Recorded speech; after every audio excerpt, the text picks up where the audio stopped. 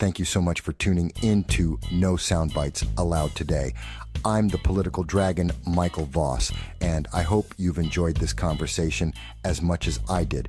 Remember, on this podcast, we don't settle for sound bites. We dive deeper, challenge assumptions, and have the conversations that matter.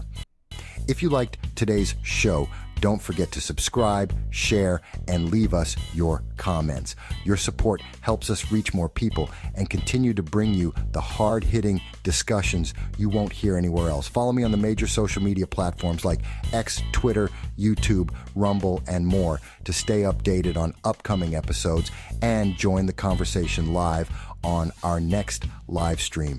We love hearing from you and we value every perspective. We stream live, responding to your chats and calls starting at 2:30 p.m. every Sunday. Until next time, this is Michael Voss, and you've been listening to No Soundbites Allowed. Stay informed, stay engaged, and as always, don't settle for the sound bites.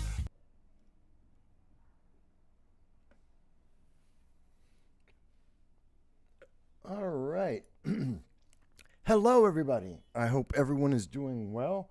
This is No Soundbites Allowed. I am your host, Michael Voss, the political dragon, here in our offices in the Bronx, New York. It is December 22nd, very close to Christmas, and we hope everyone is doing well during this holiday season. I hope you have great cheer, great love, many friends around you. For those who may not, please remember, their help is no further than a phone call away. I know that the holiday season can be very difficult. If you're single, if you're alone, if you're depressed, if you're on drugs, you may have some dark feelings during these holiday season. And it happens every year to many, many people. Remember that you can always get help. There is, of course, the drug hotline. There's the suicide hotline. Even for those women who are suffering in relationships where they're being battered, there is a hotline for you. There is help out there. And thankfully, the internet makes it easy for you to reach someone to be able to get help. Just reach out, whether it's to say something on social media and say, I just need to talk to somebody. Is someone willing to talk to me?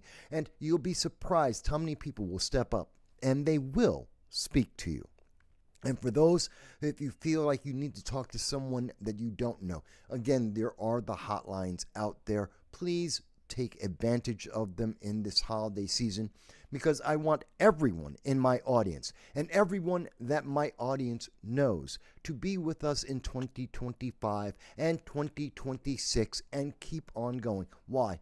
Because you're valuable, because you have agency, because you are important to me and to many, many others. You have value, and I want you to be here. So even if you don't think that right this second, you will have the opportunity to learn your value in the future.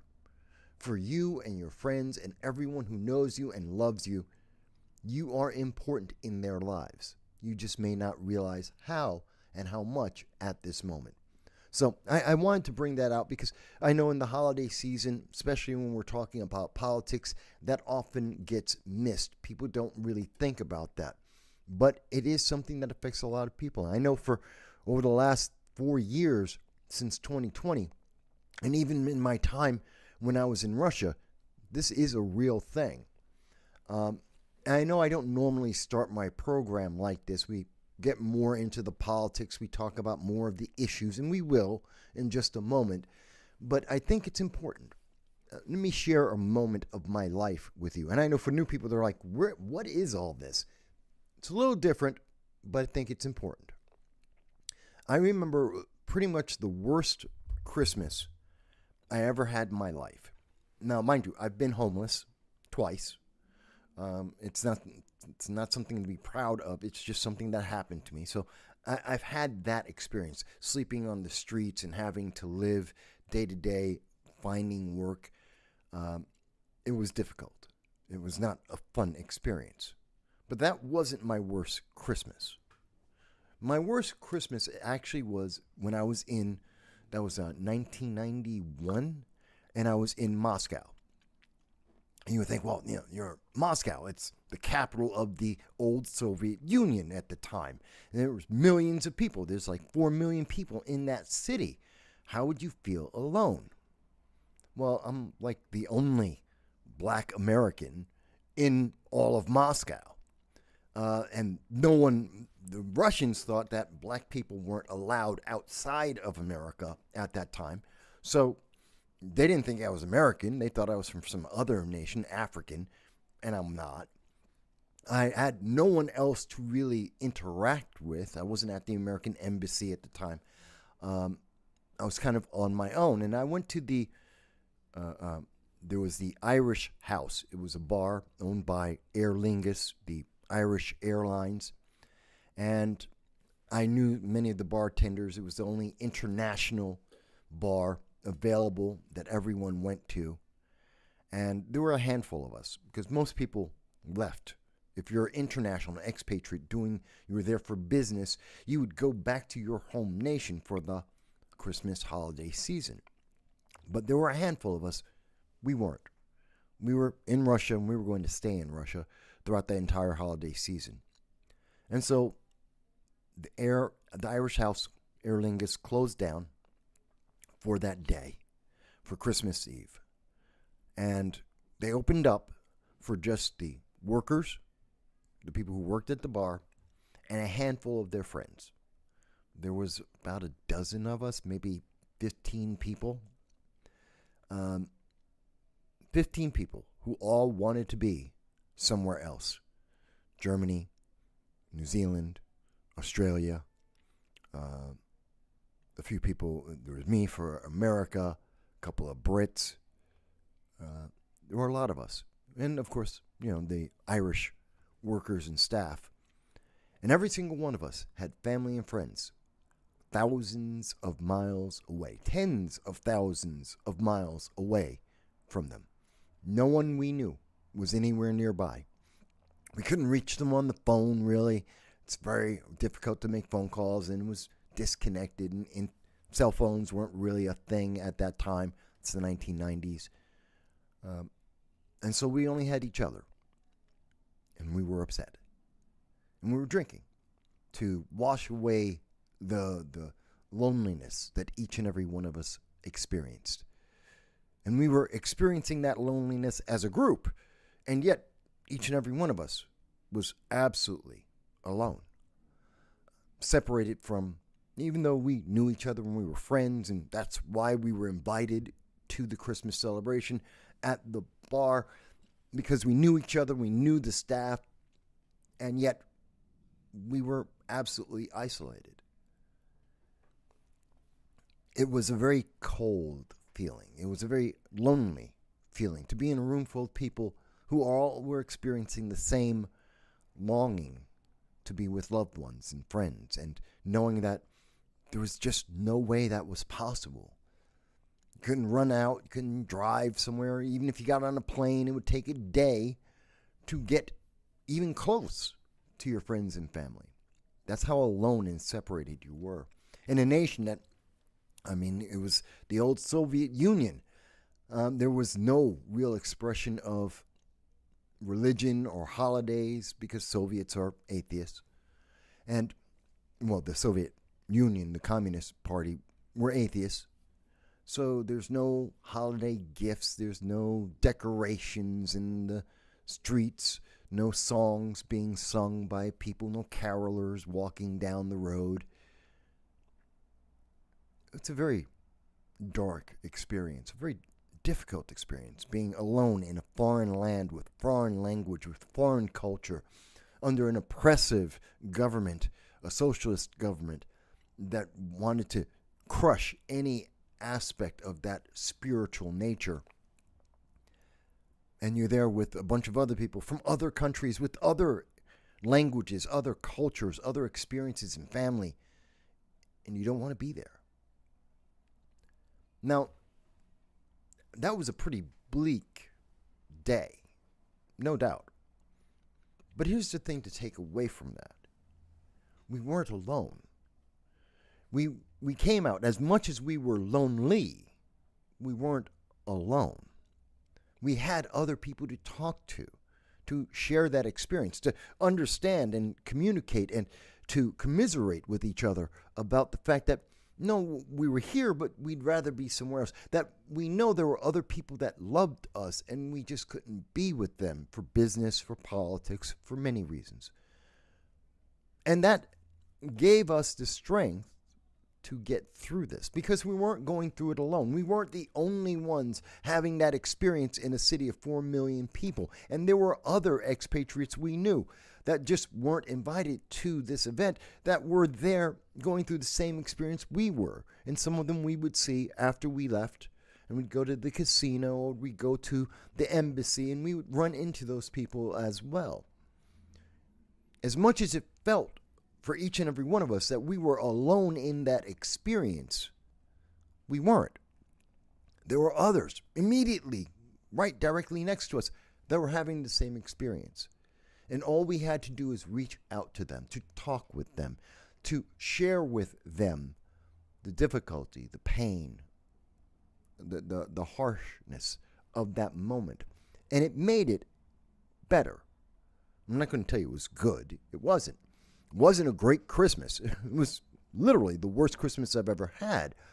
But it wasn't as bad as it could have been because we talked to each other. We shared with each other. We understood.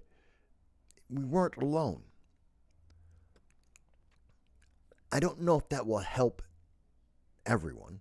Probably many people go, that story doesn't really mean much to me. Maybe, maybe not. But there may be one person out there somewhere in the world, one other U.S. citizen or some expatriate from whatever country that will watch this video, or at least the beginning of it, and they'll go, well, that's kind of the moment I'm having right now. Maybe there's one other person in another country going, I'm the only person in my country in this place. I know how you feel. I've been there. And I guarantee you, even in a foreign country which speaks a foreign language that has an entirely different culture than your own, you aren't alone. As much as you may think you are, as much as you may feel you are. And that's the big thing. That's your feeling. And feelings change quickly. In 5 minutes, you'll have a new set of feelings. You just have to give yourself the opportunity. And that starts with talking with someone. Because there is someone there who's willing to talk with you. There is someone there who's willing to share their experiences, their feelings, that moment with you. And it will make it somewhat better. I'm not going to promise you that it's going to be a rainbow and everything's going to be fantastic. That's not reality. That's not the truth. And we talk about truth on this channel. But it will be better than you feeling like you're alone in a cave by yourself. You aren't. It's even more true when you're in your own home country, here in America or in England or wherever your country is, Germany or Australia, France, wherever it may be. You're not alone. You just need to reach out. That's the hardest part. For those who are going through those dark feelings, those dark emotions, it's reaching out is the hardest part. Because you'll be surprised. If you reach out, you will have people who will reach back to you, that will help you, that will be there for you. I don't know. Maybe that experience helps one person. And if it does help one person get through the holiday season, I'm happy. And for those who just weathered through it and you're upset and like, oh, I didn't come here for that. I thank you for taking the time to listen to that. But I did want to reach out. I do want people to know there is help out there. Many different ways to get it. You just have to put your hand out and reach. And people will reach back. But that's something I just wanted to share. So I don't know if it helped anyone. I hope it did. Even one person. And if you're annoyed, sorry. But I wanted to do that. All right. Hello, Tony. Tony is with us. Hello, Tony. I'm glad to see that you're with us today. I appreciate you. thank you for being a longtime viewer of the channel. What are we here for? What do we do? For those who are new, what we normally do on this channel is we talk about politics, the international and the domestic, looking at how the United States is affecting the world, how the world is affecting the United States, what we can expect in the near term, in the future, moving forward, and how we got here in the first place. It's a conversation between you and me. And like you can see with Tony, you are invited to leave your comments in the chat over on YouTube, Facebook, Rumble. You can leave super chats on Rumble, on YouTube, to reach us even faster, to share what you think during this holiday season. And we appreciate each and every comment, even if you don't agree with us, because we believe in the First Amendment. We believe in free speech, which means you don't have to agree. Just because I'm black, just because I'm American, just because I'm Hispanic, does not mean you must agree with me. We're not progressives here. We're not socialists. You can disagree. We only ask that if you disagree, have a reason. A reason. Not that I'm ugly, not that I'm old. A reason, and you share it with us and tell us why. That's all. Life is simple sometimes. Now, with that said, going on from that point. Now, we do want to go through some of the breaking news and some of the new news that are happening right now as we talk about this holiday season. And I think one of the big things that is happening right now, a lot of people have seen some news about this. It's being reported by The Independent, pretty much all the major news media, is that there were 2 U.S. Navy pilots were shot down over the Red Sea. This is news that came out just a few hours ago. It's been news that has been affecting a lot of people across the nation. People are kind of concerned because it implies that there are continuing problems in the Red Sea. And I think it's really important because while most of the news media is focusing on the friendly fire aspect of the incident, of these airstrikes over Yemen, very few are really talking about anything else but the friendly fire aspect. They're talking about, the confusion in the United States. They shot down their own fighters. Well, there's more to this than that. Why does the United States have naval forces in the Red Sea? Why are U.S. fighters being targeted? Because they're in the middle of a firefight. Because they're involved in a clandestine, unspoken war. We have an undeclared war that is happening in the world right now. Yes, there is the Ukraine-Russia conflict. Yes, there is the conflict with Hamas and Israel. In fact, we're talking about Iran versus Israel that is happening right now. But there's also the Red Sea, the United States versus the Houthis, the Houthi terrorists that are located in Yemen, that we have been fighting since, they've been fighting with us, the United States, and other naval vessels from across the world since November of 2023, for more than a year. But for this year, 2024, since January, we've been in a back and forth battle, mostly bombings, with the Houthi rebels.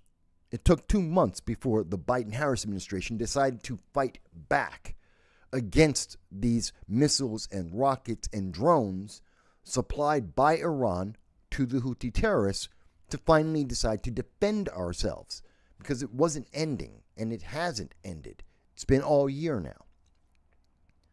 And no one is talking about that aspect of it. They're talking about the friendly fire. I think it's more important to talk about the fact that we have a war, an undeclared war that has been going on for a year, actually more than a year, and no one is really paying attention. The mainstream media is downplaying this like it's just an incidental thing. That every so often, we bombed some Houthis, and the Houthis sank a U.S. ship, or one of our allies' ships, a British ship, a Japanese ship. They fired on Indian ships and German ships.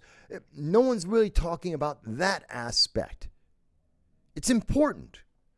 It's very important because the fact that these tanker ships and cargo ships are being attacked and sank is increasing the amount of starvation in the world. Many of these cargo ships are carrying food that's targeting Africa, where people are starving as we speak, because there is 30% less food, almost 40% less food in the world today than there was in 2019, and that's directly because of the Ukraine-Russia war. And the Houthis, knowing that people are already starving in Madagascar, in Chad, in Niger, in countries around the world, they're taking advantage of that, and they're blowing up those ships, those foods, letting people starve, because they don't like people who don't believe in religion the way they do. Because that's what Iran says. The Ayatollah says that if people don't believe what the Ayatollah of Iran believes, they should sink those ships. They should let those people starve. They should stop them from getting medicines and food and energy that they need to survive. That's the story that isn't being told to you. That's the story that is affecting you. And here in America, are you going to starve? No, of course not. We're the first world nation of the first world nations. We're not going to starve, but the things that are being shipped to America through the Red Sea, they're taking longer to get to us. They're more expensive because it takes longer, and because there's more precautions that have to be taken because of the Houthi terrorists. So it's more expensive. Poor people are being priced out of some of the foods and some of the medicines and some of the things that they need because of this undeclared war. Our allies are suffering, and it's hurting their economy, again, because it's an undeclared war. And I think we need to resolve this. The Biden-Harris administration rarely spoke about this, and therefore the news media rarely spoke about this, because they were trying to protect the Democrats and protect the next election. But now we've had the 2024 election. We've had the 2020 midterm elections. Joe Biden and Kamala Harris are lame ducks. They're out. They have no more power. On January 6th, the election will be certified. On January 20th, you will see Joe Biden step down. Donald Trump will become the 47th president of the United States. J.D. Vance will be his vice president.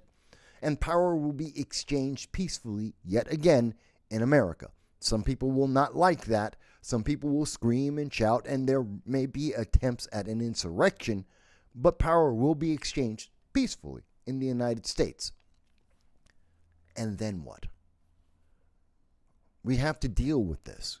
We have to deal with this undeclared war that Joe Biden and the Biden-Harris administration have been waging for the last year. We have to end this to help our economy, to help the poor in the United States, and to help people from around the world. By ending this problem with the Houthi terrorists, we help the world, not just in terms of economics, but we're talking about people being fed. We're talking about global stability, because if people are starving, they will riot.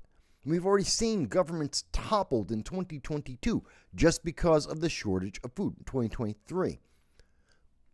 So this is important. We should be talking about this and what is our effort, because we've been flying our fighters, we've been firing our cruise missiles and drones after the Houthi terrorists all year long. It's resulted in nothing. We have not achieved any kind of stability. The problem still exists. We need to resolve this. And the fact that Deutsche Welle and The Intercept and all of U.S. media are not talking about this seriously is a problem. The fact that they are only talking about, oh, well, it's just another incident. It's an incident that happens every week, every month, for a year. It's not an incident. It's not a string of incidents. It's a war. It is a war that we are fighting. We need to be honest. And that war is funded. We're fighting against the Houthi terrorists, but the root of the problem is Iran. Let's be honest. The Houthis are funded in cash, in rockets, in drones, in missiles from Iran. And the sanctions that the Biden-Harris administration lifted on Iran gave them the money and the materials to be able to make those rockets and drones and missiles and give them to the Houthi terrorists, as well as Hezbollah in Lebanon and Hamas in Gaza. That's the core. It's Iran. We need to have a solution directly against Iran to end the pipeline of terror that is affecting not just the Middle East, but the rest of the world. Because the consequence of the fighting with the Houthis in this local regional war is a global impact. It's global stability. It's global food and starvation. We need to have this conversation and stop pretending that this is just a thing that's happening in the side. Oh, it's those terrorists. They're just kind of sort of doing something. No, this is a concerted, continuous war. An undeclared, underfunded war. We need to make a plan. And I understand Joe Biden was a part-time zombie president, and somebody else 18 hours a day has been making a decision about how to fight the Houthis. It has obviously not been effective. Our communications are not clear. Therefore, we not only have these friendly fire incidents, but we continue to have this ongoing battle with these terrorists. We need to have a solution. We need to admit what is the problem. That's the first step in fixing this situation.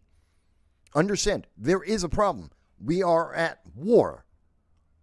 Directly, not just a proxy war through the Ukraine against Russia. We are actively fighting wars with the Houthis in the Red Sea, and Hamas has attacked our citizens. They've been killing American citizens, not just on October 7th of 2023, but the hostages, 22 hostages that they have systemically and continuously been torturing and sexually abusing and cold-bloodedly murdering for over a year now. We need to address these things. We need to get to the root of the problem, because the root of the problem isn't Hamas. It's not Hezbollah. It's not the Houthis. It is Iran. And we need to admit we are fighting Iran in all of these different places.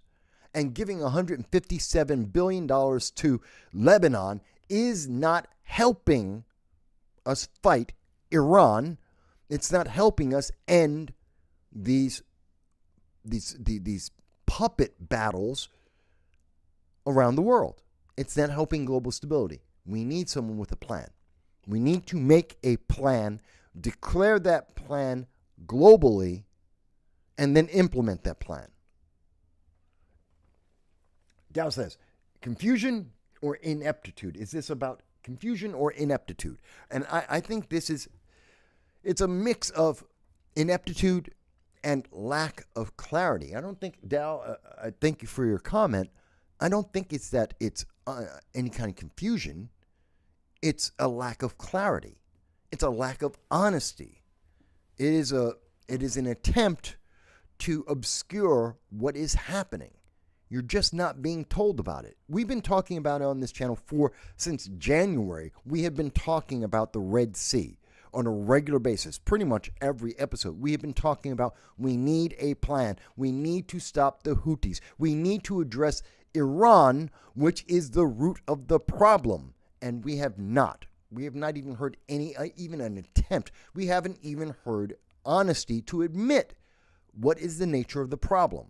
And the news media have been more than happy to try and hide this from the American people, to protect a partisan political ideology, to make them look better when we should be addressing this, saying this is a failure and we need to fix this failure. And the sooner we fix this failure, the better it is, not just for the United States, but for our allies and everyone in the world. And I hope I'm making this clear. If I'm not, please tell me, folks, if you think I'm wrong, if you think, Mike, you just don't understand the situation, fantastic. Let's have this conversation. If you're a student over at Harvard or Columbia or Yale or Binghamton University, Cornell, if you're one of these students that think, oh, well, the Houthis are small, so they're the good guys, and the United States are the bad guys because we're big, please, let's have this conversation. I'm more than happy to have this conversation with you about how wrong you are and how your support of the Houthis or Hamas or Hezbollah is actually hurting the world. You are causing more people to die of starvation, of lack of medication. You are causing people to live in poverty because of your support, because of your misguided understanding of politics and understanding of the motivations of terror. Hamas, Hezbollah, the Houthis, Iran, they're terrorists. They are terrorists. And these are terrorist tactics. These are terrorist wars. And we have to address them as such. I think that's the more clear and honest way to look at this. Now, by the way, the good news, as is being reported now, are that the 2 U.S. pilots are safe. They did get shot down, but both pilots have survived. They will be fine. But I think this will only continue to happen. We will have more, and we have had U.S. sailors that have died. We've had U.S. military vessels as well as private ships have been sunk in the Red Sea. That's a war. Our military ships have been sunk. That is a war. They have been fired upon. That is a war. Civilian vessels have been sunk. That is a war. We need to address this. The fact that we have a friendly fire, that happens. But there is an ongoing war. That's why it happened, because there is an environment, a war zone.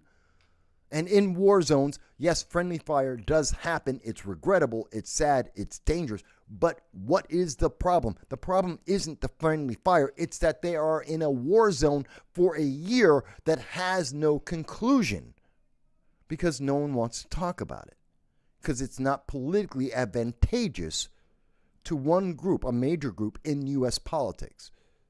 And it's being supported by people like Harvard, like Yale, like Columbia University, where the next generation are being taught, well, the Houthis are small, the Hamas are smaller than the people they are terrorizing, so therefore they must be good. This is the lesson that's coming out of colleges right now, because the terrorists in Hamas and Hezbollah and the Houthis, they're small, so they must be the good guy, and the bad guy is the big nation, which would be Israel, which would be the United States, Europe, the United Kingdom. We're all the bad guys because we just happen to be bigger. No, terror is the bad guy. Those committing terror and causing global conflict that are causing people to starve because the tanker ship, the cargo ship they relied on for grain and food was sunk by the Houthis in the Red Sea. That's terrorism, and that's killing people. Be honest with it. And if you want to continue to support the Houthis and Hamas and the Hezbollah and Iran for terrorizing the world and making people around the world die of starvation and lack of medication, amongst many other reasons, then that's fine. That's your choice. You're an American citizen. You get to make a choice. That is your freedom. I don't have to like it. I don't have to support it. But that is your choice. Just understand the real consequences of what you are doing when you support terror. Understand, there is a real world cost, and that real world cost are people's lives. Directly, you support the Houthis, Hamas, Hezbollah, you support terror. You support people dying of starvation because of your support of those terrorists.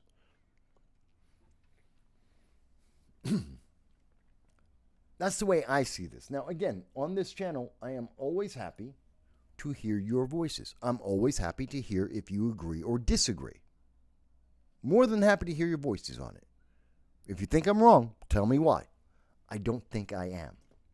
But I did want to address, because no one in the mainstream news media wants to talk about the Houthis, because they don't want to talk about America's undeclared war.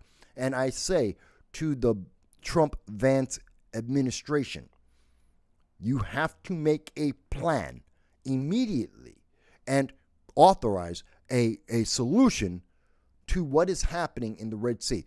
I think the easiest way to start this is what Iran and Russia have already been preparing for and what they have been alluding to.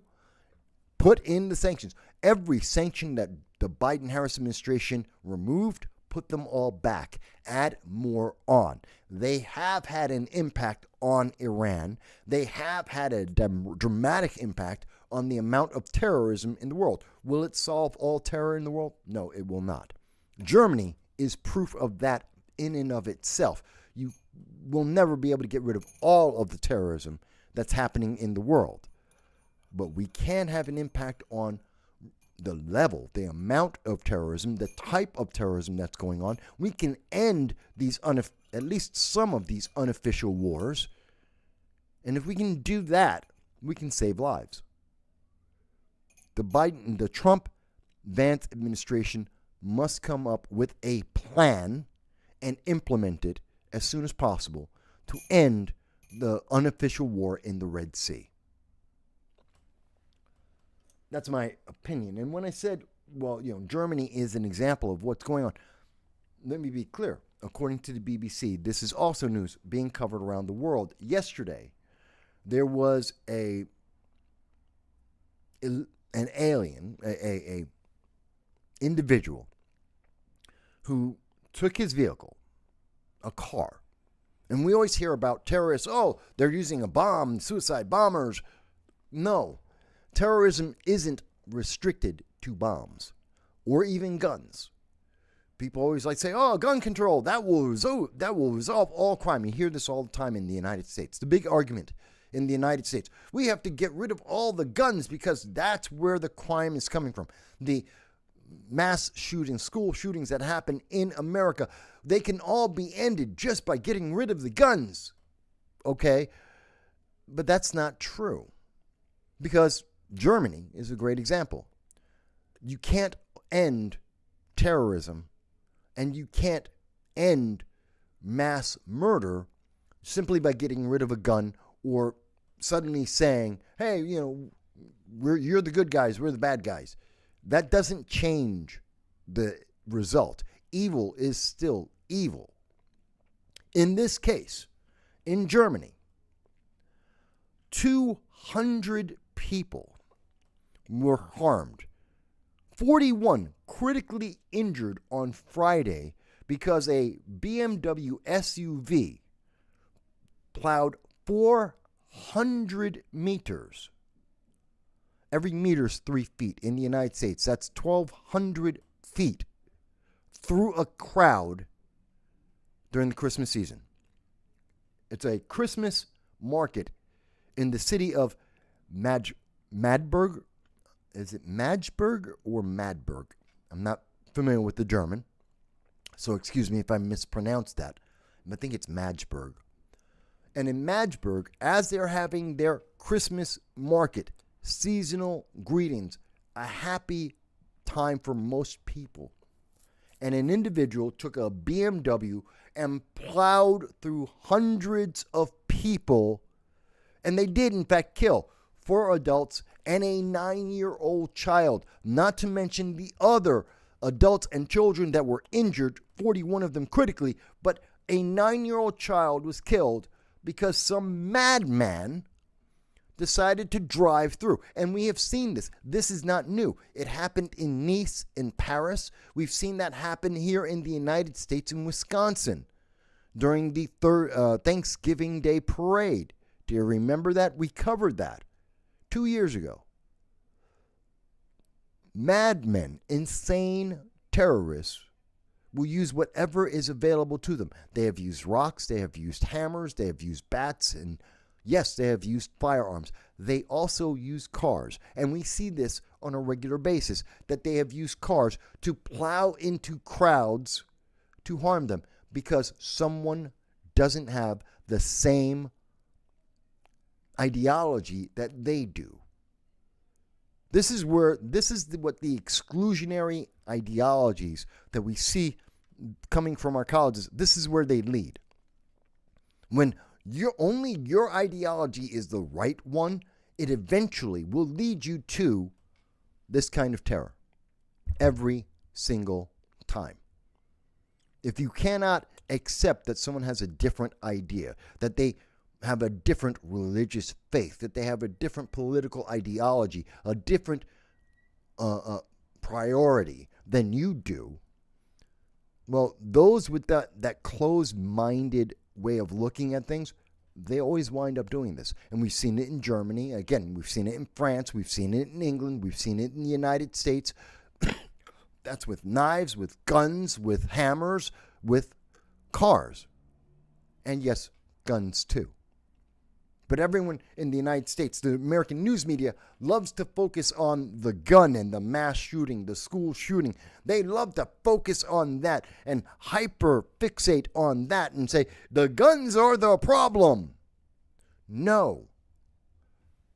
The person's the problem.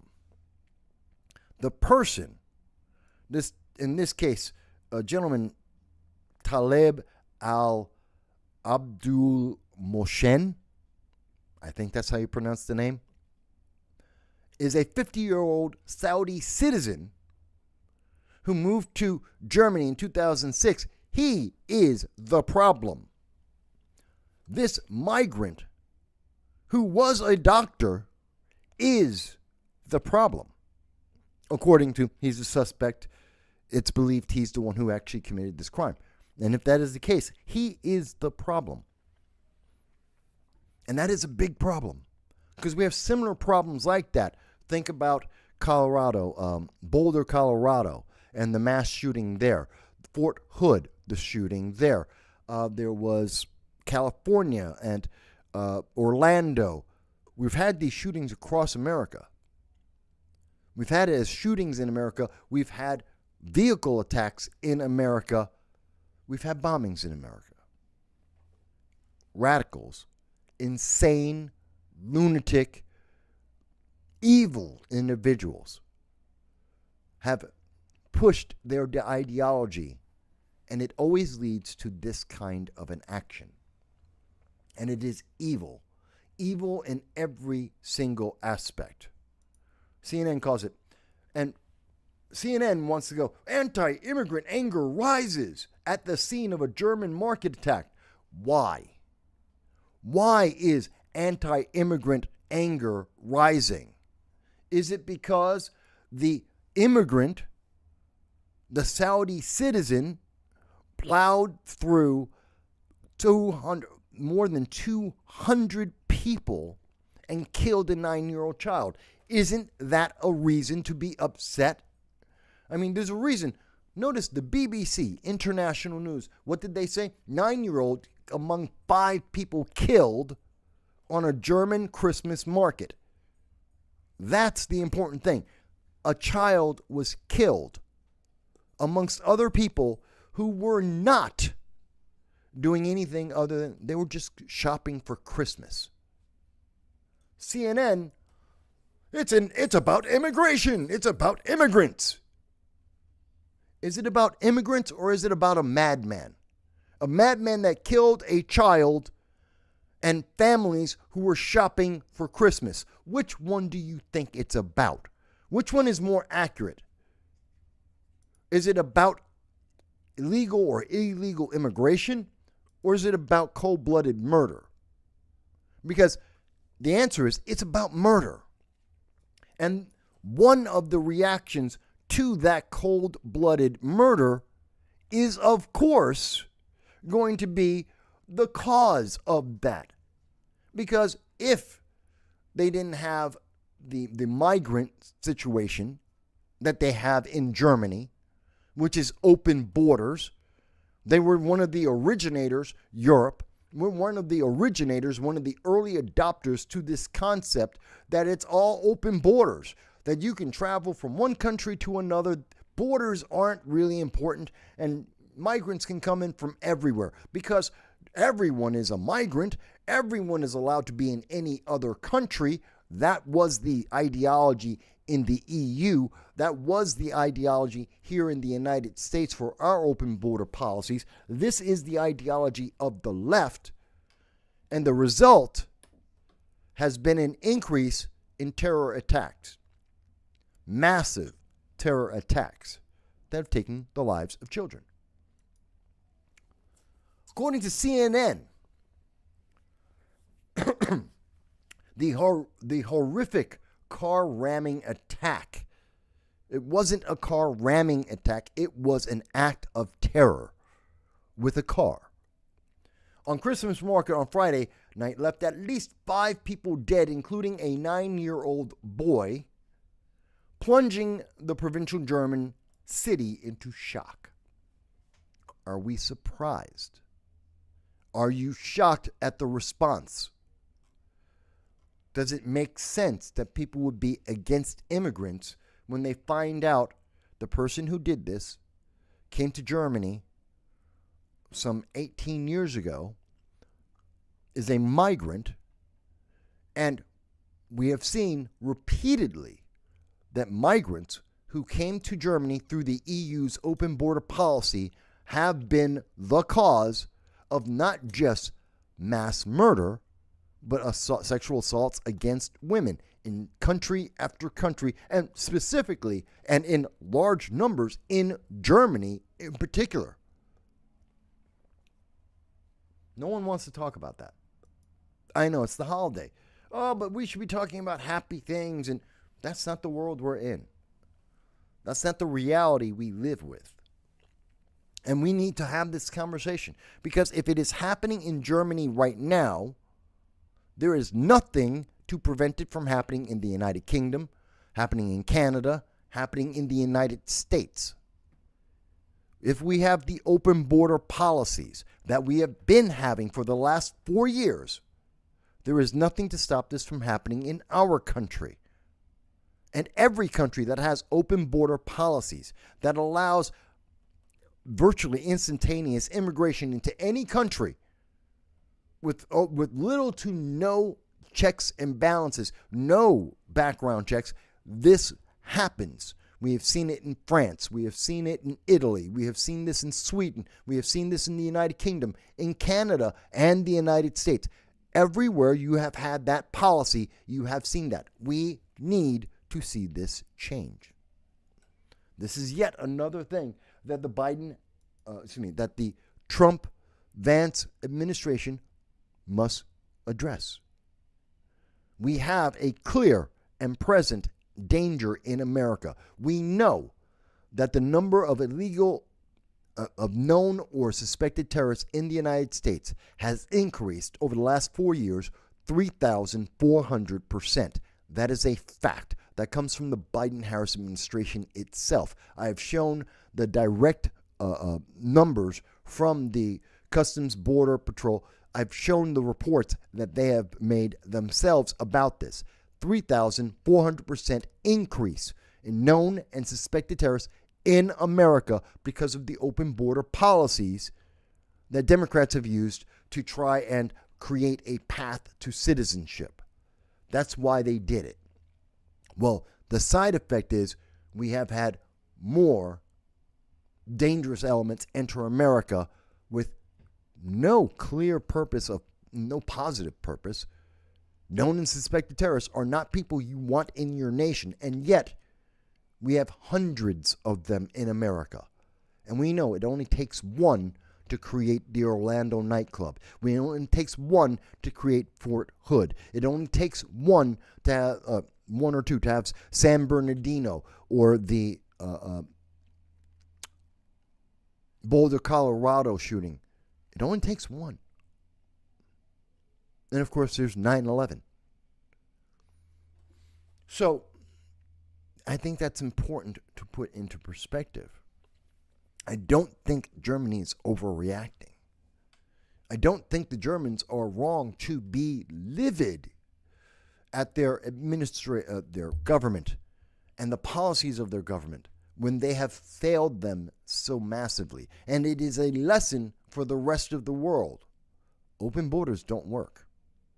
Open border policies don't work. That doesn't mean legal migration, which is not the same as illegal aliens.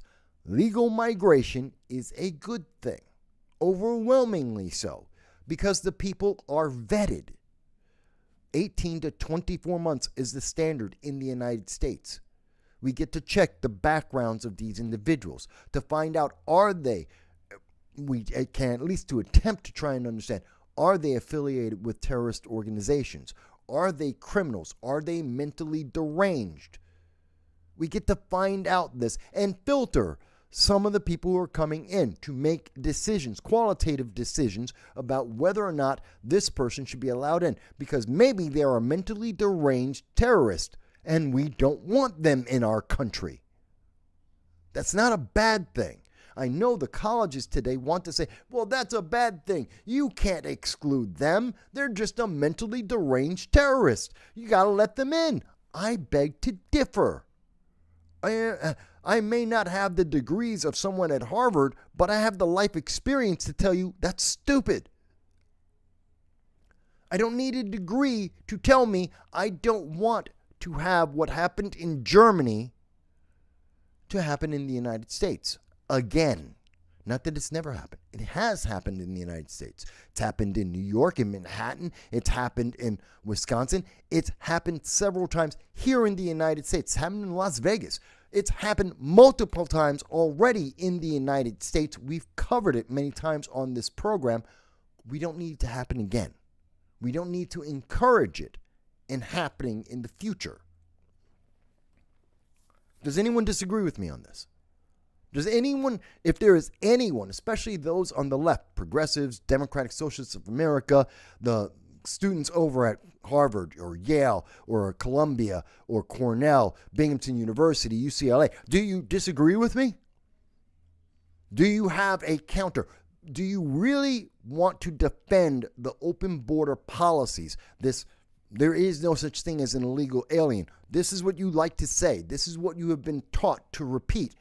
And this is the consequence. What we're talking about right now is the consequence of that ideology. The death of a 9-year-old, hundreds being harmed, dozens being injured critically. That is the consequence. Do you want that consequence? I don't. We need to close the borders. The Trump-Vance administration must close the borders. They were elected to close the borders because we have seen around the world and in the United States, open borders doesn't work. It is not a benefit to that nation, any nation.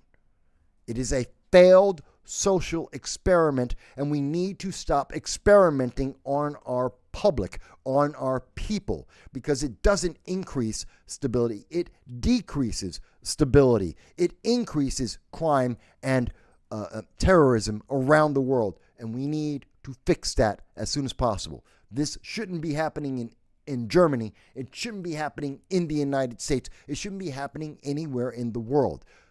The open border policy is a feel-good socialist propaganda. It sounds great on paper at a college. It will probably get you an A in your report when you give it to your socialism teacher, but it doesn't work in the real world. It isn't a policy that helps the real world people live a safe, productive life. And we are seeing that example over and over again. And it's not about whether or not this person is religious or not, or his religious ideology. It's about his fanatical terrorist actions. And our news media doesn't want to talk about that. Our news media in America and in many countries around the world don't want you to have that conversation. They don't want you to think about that consequence. They want you to just go, well, Democrats said open borders are good, so it must be good. There's no evidence of it being good. There's plenty of evidence of it being bad, of it being counterproductive, that it has harmed more people than it has helped. We have lots of evidence of that, country after country around the world, year after year. We can prove that. They can't prove that it's helping in excess of the problem. They can't prove that. They can tell you, well, it's the right thing to do. The right thing to do is to stop the amount of terrorism in the world. The right thing to do is to stop the number of people who are being killed en masse, regardless of the tool that is used. What is good is ending the amount of people who are suffering because of terrorism and its consequences on the economy and on the ability of people to get food and shelter. That's the good thing. And open borders don't provide that. They are antithetical to that. Again, anyone on the left who wants to see this, whether it's live right now or if you want, you can get in touch and put it in the comments after the show. I'm not going to pick on you personally. I will pick on your ideology. You want to defend this? You want to tell me why it's a good thing? Please show me how it is a benefit. Show me how the open borders internationally have been a benefit. I can point to Germany and I can show you, and Germans will tell you in a heartbeat, go to Deutsche Welle. You can listen to the Chancellor of Germany. They will tell you how open borders has hurt Germany, how it has hurt the European Union, how it has hurt England. We can go country by country. There is no evidence in any country that has these open border policies where it has been a net benefit. Not one. And yet, the United States and Europe are trying to continue to do this. Macron, the president of France, is desperately trying to maintain these open border policies. We have Keir Starmer in the United Kingdom trying desperately to maintain these open border policies, these progressive ideals. We're seeing that with the Democratic Socialists of America and BLM here in the United States, desperately trying to keep these borders open to continue to motivate terrorism in country after country after country. Why are we doing this? It's a simple question. Why are we doing this?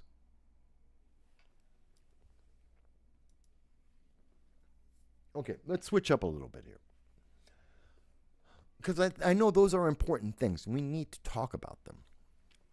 But there's something else I want to talk about because I think it's important as well.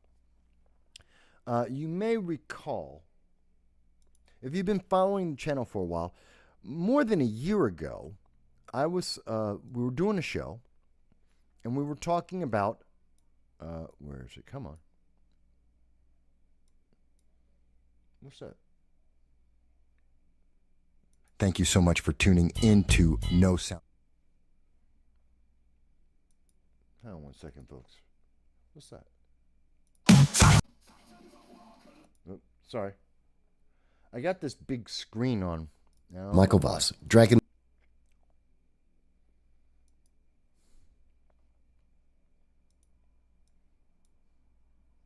Hang on 1 second. See, I've got this beta. What is this? Sorry, folks. I've got a weird screen in front of me. Uh-huh.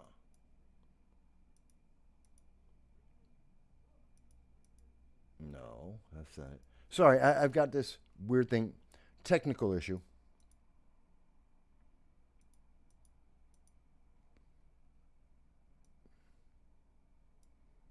What is this?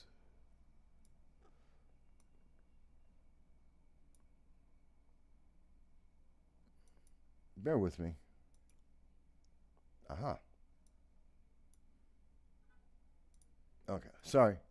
Don't know what that was on the screen. Sorry. Technical issues, one man. It's a one-man show. What can I say? And sometimes technical issues pop up. I just updated my OBS and something obviously is not working well with it. But anyway, that being said. So about a year ago, you heard 2023, people were freaking out because of monkeypox. Monkeypox. Oh my God, it's the monkeypox. It's going to sweep the planet and everyone's going to get it. And oh my God. And we need more jabs. We need to have more jabs for people, more experimental medications injected into people because monkeypox. And by the way, did you hear? In a whisper, a year ago they were talking as in a whisper, and there's this thing. It's a bird flu. Don't know. Might be important. Might be something to worry about. Go back a little bit further. This was back 2 years ago. Another bird flu. We were talking about it. This was back in May 15th of 2022. We were talking about the H5N1 bird flu. We've been talking about it for more than 2 years now and telling you to be aware. We were telling you at the same time that we were saying there is a global food crisis, that there will be 30-40% less food in the world. And we were right. And that is where we are right now. Even though the news media doesn't want to talk about that, even though most people in America will not notice it as much, the rest of the world does. And we talked to you because we knew in 2022, we were one of the first people to tell you about how the H5N1 bird flu killed someone in Russia. That was the first confirmed case of it being not only transferred to human beings, but that the first human being died. That was in Russia. That was over 2 years ago. And we covered it for you. And the news media in America said, it's kind of important, but it's not really important. It might kind of sort of be a big deal, but it really isn't a big deal. That's what we were told then. And we had tens of thousands, hundreds of thousands of chickens and turkeys were destroyed because the H5N1 bird flu. But we're told, don't worry about it. It's destroying our food. It's destroying animals. But don't worry about it. It's only killed one person. It's not likely to be a big deal. And we said, don't panic. Don't panic about the bird flu. Just be aware. Be careful where you're getting your poultry from. Be careful where you buy the chicken, your turkey, your various birds, whether pets or food. Be aware of that. Be prepared for that. And then we saw from 2022 going forward, it has swept across over 12 different states here in the United States. It has affected individual home, backyard farms and major poultry farms across the nation. It's part of the reason why chicken wings went up in price by so much, why poultry and chicken went up so much in 2023. Part of the inflation was the fact that there was the H5N1 bird flu. And in between that time, we had a second case of the H5N1 bird flu killing another human being. And we told you about that. Now, the bird flu. Only now, the bird flu has been here for over 2 years. Now everyone's freaking out. Bird flu is in America. Oh my God, there is the first severe human case, quote unquote, severe human case in the U.S. It's already affected, it already killed someone in Russia 2 years ago. It's already killed another human being. There have been humans who have died from this already.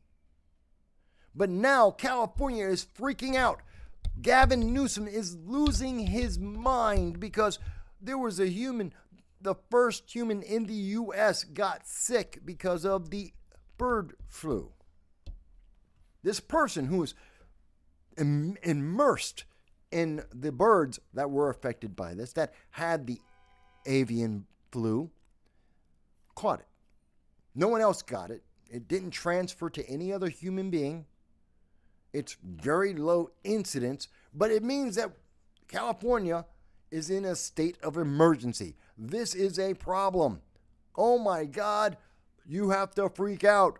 We need a vaccine and people have to be terrified and get triple masked and we need an experimental jab tomorrow.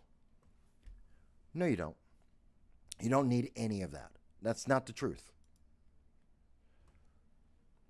According to the CDC, trust them if you do or do not. This is the credible source. The CDC has said that the H5 bird flu, or which is also known as the H5N1 bird flu, is widespread in wild birds or worldwide and is causing outbreaks in the poultry and U.S. dairy cows, not really in cows. Really, no real incidence in cows. It is in poultry, with several recent human cases in the U.S. dairy and poultry workers, mostly in workers who deal with poultry and then went to deal with cattle, but it is in the poultry industry. This is not new news. This has been happening for over 2 years.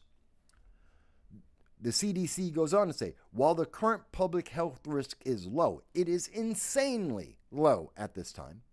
CDC is watching the situation carefully and working with states to monitor people with animal exposures, which they have been doing for 2 years. This isn't new.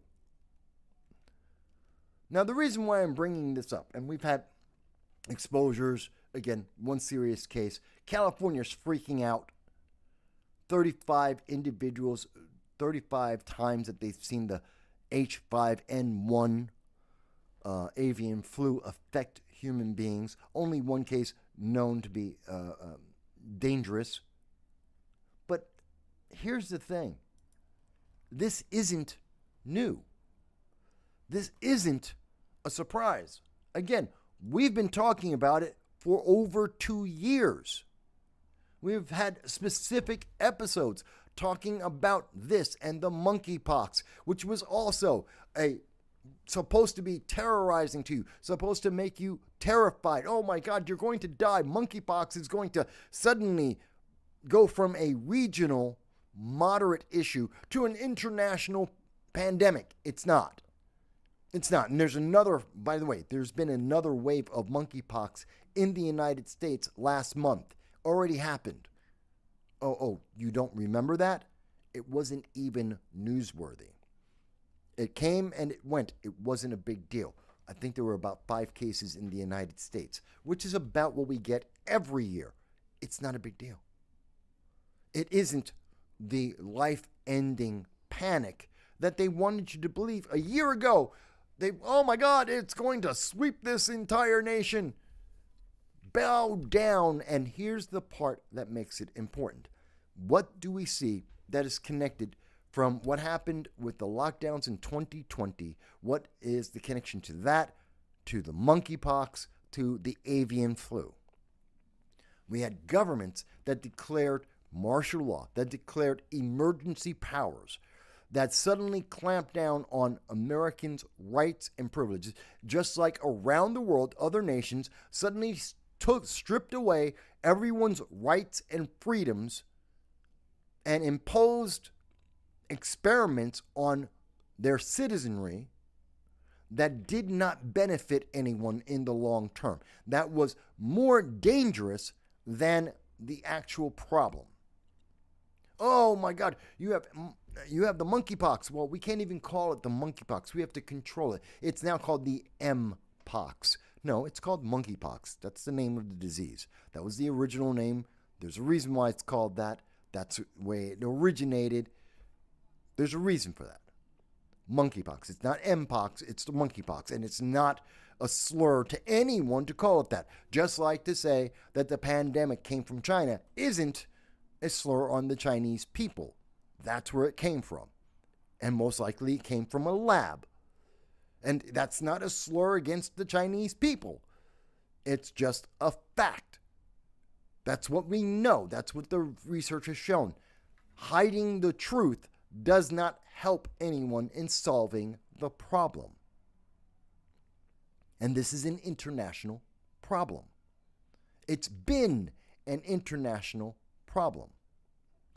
In 2022 and 2023, we have warned people and said, if you have chickens in your backyard, which many Americans do. Why? Have you seen the price of eggs right now? It is a 500% increase. It fluctuates between 300 and 500% increase in the price of eggs, depending on where you are in any given week. It is extraordinary, the increase in price. People can't afford that. They have their own chickens to make their own eggs, and neighbors are selling eggs in farmers markets or to their neighbors and friends on a regular basis. Why? It's cheaper. It's more effective. It's bringing, instead of having to rely on China or some foreign nation to provide you the food in your supermarket, they're going to their neighbors. People they can trust. People that they can contact directly because it's cheaper, it's easier, it's more traditional.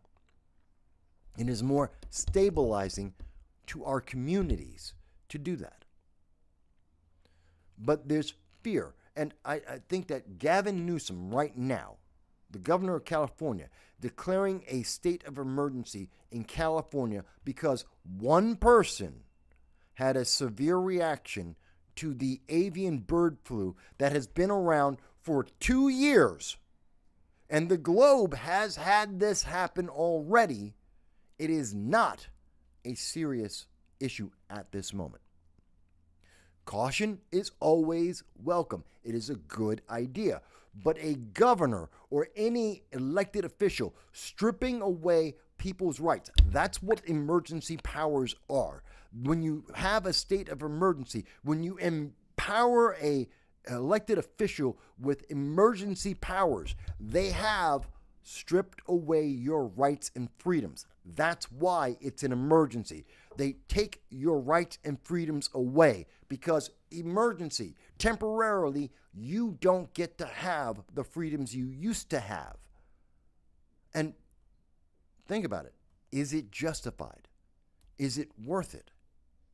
Every time they come up with this, it's an emergency, so you don't get to have the right to free speech. It's an emergency, so you don't get the right to choose. It's an emergency, so you must have a mandate. But they're wrong. They were wrong about the double masking. That's not an opinion. It's not my question. I'm not a doctor. I'm not giving you medical evidence. I can read a medical report. And according to the medical reports, double masking, single mask, triple mask, it didn't work. It's not effective. It may make you feel good, but it has no real impact on whether or not you're going to sick or make others sick. That's the reality. That's the scientific fact. That's the truth. Even the CDC will admit that to you. Oh, well, you're going to get an experimental jab, which we don't know is the long-term impact. We have no idea. It didn't go through any of the normal testing procedures. That is a fact. We have no idea what the jab will do to you. We do know that there are side effects, which we were promised initially. No side effects. Joe Biden said to America, there's no side effects. It'll protect you 100% and you will have zero side effects. He lied. He lied to your face. He lied to your face a lot. And he lied, and Rachel Maddow lied, and MSNBC and the mainstream news media lied to you, and then they punished you for daring to ask the question, what's the long-term impact? Is this really the only medication known to man in the creation of all medicines? Is this the first and only medicine that has zero side effects? Because every single every medicine that has been made by man has a side effect. All of them. That is a fact. There is not one medicine made by man that doesn't have a side effect. Not one. So, this is the first one that didn't? No, that was a lie.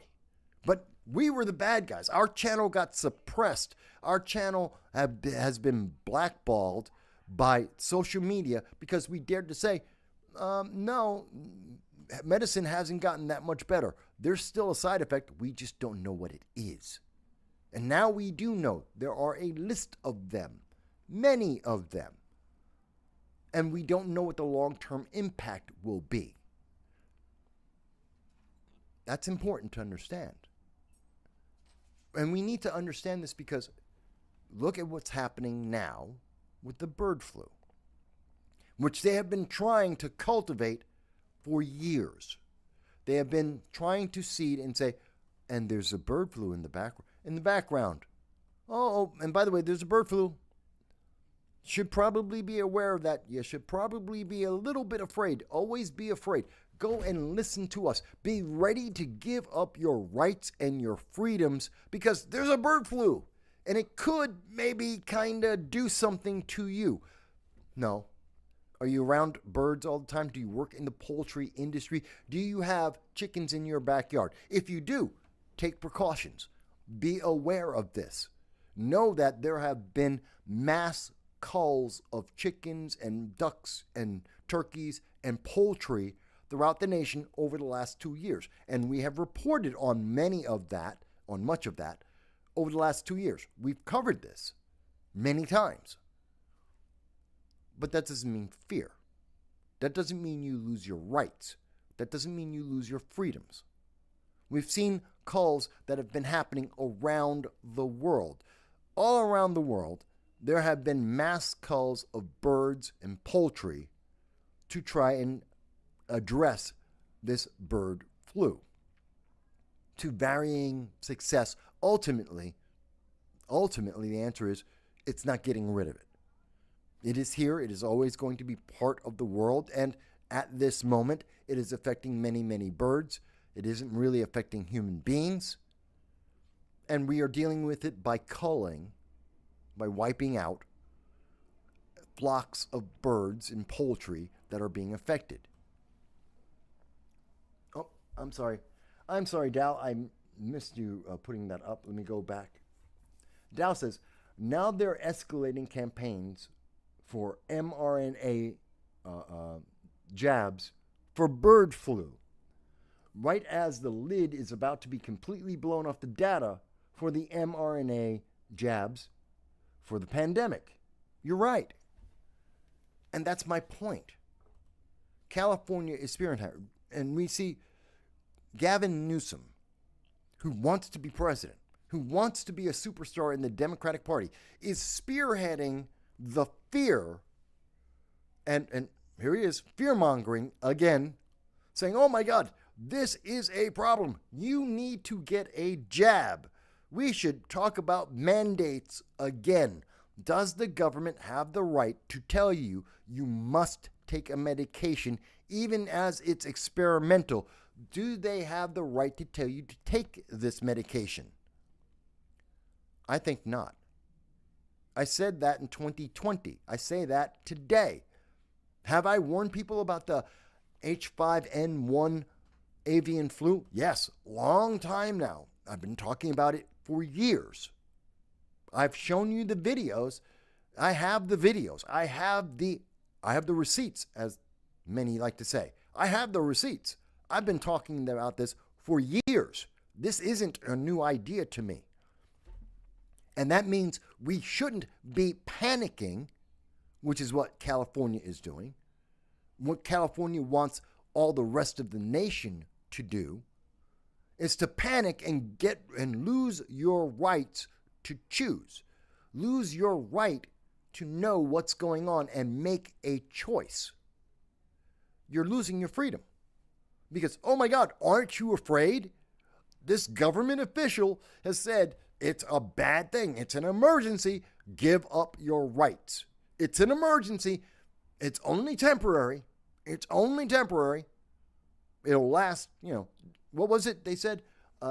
It was an emergency. It's only 2 weeks. It'll be just 15 days until the curve flattens. And that turned into 2 years, if not longer, depending on the way you want to look at the consequences. And here they are now. It's an emergency. There's only been one person in 2 years in the United States. One person in 2 years, 350 million people. We have tens of millions of birds in the United States, poultry and pets and backyards. One person. And it's a state of emergency for the state of California, 40 million people. Something sounds off. Something sounds wrong. There's a problem. And the problem isn't the bird flu. We've been addressing the concern and the problem of the bird flu. We have talked to our audience who have the backyard farms. We know people, and we've talked to people who own backyard farms, that own chickens, to help their families be fed and to make money. We have talked and followed the poultry industry on and off for 2 years. We are aware. We're one of the first in the nation talking about this issue and how it needs to be addressed. That doesn't mean you lose your rights. Doesn't mean you lose your freedoms. It doesn't mean you lose your choice, nor does it mean the government gets to stab you with a medicine, an experimental medicine that they do not understand the consequences of. Does anyone disagree with me on this? Is there anyone who disagrees and says, Mike, you just don't understand? Mike, you're wrong. Is anyone saying that around the world? Because the same thing that's being said in California by Gavin Newsom is being said in many other countries as well. The difference between America and, say, the European Union, as an example, they don't get the right. The European Union, the countries there in Europe, they don't have a choice. They never had that freedom because they're not free nations. They're democratic, yes, they're not free. The United States is. We do have a choice. We do have the freedom to decide if we will or will not take a jab, whether or not we obey a mandate. That's our freedom. Other countries don't have that. It isn't an option for them. It is an option for the United States. And I at this point, based on the information we've had for 2 years, actually more than 2 years, California should not be, in my opinion, in a state of emergency. I would not, if I were the governor of California, I would not call for a state of emergency in California. Gavin Newsom is jumping the gun. Gavin Newsom is using this emergency for power. He's abusing his position to gain more power, both within his party and within his state. That's what I truly believe. If there's anyone, for those who are in California, for those who are Democrats or progressives, you think I'm wrong? Tell me why. How is Gavin Newsom not abusing his power? How is Gavin Newsom not using this emergency, the so-called emergency, to his advantage, to elevate him amongst other Democrats, to elevate him within California, to assert his claim to power? How is he not? You say, but Mike, why would Gavin Newsom use this, an international avian bird flu? Why would he use that? Because he wants to be president. Because he needs to raise money to run for president in 2028. He needs to get international attention. He needs to be seen around the world as a leader. Why did Gavin Newsom 2023 go to China? Because he needed to say he had international presence, that he had capabilities. He had no reason to be in China. He had no reason to be talking to the Chinese Communist Party. People who don't remember this, yes, it happened in 2023. Gavin Newsom went over, took a trip to China. Why? To talk about international trade. Gavin Newsom is a governor of the of California. He doesn't decide international trade. He has no opinion about international trade. No matter what Gavin Newsom wants to say about trade between California and the Chinese Communist Party, it means nothing. Because Gavin Newsom is a governor. He's not the president. He doesn't make that decision. He's not the Secretary of State. He doesn't make that decision. He doesn't make that offer. He is a governor. He did it to advance his political career, to say that he had international experience dealing with trade. That's why he went in 2023 to China to talk to Chairman Xi. Here he is again saying he has expert experience in dealing with catastrophes across America. Unlike, say, the Biden-Harris administration that completely failed with Hurricane Milton, that completely failed to help people in Georgia and North Carolina, even to this day. I know people in North Carolina right now. I have been updated within this week about the fact that there are still dozens of Americans who are not being helped by the Biden-Harris administration, that FEMA has continued to fail to help communities, many of them because of their political ideology, many of them because the Biden-Harris administration is inept, because FEMA has failed. It is a failed organization, and there are Americans who are still suffering. And so to make a difference between Gavin Newsom and his progressive ideologies and the ideologies of Kamala Harris and Joe Biden, he's trying to say he's effective, and they weren't, because he wants power. And he's trying to impress the rest of the world by saying, see, this is how I use my power. Oh, Germany, you haven't done in a state of emergency. You haven't declared an emergency over the H1N1 virus, the avian bird flu. Don't worry. I, Gavin Newsom, will do it because, I'm proactive. I'm a leader. You should follow my lead. Italy, Sweden, the United Kingdom, Canada, you should follow my lead because I'm Gavin Newsom in charge of California. You should be declaring states of emergency and taking away power from your people like Gavin Newsom has done.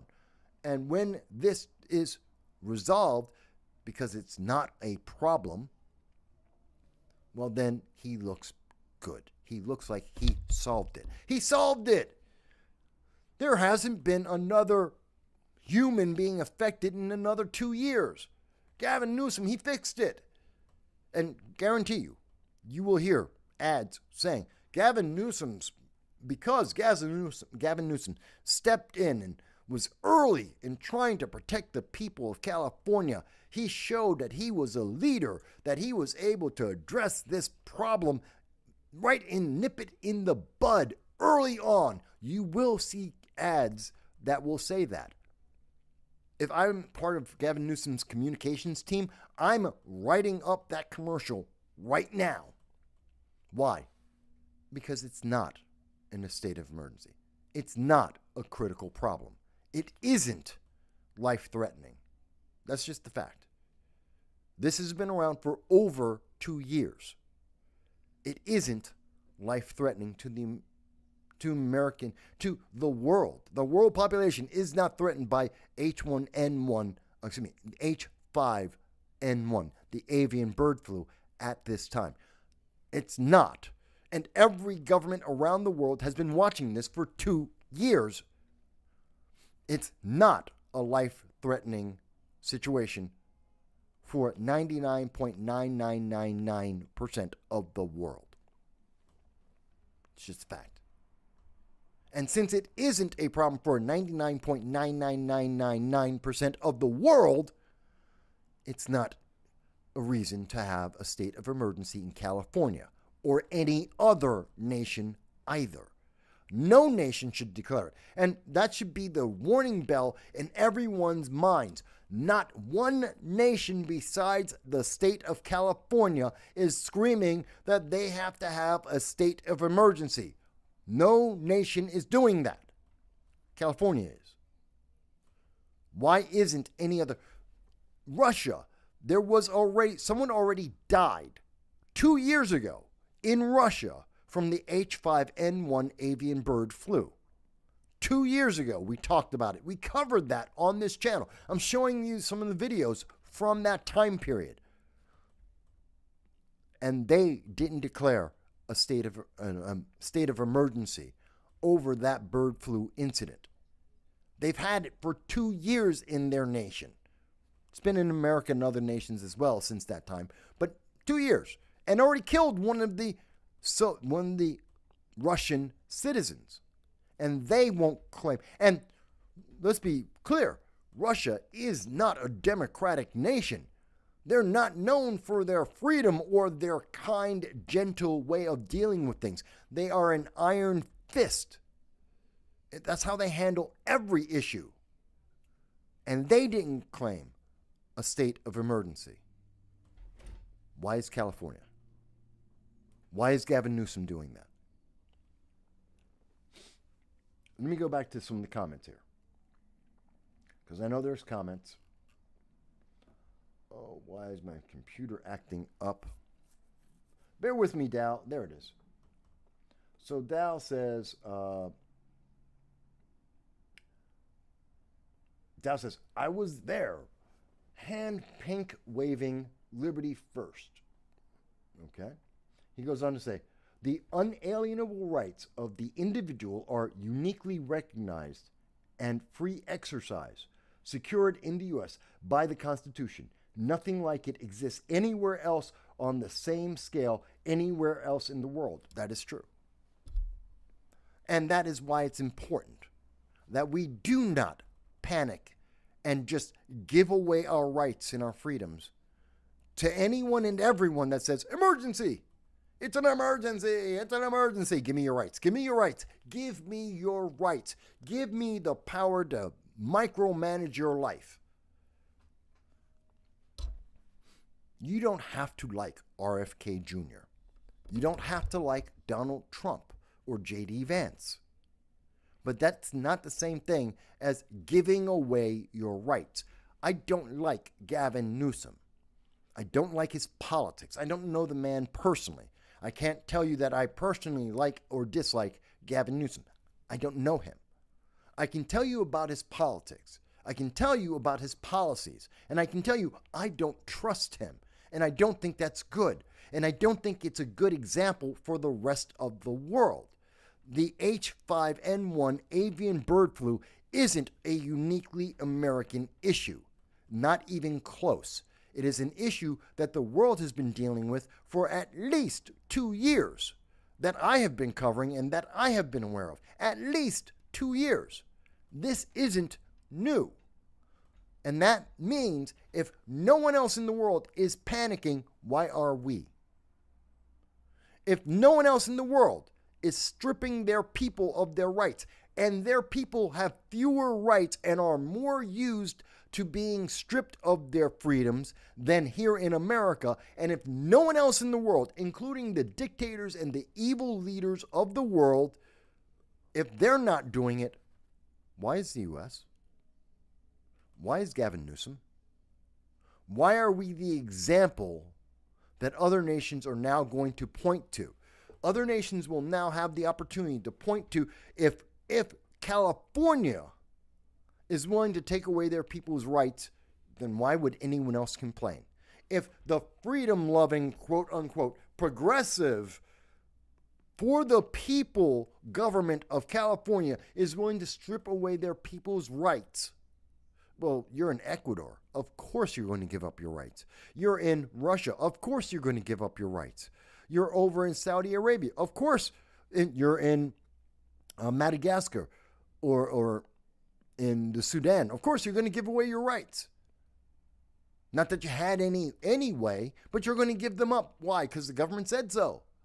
Because if California is freaking out, everyone else should. If California, if Americans with all of the rights and freedoms that everyone in the world wants to have are giving them up because Gavin Newsom said it's a problem, suddenly brand new out the box, it's suddenly a problem, well, then everyone should be giving up their rights and freedoms, shouldn't you?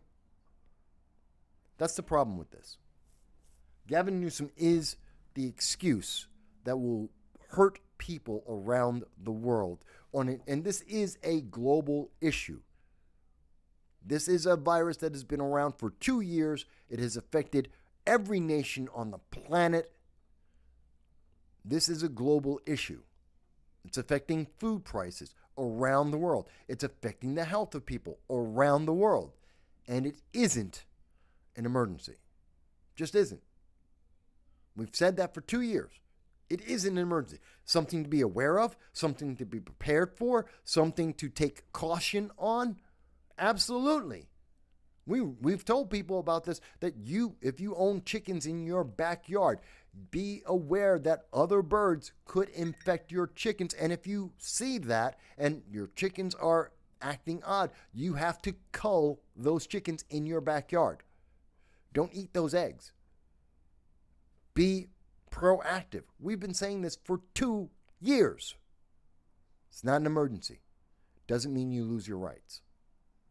But Gavin Newsom will be the example for people to lose their rights around the world, and nobody in the mainstream news media is going to tell you that. No one in the mainstream news media is going to be honest with you about that. They're going to go, aren't you afraid? Gavin Newsom, he's the hero. He's going to protect you from something that isn't a danger to you. Oh my God, you have to give up your rights. And every state around the nation should follow the lead of Gavin Newsom and take away your rights and freedoms for a problem that isn't an issue. All right. Dow says, Gavin Newsom either gets to rule California and create his new People's Republic of New California, or he leads to the Democratic Communist Party to conquer the nation. So I think you're making a reference to Fallout in that. The People's Republic of New California. Isn't that the NCR in Fallout? Right? For those who play video games, those who are aware of the Fallout video game series. It sounds like you're referring to that. And I point that out because it is that comical. It is that insane. By the way, let me pause. Slight sidebar here. I am aware that YouTube and Google are silencing people's voices, that I cannot see all the comments that are made on YouTube. If you are making comments on YouTube, and I know that Dow, you're making comments, I know there may be other people who are making comments on YouTube.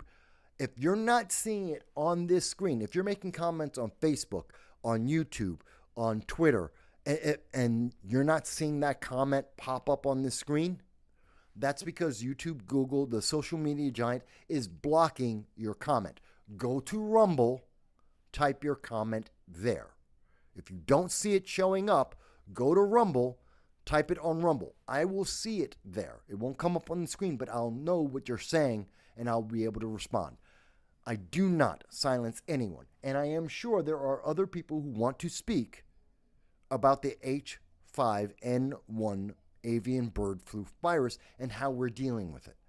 I'm sure there's got to be some progressive out there who's going to tell me, someone in Democratic Social America, but Mike, you need to triple mask. Don't you know? You've got to save lives from something that isn't killing people. You have to do it. You have to give up your rights because otherwise you're just evil. Am I? I want you to think about that. When people tell you, you're just evil, you have to obey. Why? Why must I obey? How am I being evil? This isn't a life-threatening issue. It isn't a problem for 99.9999% of the population. That is a fact. That's not a supposition. That's not a guess. That's based on the records for 2 years around the world. This isn't an emergency. Humans aren't falling over dead from the H5N1 virus. That's a fact. It's not a guess. It's not a supposition. That's what the scientific papers are saying and have been saying for 2 years. So how are we evil for saying, stop, let's think about this. Let's not just give up our rights blindly. Let's not just, like Gavin Newsom, decide to create its fallout. The world has become Fallout 4, and we're the NCR, and we have to just overthrow everything, and we have to have a dictator as a leader in the name of Gavin Newsom. I'm sorry, we don't. We just don't. Gavin Newsom isn't a savior. He isn't helping anyone. In fact, he is hurting people around the globe. This is a bad thing, not a good thing. And if there's anyone who wants to tell me, but Mike, you don't understand, fantastic. Let's have that conversation. If you think I am wrong, please tell me how. If you think, Mike, but you don't understand the scientific papers, I've read them. Several of them, not all of them. Can't say that I've read all of them. I've read several. There isn't a high risk to citizens, to human beings around the world. It just isn't there. Could it be in the future? Maybe. Should we be prepared? Absolutely. I've already talked about how to prepare. I've been talking about being prepared for 2 years. Gavin Newsom started yesterday. I've been talking about this for 2 years. When the rest of the news media in the United States ignored this story, I've been talking about it on a national level and international level for 2 years. So I think I kind of have an idea of what's going on here. This isn't a new story for me. It may be new for people who are just joining the channel. It's not new on this channel. This isn't a surprise to any of us. And it's not a reason to give up your rights in any country. Not in Russia, not in China, not in the United States, not in Canada. It is not a reason to give up your rights. It is not the excuse that you deserve to give up your rights to the government and allow the government to micromanage your life. It is not a reason to get an experimental drug jabbed into your body. It is not. The threat isn't justified. It has never been justified over the last 2 years. And just because a politician sees an opportunity to gain more power and more wealth isn't a reason to do this. It doesn't get elevated just because it's politically convenient. Hey, Tony. I know. Thank you, Tony. I appreciate that people are listening. Not everyone is commenting, and I understand that. I appreciate when people comment. But I also want people to know I am aware that YouTube and Google are actively suppressing this channel. They've done it to Grace multiple times. I know that I've had people after the show call me up and go, Mike, the comments are being hidden. I didn't see any comment. I've had people come up after the show and go, when you were talking about this section or that section of what's been going on, either domestically or internationally, and I wanted to leave a comment, and it didn't show up. YouTube was blocking it. That's YouTube. People go, Mike, did you stop me from being able to comment? Never. I have not stopped anyone but confirmed bots from being able to speak on this channel. So if the channel is going, if someone's trying to go, go to, lovesex dot whatever, yeah, that's a bot. I've gotten rid of that. I've blocked several of those. If you're talking about something and you don't agree with me, no problem. There are lots of people who don't agree with me who do come up and, where is it? Democrat Mike. We haven't heard from him in a while. Democrat Mike, you're always welcome on this channel. You're always welcome to tell me what you think. Democrat Mike is still dealing with the fact that Democrats lost. That his favorite people, Joe Biden and Kamala Harris, they lost.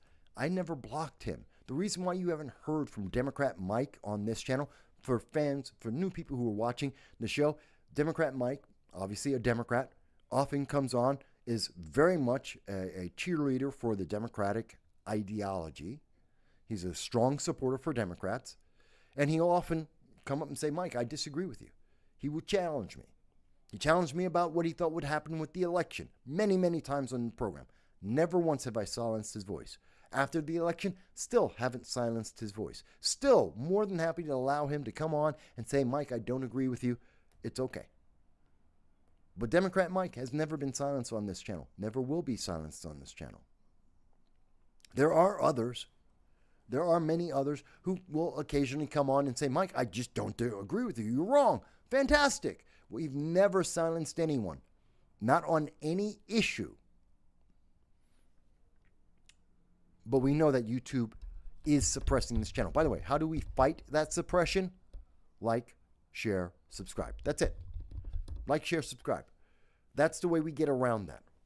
On all the social media giants, to prevent them from silencing our voice, it's celebrate the First Amendment. Celebrate the right to have free speech. Subscribe. That's it. Maybe like and share. That's all it takes. And that will allow us the opportunity to speak with more and more people, to try and get you more of the information. Trust me, I know several people in Congress. You've seen that I've done interviews with various members of Congress, of statewide government, as well as local politicians. And I love to have those conversations on a regular basis. The more people we have who watch the program, the easier it is for me to go to Congress and to the members of Congress and say, I want to do an interview. It is easier for me to go to the state assembly members and the state senators and say, I want to do an interview with you. It's easier. We've had those conversations with many of them over the years, with even fewer people than we have today. But it is harder. And by the way, that means Democrats, that means Republicans, that means progressives, that means libertarians. We've reached out to people all across the political stratosphere to have conversations with them, elected and candidates, and we will do so again. But the more you subscribe, the easier it is for us to get these national figures, these statewide figures, on to answer your questions. All right. With that being said, Dow says, I think I've mentioned on this channel before, America's greatest missed opportunity is the export of a demonstrably functional and successful example of a liberty-first culture. Well, I kind of disagree with that, Dow, in that America has always been, well, up until recently, up until the last 2 decades, all of our merchandise, our entertainment, have been examples of liberty, of freedom, of options and choices. And especially in our TV shows, our movies, our books, comic books, video games, cartoons, have been examples and easily consumable examples and export of the values of America around the world. About 2 decades ago, roughly about the time of the Obama administration, we started seeing Hollywood change. I mean, dramatically and demonstrably change the way that they speak about America. And it became anti-American. Hollywood didn't just become anti-American last week. It wasn't just because of Donald Trump. It's been something that's been happening even before. I mean, you can go back to the Clinton administration. Since the 60s, you can make that argument. But demonstrably and en masse, over the last 2 decades, especially the last 10 years, you have seen that significantly change. Where it's obviously and boldly said, they don't like America. They don't like the traditions of America. Disney became anti-traditional family. Disney gave up the Walt Disney ideology that created the company that's lasted for 100 years. The mega giant corporation that Walt Disney created based on family and family values is not what exists today. Not even close. Disney Star Wars, there's the Disney Star Wars, there's the, so that's the Acolyte and shows like that. All the different programs under the Disney label, they're not family friendly. They're not family forward. They're not representative of traditional American values. their progressive values, their progressive ideology. And we've heard Bob Iger say over and over again, he wants to enforce that he wants to double down on that.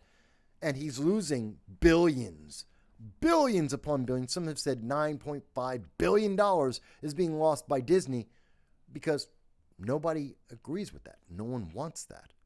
It's being forced on us, and it's failing over and over again because that's not entertaining, but it is propaganda.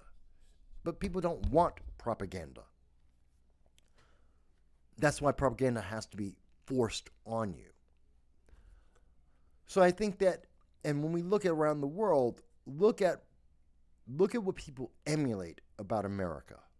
In Japan, they emulate the 1950s and the 1970s a lot. In Europe, you see a lot of the 1980s and the 1990s. In England, you see a lot of the 1990s being reflected in their cultures. When they copy America, that's what they're copying. We see around the world, even in the Indian movies, we see a lot of the 1980s type of characters, American values, American styles that we see over and over again.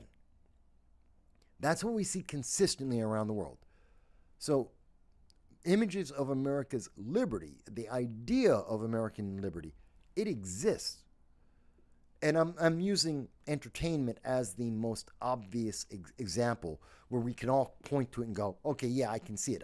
Here's a movie as an example, a TV show as an example. We can point to that easily and get, okay, yeah, there it is.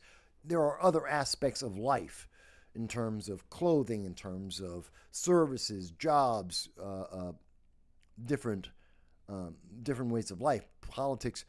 There's other ways to see it as well, but that's the one that I'm using. It's the most obvious and easy to identify. So the rest of the world is still believing in America of the past. But we have a large segment of America who have been indoctrinated over the last 20 years, heavily so in the last 10 years, to hate America, to hate American values, to hate the traditions that gave them the opportunity to be where we are today. And that's kind of sad. So we got a couple of comments here. And Tony says, do not forget to share the feed everywhere. Oh, it's a comment for everyone. Don't forget to share the feed. The more the feed is shared, more recognition this feed will receive. Sure. And people can disagree and agree. I'm happy to have the left disagree with me. I'm more than happy to have a debate. I'll go to colleges. I'll have the speeches. I've done it before. I'll do it again. Let's see. Dow says, right now, the world looks to us as an example of what happens when the inmates of the asylum get into upper management. Well, that would be California. That is a great example of California. That's a great example of Maryland, of Illinois, of Boston, of New York State and New York City. Yes, you're correct. They are great examples of the asylum let loose, where people with social experiments are running around just wrecking everything. And we do need to change that. Dow says, I agree with the media aspect of how we can see how the world values America based on what time period of America that they are adopting and copying in their media as well. And Dow says, I'm speaking solely as a political culture for governance. That's a little more difficult. That's a little harder to see because there's different aspects of cultures. I mean, you can't look at Pakistan. And as much as the Biden administration spent over $200 million a year to try and convince Pakistan to be California, and even when Californians don't want to be California. And they said no, not because American culture isn't affecting them. They see and want the freedoms that America has. They don't want the culture that America has. And so you see that difference. So some of the laws have been affected because of some of the goals, the ideals that they want to get. We are having an impact on that, but we're not having that impact on the culture. And to expect that we would affect both equally isn't realistic.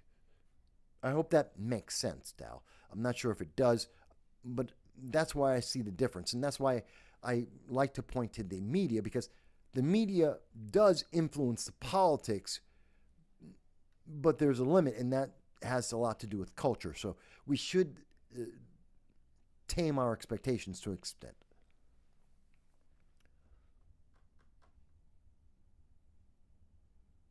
Tony says he agrees. The inmates are running the asylum in America, and they're trying to turn us all into inmates. Yeah, for the most part. For the most part. But I think, now I've been saying all of this because we've been talking about the bird flu, something that we've been talking about for years on this channel. So let me bring this back to this thought. The bird flu is a concern. Absolutely. It's something to keep watching. We've been watching it for 2 years. It isn't a panic. It isn't a justification for giving up your rights and freedoms. It isn't something that should be an emergency or give or allow elected officials to take emergency powers. That's just a overreach. That is just an abuse of power. That is meant to punish you and to reward political elites. And that's not to anyone's benefit around the world. Gavin Newsom right now is being an example of a dictator to the rest of the world. And dictators around the world are saying, this is the perfect excuse. They will claim, they will take away people's rights because H5N1, avian bird flu. If California has to take away the rights of American citizens, well, then in North Korea, how can you expect to have any rights at all? That's what Gavin Newsom is doing right now. And that's kind of sad.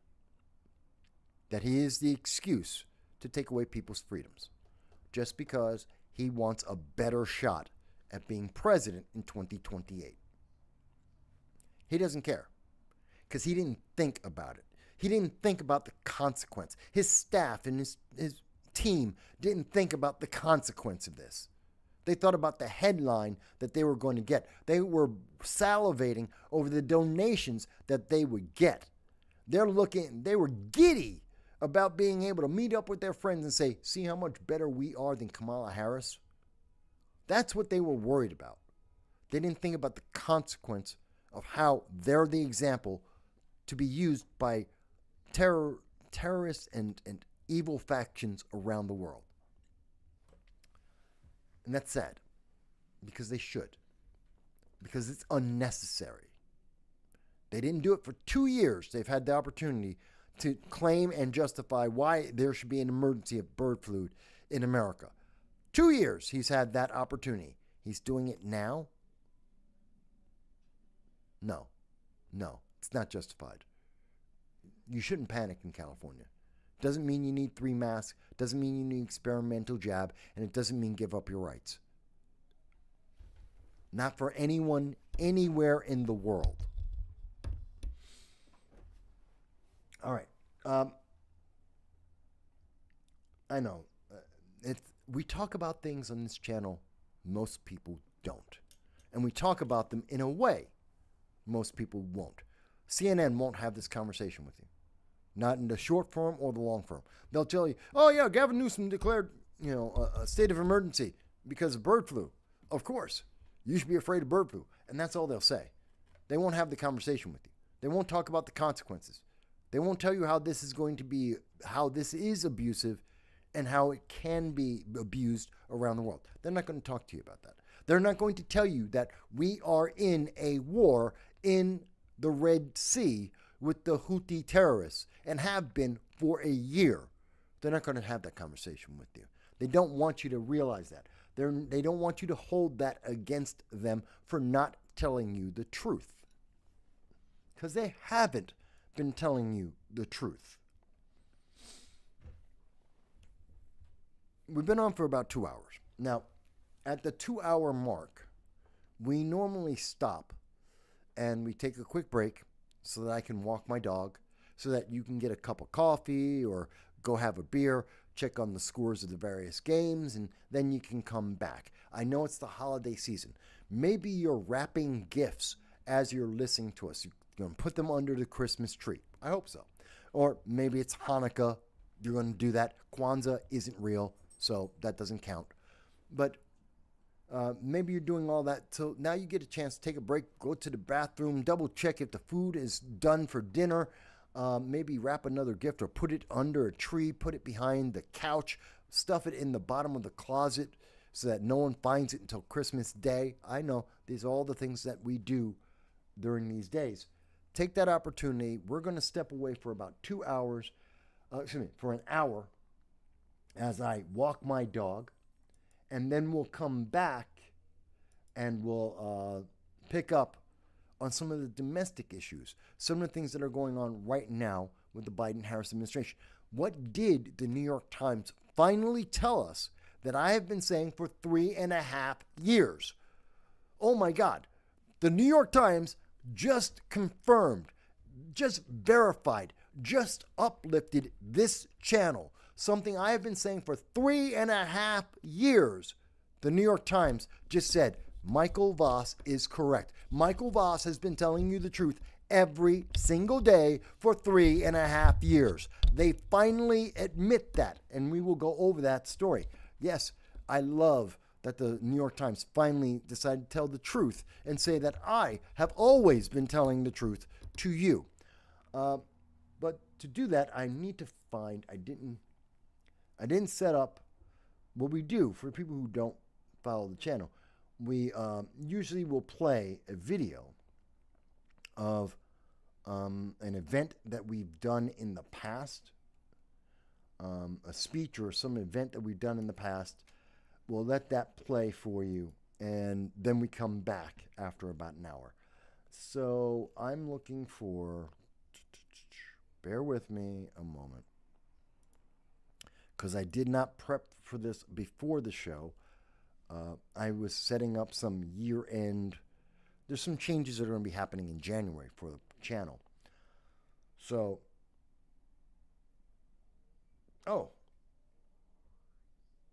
this could be interesting. Okay, so we'll put this on. So this is a conversation that I was having with my good friend Larry Sharp. And I'm going to play that for you guys as soon as I can get this set up. Hang on.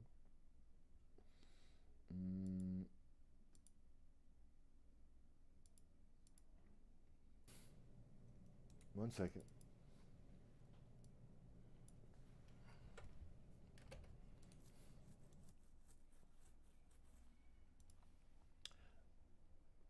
All right, so this is from my conversation with Larry Sharp. This is from September 16th.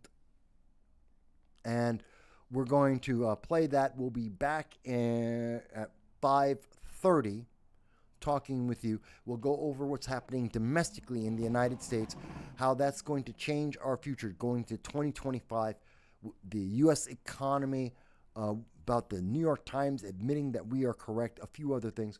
We'll be back at 5:30, 1 hour. Until that time, I leave you with some conversations I had with my good friend Larry Sharp, a libertarian.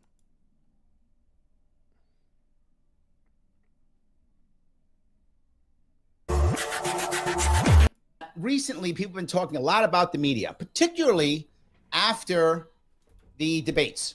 The debates made people really think about the media. And now recently with things happening, people are chatting about the media, right? Is the media important? Is it this? Is it that? So I have brought on a star-studded panel to talk about what really is a modern journalist. What are they supposed to be doing? What do we expect from them? All of those things. So first off, I want to bring on somebody who she's like a political, she calls a political theorist, so she calls herself, but she's kind of like also like a marketing guru and like, just like all kind of stuff. She'll tell you, she does all the things. It is the one and only Lauren Lee. How are you? Hey, Larry, I'm great. Thanks so much for having me on. Absolutely. And also, I'm bringing on, she is a senior political correspondent for The Hill. Yes, I know you're all impressed. I don't get cool people like that on a show usually, but this time I did. Hannah was silly enough to say yes. It was a mistake. She will regret it, but too late now. The one and only Hannah Trudeau. How are you? Hi, Larry. Good, thanks. Thanks for having me. Awesome. And our returning champion, the Dragon of the Southern Tier, the man himself. You know him, you love him, the sci-fi guru, Michael Voss. How are you, sir? Hello, everybody. And ladies, wonderful to be here with you. Larry, it's okay to be with you too. We're going to have some fun today. Yes, I can be fun sometimes. Guys, you please usually follow pick these on people. me. I do. It's true. It's true. Guys, do me a favor. Follow these people if you would. They're giving us some good time and give us some good energy. You can follow Lauren at She Is Lauren Lee on Twitter. You can follow Hannah at HC Trudeau on Twitter. And of course, you can follow Mike on Rumble at No Soundbites Allowed. So, Mike, I guess my first question here, the one that I think is kind of important, is we've been looking at recently journalists who've been so concerned about fact checking. That's been a big deal. Fact checking, right? Sure. A big deal. The question is it a journalist's job to fact check? And if so, how? Like, what's the job? Is the job for a journalist to just say, "Hey, Lauren, I'm interviewing you, so just tell me stuff, and if it's not true, then they'll figure it out later"? Or should I be pushing you and saying, "Hey, no, Lauren, that's a lie"? Can I let's step back for a second because I want to answer your question. No, you don't. But yeah, I do. But first, I think it's clear to understand, we have to understand what's a journalist to understand what they should be doing. And I have to say, with no disrespect to this few good people in the industry, modern journalists are like modern audiences. They don't exist. They're not there.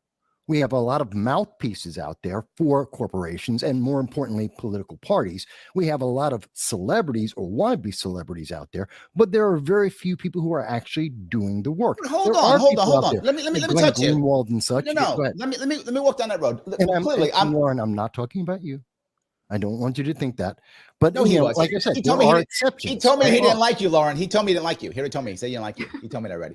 So no, I'm teasing. But here's my point, though. My point is, there obviously are some journalists. Someone's getting the facts, whether it's the AP, whether it's somebody on the ground in a certain country, whether it's someone who has a microphone in their face. So somebody's getting the news. Somebody's doing it. You're talking about the person who happens to be on TV, the talking head on TV. Now, is that what you're talking about? No, I'm talking about far, far more than that. There's a reason why we've seen over a dozen different reporters that have been fired because of plagiarism or just outright making up their own story. There's a reason why, if you look at any breaking news, like yesterday with the breaking news on Donald Trump, you can go to almost all of the mainstream news media and they have the exact same copy. They copy and paste. The first person comes out. Sometimes it's a local news organization, and they'll come out because they actually have people who are working hard. And then literally, but I just said they just copy and paste. All right, Lauren, tell me that he's wrong. Go ahead. Well, I think there's a huge difference, right, between mainstream media and what they consider journalism, and then you now have these independent journalists that are all over X, etc.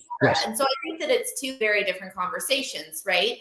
Because on X, what we're seeing now is this huge conflict of interest, which I think is really ruining the game in terms of finding the truth.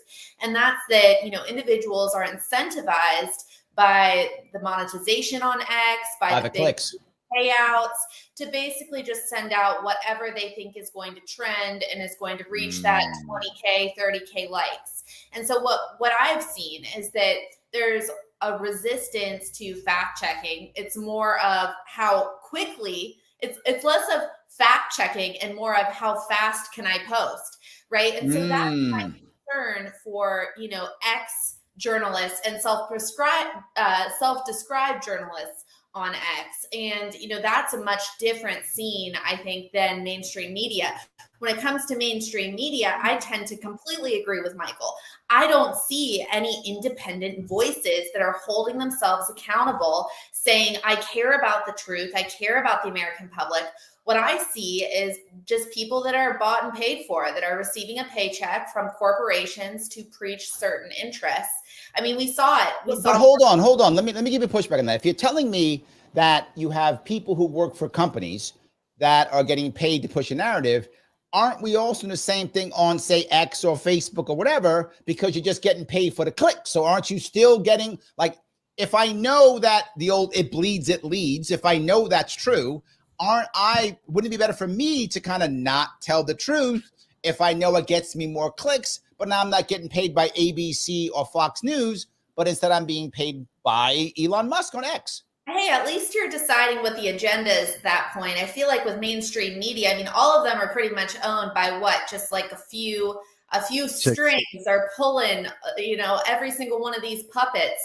And so I think that when it comes to individual journalism, yes, there's a conversation about ethics that needs to be had on these social media platforms, but it is very different than I feel like the mainstream media, which is owned again by just a handful of companies that are all saying the same things and have the same agenda. That's what's concerning. Hold on. Let me get Hannah in. Hold on, Mike. Let me get Hannah in. Hannah, you have to deal with this, I'm sure, on a daily basis. You're competing against other companies. You're competing against X. You're competing against individual people who are trying to do stuff. Where do you see this? Yeah, I mean, it's interesting from my lens. I think I come from a more traditional, obviously, journalism background. But I've covered. It's why I wanted you here. I wanted you to give that viewpoint. Yes. Yeah. And I mean, it's interesting. I think my beats have always been kind of outside the mainstream. So I started off sort of with the Bernie movement, and I've covered the progressive left and the hardcore left for most of my career. And so there's definitely the critique of the media among that faction of the political sphere. It's not just the right wing. It's really 100%. Both. And so I've heard these, I've heard a lot of this throughout my career because, as somebody that has worked at more traditional outlets, I mean, I've worked at sort of traditional and non-traditional. I was at the Daily Beast, which is kind of, edgier. I've also worked at like ProPublica, which is super investigative. So I've had kind of a wide view of these things.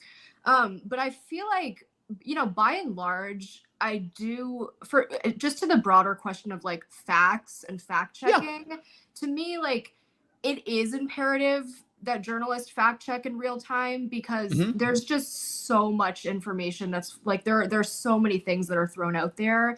And I'm constantly like asking myself on the spot when I'm talking to people, is this correct? Like, is what they're saying true? And I think like, I mean, all of my colleagues and the people that I work with in our newsroom, I know that we do that on a daily and like minute by minute basis because it's also our reputation's on the line. Like people trust us with information because they know that we're going to relay it in an accurate way. And I'm, I can only speak for myself and for the majority of my newsroom. Like this is the sort of standard operating procedure.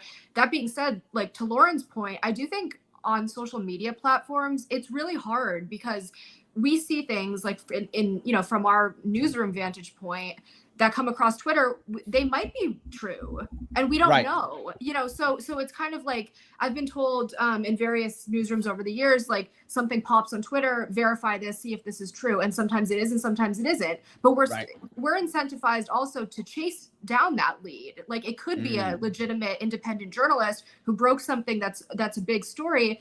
It doesn't mean that it's not true just because it's not created in a newsroom or verified. And for those in the audience, let me be clear on something. I mean, I know this firsthand. When stuff was happening, Hannah, you literally called me and asked me questions. Hannah literally called me and said, "Hey, is this true?" She actually, I was her fact checker. That's absolutely true. She actually did that. Yes. Yeah. I mean, and I think like, for where it's that's standard. I know that there's a lot of things flying all the time. There's a lot of information coming out from all different angles all the time. But that is the standard operating procedure. Like when I called you to ask you about something, it was like real time stuff. Because we can't get something like that wrong. And so that's like, those are the kinds of things. Mike's mad. Hold on. Let Mike go. I think Mike's going to yell at you. Go ahead. Yeah. Well, not at you. Again, this is not to you ladies, but to the industry. That's not really correct. I can tell you, I don't know how many times I've been doing this 18 years as an independent journalist, and I've dealt with news media organizations, large and small, across this entire country. And I can tell you, there are many journalists out there that cheat. What they do is you do the interview and they'll summarize what you said and publish it as a direct quote. This is very common. In fact, Syracuse.com has a couple of reporters that do that. I know from personal experience. They've done it to me more than once. And quoting more than me. once. So yes. I know this for a fact. And I've seen this in many other institutions. We have seen repeatedly things like, well, let's look at the very big guys out there. The Hunter Biden laptop, it's not real. And they circled the wagons and they all said the same thing, but they were lying because they already knew it was verifiable and confirmed that it was true. Yesterday, one second. I got to get this out. Yesterday, NBC News came out and suggested that the assassination attempt on President Trump was a hoax, not with any evidence, not with any sources. In fact, in the article that they initially put out at 3 p.m., they said they had a direct quote from the Secret Service telling us that the incident, that the assassination attempt actually happened. And their second paragraph, which was one sentence, said, "This is unconfirmed." Their headline said, "This might not be real." Okay, this is the problem. This is why this is why more people in poll after poll do not trust the mainstream, and again, mainstream news media. And the reason why they trust independent media is I get fact checked all over the place. Everyone is trying to make sure I have my proper sourcing. So that's I have to work harder. Now, not everyone does. And I don't really count most of Twitter in that because it's headlines. I'm talking about people who are doing in-depth work where you're not just getting 140 characters, but you're actually doing something that takes a couple of minutes to go through the evidence and the information. All right, but hold on. Let me walk down the road. I'm with you. I'm with you. I get you. You made your point. You beat me up enough. Now let me keep going. I already went down. Let me get back up. Okay. All right. So what I'm saying here is it because though that they're looking for what I call that kind of access journalism, right? So the journalist now wants to have access to the cool kids, whoever they decide the cool kids are. And if they go against the cool kids, then they don't get invited to the cool things. They don't get to go to the cool places. They don't get the cool, they don't get to interview the one-on-one interview because they weren't with the cool kids. Is it access? Is it power? Is it ideology? Why would they do that, right? Why would a journalist go, let's call it a hoax? Or why would they go along with the Hunter Biden laptop? Why would, because they're all mean? What's the reason? Lauren, tell me why. Yeah, I mean, again, speaking on the more of the independent journalist side, I've noticed something on X in particular where, the more you've built your base up around a particular partisan demographic, the more extreme you're going to have to be, and the more extreme you become over time. Yes. And I noticed something in particular when we heard more popping sounds, right, in Florida last night. Some of the more liberal accounts that I follow, I'm just so curious, all, from across the political spectrum, how they do their reporting. And some of these liberal independent journalists were extremely quick to hop on the whole, this assassination thing is a hoax, it never happened. And in fact, some of them are still touting that the first assassination attempt was a hoax here months later, claiming that it never happened at all. Maybe he had a blood pouch. And I thought to myself, why are these independent journalists putting their reputations on the line, saying these totally crazy things? And, why are they doing this? And really the only answer I have is that mainstream media has created such a culture of quick-paced, distraction-based news where these independent journalists can pretty much get away with saying whatever they want, knowing that it'll be forgotten tomorrow. So you can say whatever you want to say to manipulate your audience, to rile them up, to make them mad, to increase this partisan divide, knowing full well that you'll get that ad revenue, right? You'll get that monetization payout. Your base will be extremely happy. But then at the end of the day, it'll be forgotten in a few hours, a few days, a few weeks, just like the whole country now has pretty much forgotten that our former president was nearly assassinated just, millimeters away from watching a former president killed on live television. To me, that speaks to this, just toilet, news cycle, toilet flush that happens every 24 hours where we as consumers are expected to just flush all the news out of our mind, forget what everyone told us, and move on. It's crazy. So Hannah, how do you compete against that when everyone's like, you got 25 people who are on X or Facebook or whatever, Reddit or whatever is the cool thing of the day, Instagram, who to Lauren's point are going to be like, I need to make sure I'm preaching to my audience because that's how I get my clicks. That's how I pay my bills now because I've quit working. I just do this now and I got to pay my bills. So if it looks like maybe this is why they're doing Hunter laptop, right? Hey, if I'm on the left and I want Hunter to win, I'm going to say it's a hoax. Well, if I'm on the right, I'm going to say he's killing people in Ukraine, whether he is or not. I'm going to say that. How do you fight against that, Hen? Yeah, I think that's a good question. I think it's interesting because I do see it happening on both sides. Like I was saying earlier, the far left is like very much into the Twitter sort of X whatever ecosystem, and they are really active in that space, and that's how they built the brand. That's how they've built, and the right now we've seen it's almost like they're competing. I wouldn't say necessarily to Lauren's point. I don't know if they're necessarily competing against the mainstream media, but I think they're competing against each other. Because interesting. To me, it's like a counter. It's almost they're trying to counterweight each other because it is like from our vantage point, it's more like chasing both of the extreme, looking at both of the extreme sides. I mean, I do feel fortunate in that the Hill, is super, super nonpartisan. I'm not just saying that just to say it. Like it truly, truly is. No, you guys have Rising. You guys have Rising to support you. That stuff. Yeah, I get it. Yeah, and I mean, and we, we get a lot of people on the right talking to us. We get a lot of people on the left talking to us. Like in a way that I think a lot of outlets don't. And I feel lucky in that sense. No, I see I know Robbie personally. Like I see the people who comment, and no matter what, you get yelled at. Like no matter what, when you have a hardcore lefty on, the right's like, she's a communist. Why is she on the blah? And when you're right on, they yell. Yes. Yeah. Yelling at Robbie. Yes.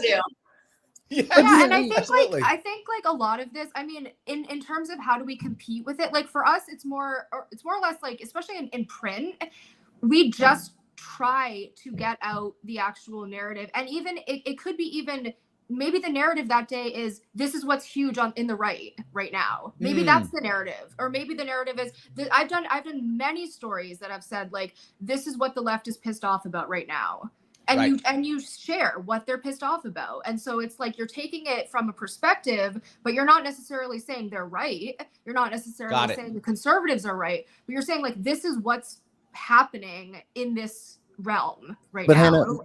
Hannah, most of the majority, the overwhelming majority, again, of the mainstream news media don't do that. They have a bias. See, I don't have a problem with anyone having a bias or telling a story, a news story, something that's newsworthy from a particular bias or a certain perspective. We're human beings. That's innately going to happen. But we have this story that comes from the mainstream news media. They're neutral. They're just telling the truth. They're just giving. And it's absolutely on its face incorrect. As to go to your question, Larry, initially about fact checking. Well, why are we fact checking only one side? Why are blatant, absolute lies that have been debunked left and right, like the Charleston lie? Everyone has seen that debunked. Even the far left nut jobs at Snopes, even they admit it's out of context, it's not correct, and it's a lie to say this. And Kamala Harris says it. The moderators are so happy to fact check, but they won't say a word when she's blatantly lying on something that's 7 years old. It's marketing. Yes, and there's a part that does bother me here. I think you're right. This part bothers me. People ask Larry, like, when you watch mainstream, what do you watch? I usually, when I watch mainstream, I watch MSNBC and Fox. Why? Because MSNBC, I actually like them better than CNN. Why? CNN pretends to be neutral. And it bothers me that they pretend to be neutral. MSNBC doesn't. They're like, no, we're lefties. That's who we are. Why are you watching if you don't like left stuff? The Fox is like, no, we're righties. Why are you watching? Right? If you don't like right stuff. So I actually prefer those two. To your point, Mike, I don't feel insulted when I watch. I feel they're giving me a biased story, which I'm okay with. CNN insults me. That's why I get mad at them, because they're like, no. We are solely neutral. And they're biased. And it does drive me crazy. If I'm watching Sean Hannity, I know he's best buddies with Trump, and it's going to be a Trump story. I'm not surprised by that. If I watch Rachel Maddow, I know what she's going to say. It's okay. Like, I'm not mad at her. I get it. I think that part drives me nuts. But that's why, to be forward, I prefer the system that Rising has, Hannah, because Rising tries, and it's hard to get. Mike and I have tried this here. It's been very hard. It's hard to get left and right people who can talk to each other, who can argue and stay together. And it's why I'm not saying it was right or wrong. I don't want to get into this one right now, but I do miss Brianna Joy Gray and Robbie, because they actually had that on Rising. Right? Yeah. That I missed. They've been hard to find that again since she left. Right. So please don't get mad at some people. Glad you left, some people aren't. I mean, they did. I think that format worked really well for a lot of people. Yes. Because I mean, also, like, they would bring on journalists. They would bring on. I would go on their show, or my colleagues, and we would talk about our reporting, and we would hear from both sides of the hosts, like the Robbie and Brianna, or whoever was hosting that day. They would ask us from their perspective, and then we would say, well, this is what people have said. This is what we've heard. This is what we've. So I think, like, that is actually really effective, because you can analyze a news story, like anyone, whoever's news story they're discussing. They will, both of the hosts coming from two different sides of the aisle, will have their own individual questions, but you're still analyzing that one story. So you kind of pick apart different parts. But I think it's effective. With The Hill, it is. Almost no one else does that. And I mean, don't watch. It is unique. It is very unique. And I respect that. And I very rarely watch any network anything, because I can't stand them. I think they're horrible at their job. I've watched them in person and I see the finished result. It's horrendous. But I do watch occasionally. I do watch The Hill. I do think Robbie has some very interesting takes. I mostly agree with him. Not quite always. I'm not surprised, Mike. That's okay. I'm not surprised, but I come from a very specific point of view. But the thing I like is that he's very well researched. He's doing his homework. There's the difference. And I can tell you, when we look at most of these people most of the rest of the industry isn't doing their homework, because they're sure they're going to get backed up by everyone else in the industry. No one's going to call. Look at the current. But hold on. When I touch this, look, they're not supposed to. They're supposed to have a team behind them, right? The person, the talking head, who's on CNN or Fox or whatever, they're not supposed to know everything, but they're supposed to have an actual team that does know everything, or at least knows what they're talking about at a given time, to brief them. I feel like they don't do that at all. That doesn't exist. I feel like and look, I've been to many of these. You've seen me. I've gone on these shows before, and I'm looking for the research person, and they're not there. There's a marketing person. There's a makeup artist. There's some tech people. There's no reporter there, right? That person's not. I don't know where they are, right? I don't see them. So I think the personality validating what you're saying. The personality who's telling the news should know the news. When I do my show, I do my research. I know for a fact, Larry, when you do yours, you're doing your homework. We spend the time to find out. I bring you guys on. I bring you guys. I don't do any homework. I bring you guys on. I'm talking about the other shows that you do. But I have no doubt that Lauren and Hannah are doing the same thing. There's a certain amount of integrity. The reason why, the most recent poll by Washington Post back in June, 7 out of 10 people in the battleground states do not trust the mainstream news media to present them with politics. Yes, that's a problem. That's a problem. That's fundamentally a failure, and therefore the entire news media is useless right now. That's why we don't have. Let me grab a couple of modern journalists, not just being a journalist. Let me grab some super chats. The lunatic libertarian is going crazy here. He's dropping all kind of dollars, so I got to be good to him. Yeah, that's all. He says, thank you, lunatic. He says, there are only poor grammar propagandists. Yes. That's an attack. A journalist doesn't exist. To decipher information is taboo. True. Your info has been fact-checked already. The dumbing down is complete already. Elders failed. Wow, he is not happy. Let me keep going. Then thank you for the next $99. Thank you. Academics are now accredited dunce caps. Okay, he is going on. True. And now he goes on another $2. Thank you, Lunatic. Journalism is heresy and gossip, but verified. All right. Right. He's not done smacking. He's not done. Lunatic is not done. 10 more bucks. He said, critical thinking skills have gone to the wayside. 20-second attention spans are prevalent. We see the generations destroyed by government education. Parents failed. Grandparents failed. Government won. Damn. Okay. Let me touch some of those. And they got a disinformation governance board, and they're going to put it back in. If Kamala wins, she's already said she's going to do it again. Tell us how you feel, Mike. Stop holding back. No, I haven't even gotten there yet. You know it. Let me touch the lunatic libertarian.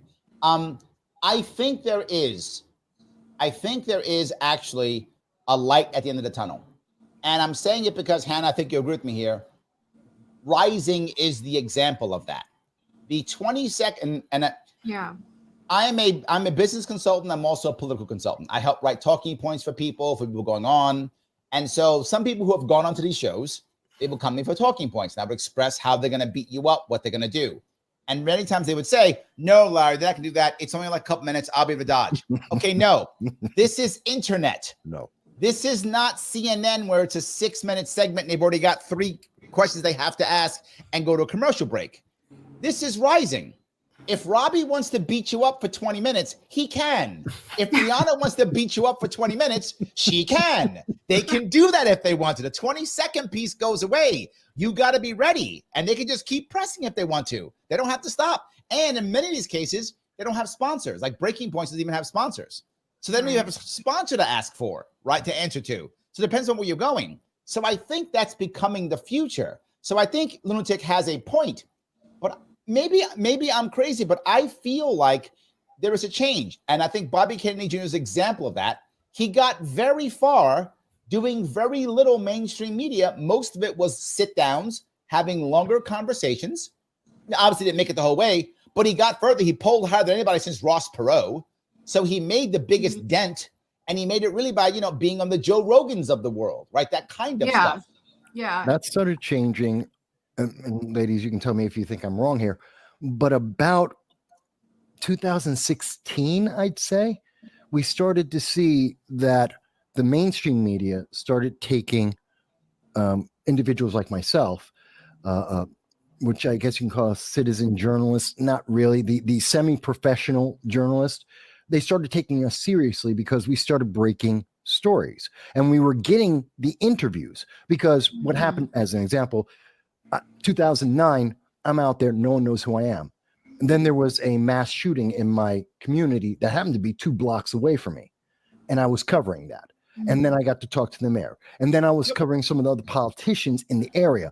And that was my introduction. That helped to build my credibility. I always quoted everyone in full. Local elections, I'm covering every election, all of the candidates that are willing to interview with me. And now the rest of the politicians, the rest of the media are going, he's credible. He's got this interview. It's not chopped up. It's not edited like they would do in their articles and such. This guy's credible. We have to take him serious. And we started seeing that happening across the country as more people got access to the internet. I'm going to add on to that on top. I think your number's about right, because in 2018, now this is true. People guys are going to laugh, but it's a true story. I'm running for governor of New York in 2018. My team comes to me and says, Larry, great news. I go, what? You're going on Joe Rogan. I said, Joe Rogan, the Man Show guy? I literally said that. Because he did the Man Show. I was like, the Man Show guy? They're like, no, the podcast. I'm like, you got a podcast? Literally, I was like, I didn't know. One of the most popular podcasts on the planet. I was boomer and just didn't even know. Like, what? Oh, is that good? Like, yeah, it's great. Oh, okay. So I go there, and this is how it's true. That's how he prepped me. I show up. I have to fly. He's in California at that point. Now he's in Texas. He was in California then.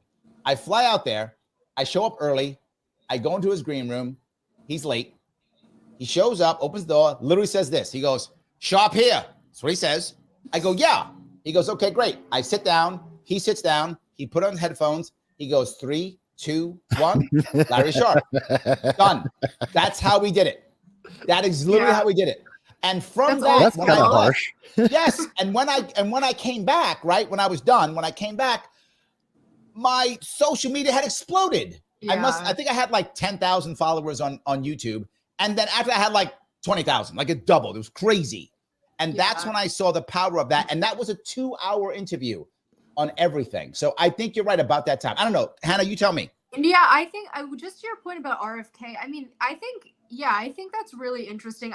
He, to me, obviously I've been covering him this cycle. I think part of the reason that he's been so successful is his media strategy.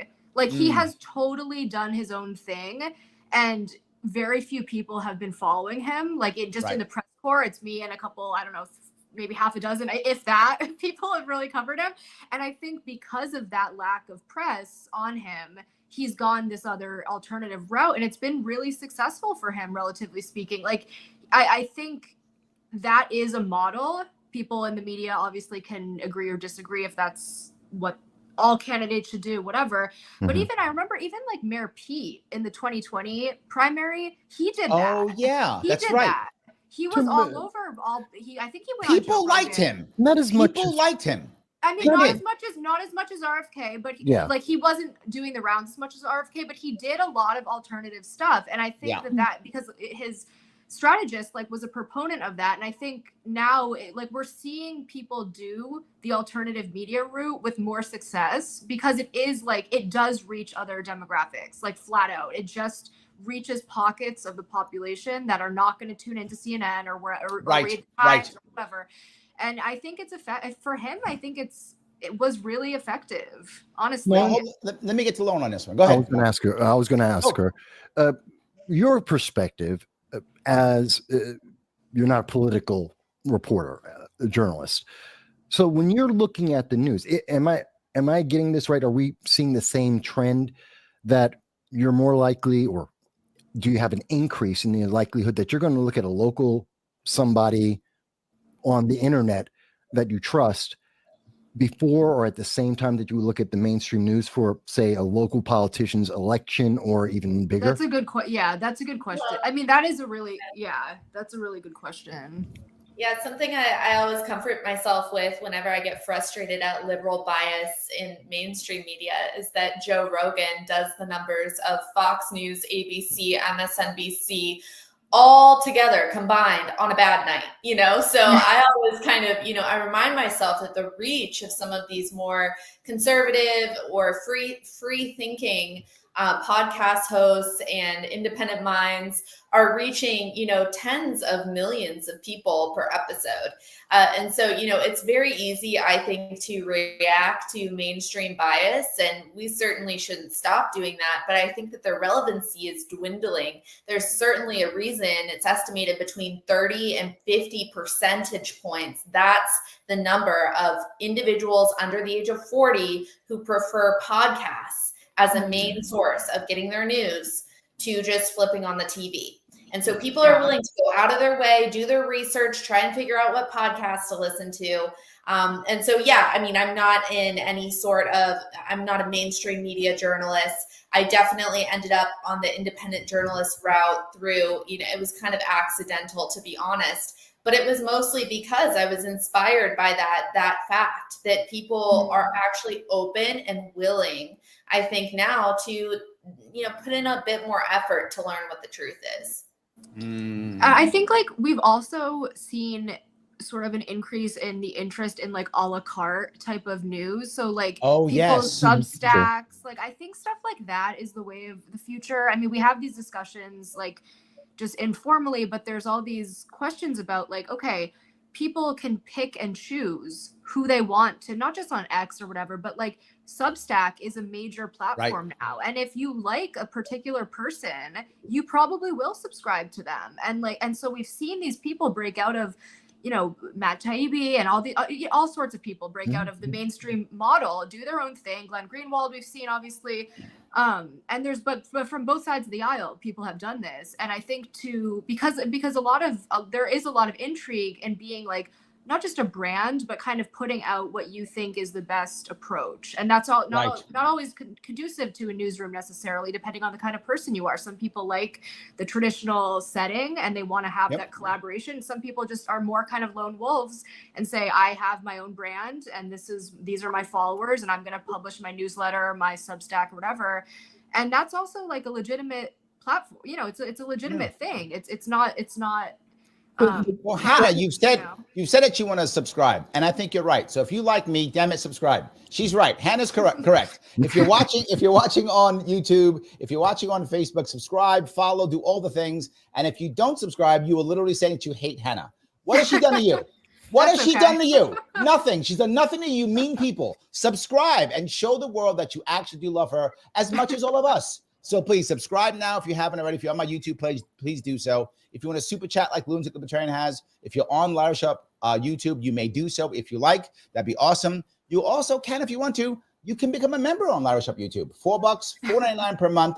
What does that do? That means I can do more of this and less of other stuff, right? So I can do more of this, and I can be doing this like 6 times a week, maybe. Oh my God, no. But I could be, in theory. But no matter what, please click the like button. That is free. Please do so. It costs you nothing. And also, please follow these lovely people who are giving us such a great show. Please follow Lauren Lee at She Is Lauren Lee on Twitter or X. Please follow Hannah at HC Trudeau on X. And please follow Mike on Rumble at No Sound Bites Allowed. So let me grab, if I could, another couple of super chats. Yeah, a couple more of these if I could. Lunatic says, RFK Jr. only did well because of his last name.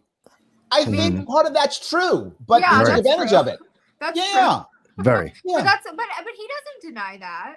I mean, he doesn't deny that. He doesn't shy away from his last name. We're well, you know, people who have covered him and followed the campaign. It's very obvious. His family has all but disavowed him. Nonetheless, he's running as a Kennedy. He's not running as somebody else's last name. So like, yeah, it's kind of a double-edged sword. I think he also did well despite his last name as well. Very interesting given how his family has rejected him. That's a great point. The entire Democrat party pretty much has shunned him. And so it's interesting that people you would think would typically support a Kennedy have not. And then he has found kind of this interesting group of what I call politically homeless individuals. I feel like I fit into that category myself, and they kind of found a home with him. So it's interesting. I think he had success because of and in spite of, you know, that last name. Well, it got him to the door. So the name got him to the door, got him to the base of people he would need to then reach out when he got blacklisted by the Democratic Party and the news media in whole. He then used that base of people and his other resource, money, to then reach out and say, okay, let me find another way to keep talking.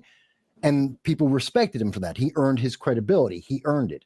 Again, it keeps coming back to, you got to earn the credibility. And it takes time to do that. And too many people are trying to short circuit that. And let me grab some more if I can. Lunatic also says, another $10. Thank you, Lunatic. Reject the programming. Find a purpose. Make your own news. Man, I got to make my own news now? Man, don't I do enough, Lunatic? I can do more? I'm going to listen to Mike. That's what I'm going to do. I'm going to listen to Mike's show. Mike, by the way, has a a show between 5 hours and like 35 hours, something like that, every Sunday. It's somewhere between that, whatever he does it. Yes, absolutely. Make your own news. Fulfill your life with memories that are newsworthy. Now, that is very good advice. Yes, 100%, Lunatic. Yes. Pay attention to your own life, not others' lives, unless you're trying to copy them to have a cool life. Knowledge is power. Yes, knowledge is power, but wisdom is even more powerful.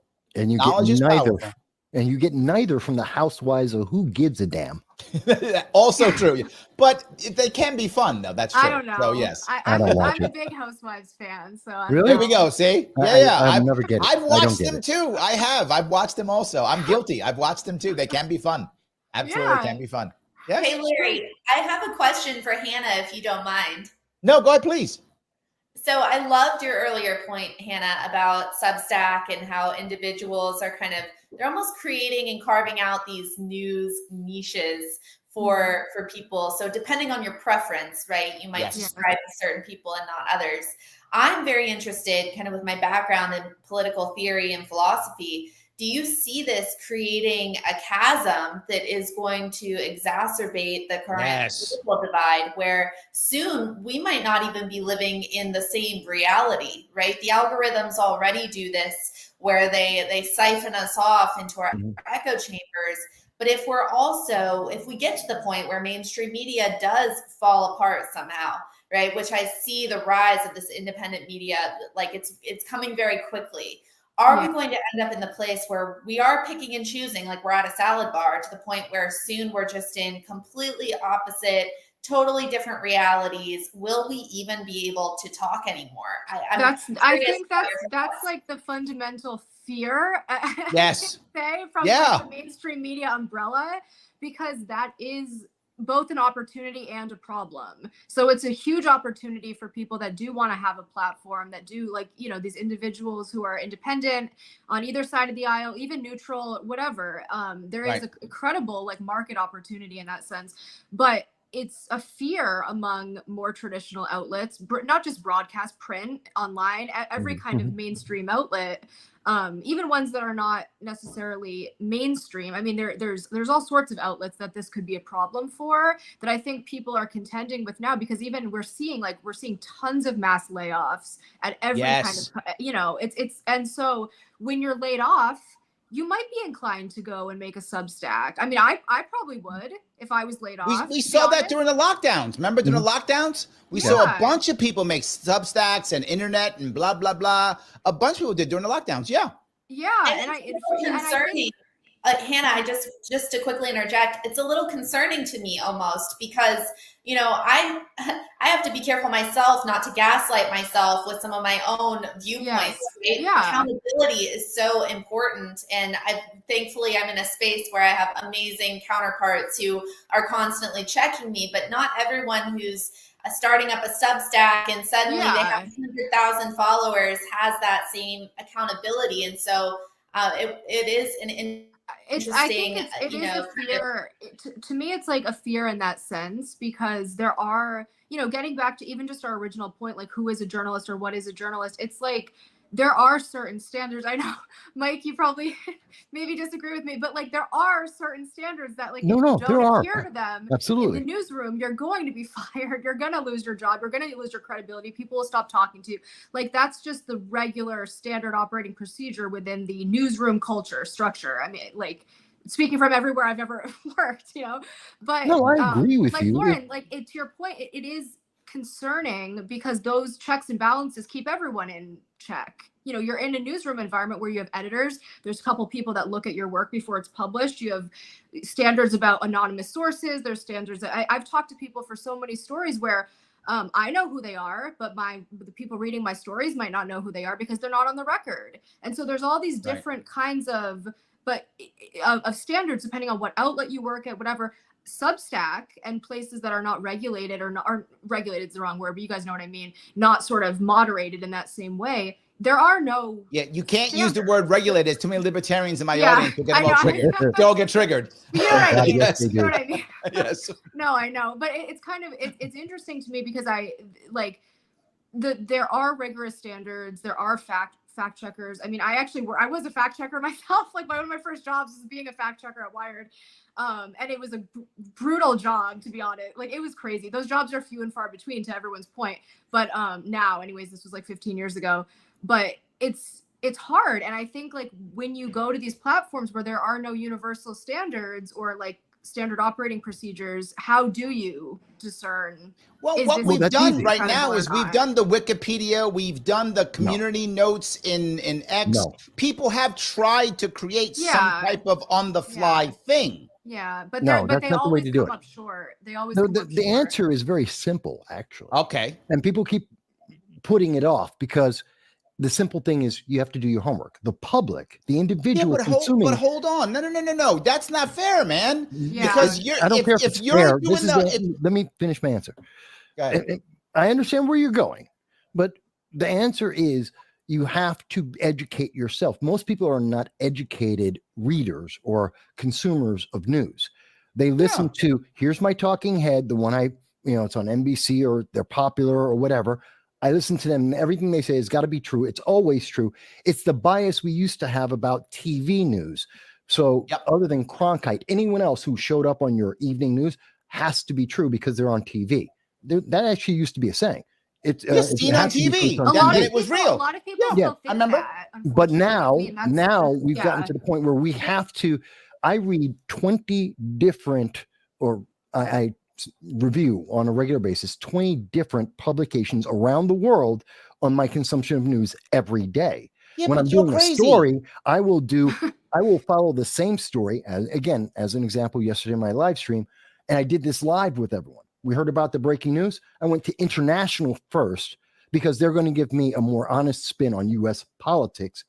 And then I went into, when I hit NBC, I hit Daily Beast, I hit a couple of different sites to show people the difference in how the articles were written, the way the headlines were written. All right, hold on. Hold on. I get education. It.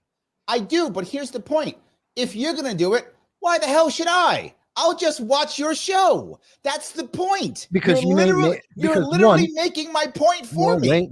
Because what am I adding to that? What's Matt Taibbi? What's Glenn Greenwald? What are we adding? Even Robbie, what are we adding to that? There's another element that makes a journalist. It's not just the accumulation of the information. It's the dissemination. When I give back, okay, here's the research I've done. You may have done it. Maybe you didn't, because you may not know everywhere to look that I do, because I have experience. And now I'm going to apply that. I got to pay my bills, Mike. I can't be looking at the news. I got you. Of course. And that's why you come to me, because one, I found more sources than you did. And two, I'm going to apply my experience and knowledge to then add something that's not in there. Like for me, it's like, okay, this is our past. This is how we got to this point. And what's going to happen next? What's the most logical, direct consequence politically? Okay. And I can answer that with a high degree of accuracy. So why do I have to do it? Huh? No, you just have to be able to understand more than the basic concept of whatever I'm saying. You can't just go, gun control is good. No, that's stupid. No, it's not. It's very nuanced. Now you insult people. Great. No, they're not. They're evil. Lauren, tell him I'm right because you got to pay your bills. Here. Just say you got to pay your bills and I'm right. Yeah. You get my point.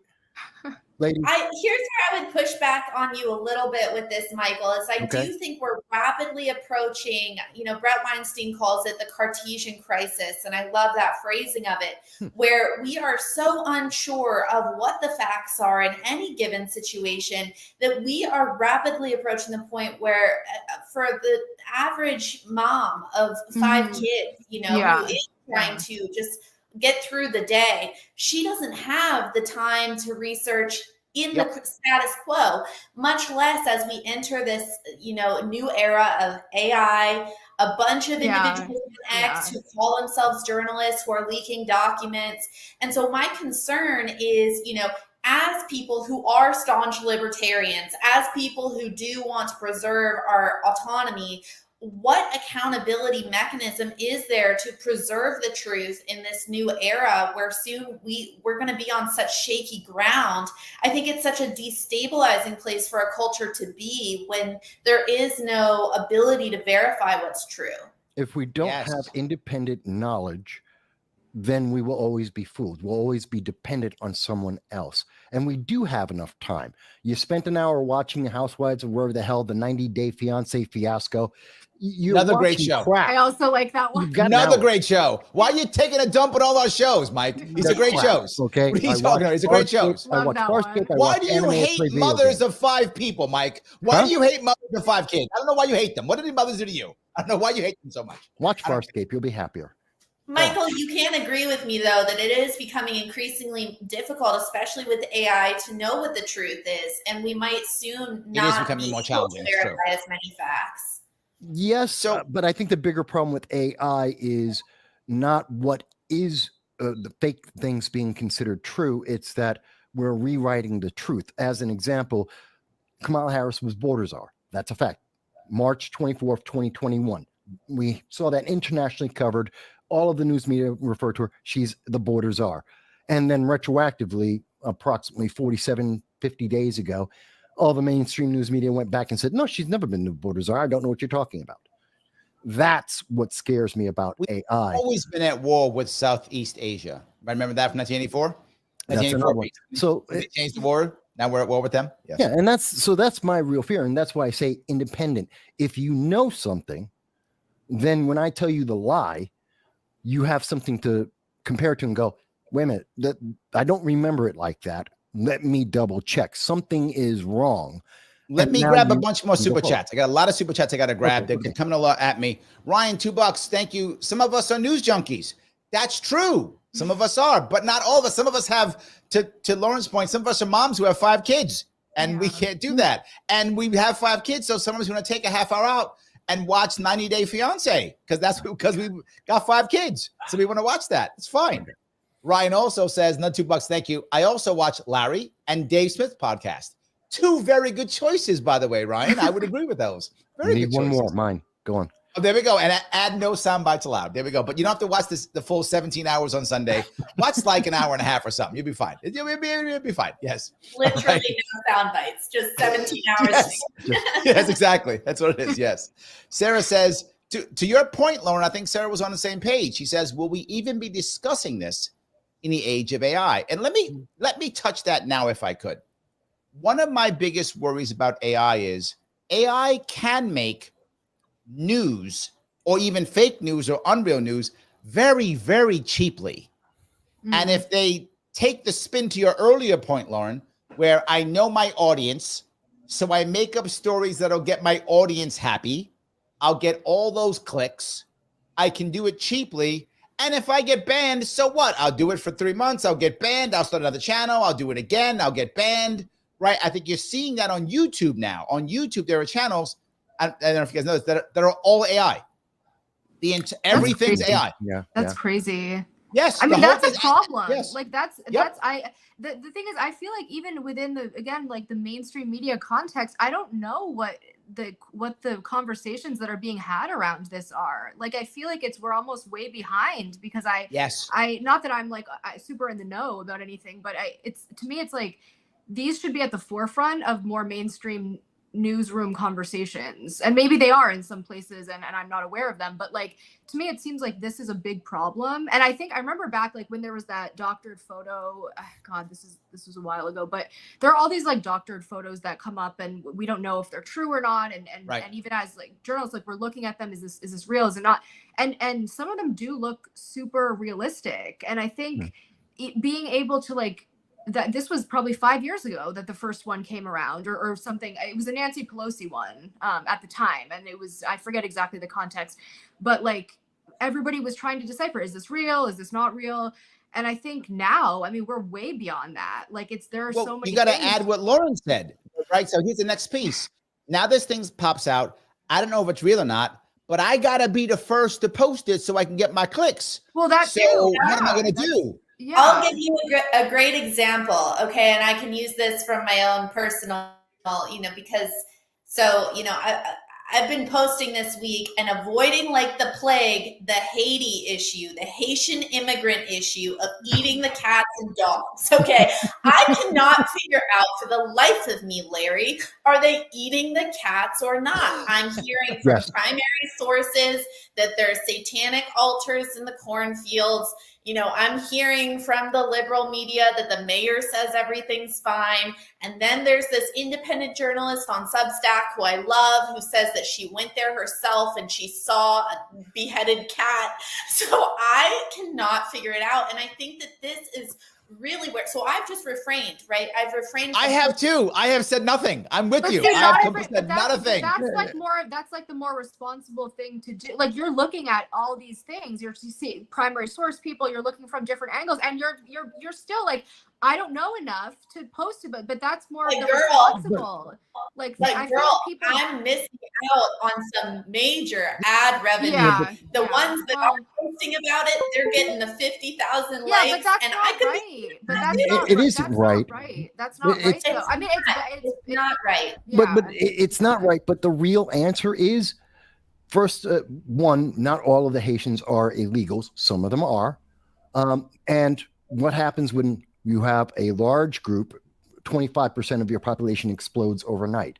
Not everyone can be housed and fed. There are homeless people. Do homeless people catch animals just like anyone who is hunting and eat them? Sometimes, yes. Is that the majority? No. Do some of the people, the Haitians, do some of them believe in Santeria and or voodoo? Yes. Do they use sacrifices for that? Yes. All of them? No. So the answer is there is a portion of that. It's probably not. That wasn't her point at all, Mike. You missed the point. Reported. So you went down to telling the truth. That wasn't her point. Her point was, how can she figure out what's going on without going down the rabbit hole that you clearly went down? It's deductive reasoning. Take the facts and then just deduce and then work through it. Because if you look at more than one story, the reason why we're getting so many stories, because they all have the element of the truth. They just aren't saying it all in the one place because they have a political agenda that they're told they have to push. For either for monetary reasons or from the bosses. What's really difficult about this for the independent journalist is while I'm sitting back and trying to figure out what are the facts on the ground with this Haitian immigrant story, for instance, and that's just one example of many. Yep. There are, for every one of me who's sitting back and not earning that money, right, and just sitting back and waiting, there are thousands of accounts that are posting, that are earning that money, and who are gaining mass numbers of followers. Thank you so much for tuning into No Soundbites Allowed today. I'm the political dragon, Michael Voss, and I hope you've enjoyed this conversation as much as I did. Remember, on this podcast, we don't settle for sound bites. We dive deeper, challenge assumptions, and have the conversations that matter. If you liked today's show, don't forget to subscribe, share, and leave us your comments. Your support helps us reach more people and continue to bring you the hard-hitting discussions you won't hear anywhere else. Follow me on the major social media platforms like X, Twitter, YouTube, Rumble, and more to stay updated on upcoming episodes and join the conversation live on our next live stream. We love hearing from you and we value every perspective. We stream live, responding to your chats and calls starting at 2:30 p.m. every Sunday. Until next time, this is Michael Voss, and you've been listening to No Soundbites Allowed. Stay informed, stay engaged, and as always, don't settle for the sound bites.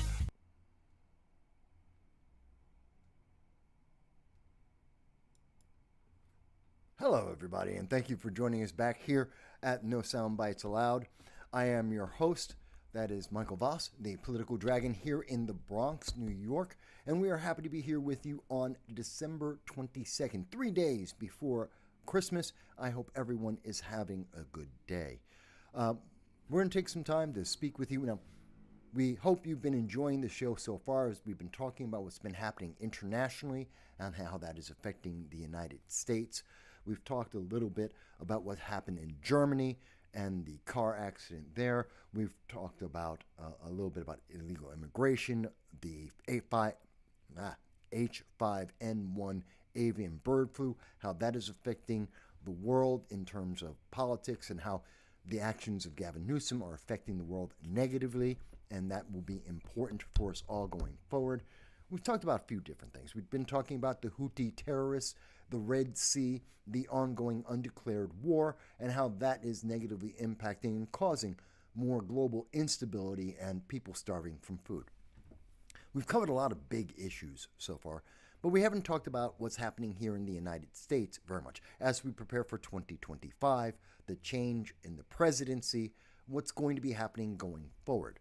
We haven't talked about the verification that has just come through, and I incorrectly said it was the New York Times, it's the Wall Street Journal, has verified something that we've been saying for the last 3.5 years, and we'll be talking a little bit about that.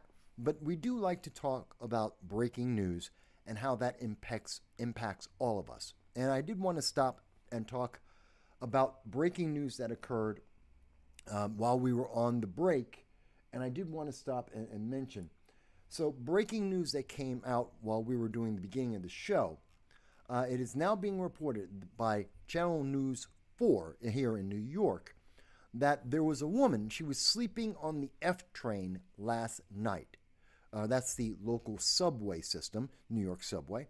and she was on the F train, one of the trains here, and she was set on fire. And that's incredible. She was set on fire while she was asleep on the train, and she died. This is sad, terrifying news. This is obviously a murder and an attack. This happened around Stillwell Avenue in Coney Island. You may remember that from anyone who's seen an old movie called The Warriors. That would be in that region of Coney Island, to give some people a way to reference it, maybe. And it seems that the individual that is pictured, as you can see on the screen, this is an individual who's about 5'6" tall. He's approximately 25 to 30 years old. He's Hispanic. Somehow, NBC News is afraid to mention he's Hispanic. He's not white. He's not black. He's not Asian. He's apparently Hispanic. That is important because there are hundreds of thousands of men, if not millions, hundreds of thousands in New York City who happen to be 5'6", between the ages of 25 and 30, wearing a gray sweatshirt, blue jeans, and brown boots. There are potentially millions who fit that description. It is important to mention he's Hispanic. That's not racist. That's not about racism.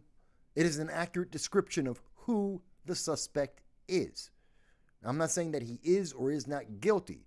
We don't know that. We don't have any evidence to judge that by. What we do know is this is the image of the suspect that they are looking for. The accurate description also must include the fact that he is Hispanic. It's not a black man. It's not a white man. Not an Asian man. It's a Hispanic man that we are looking for. He's not from India. He doesn't seem to be Muslim. These are the identifiable facts.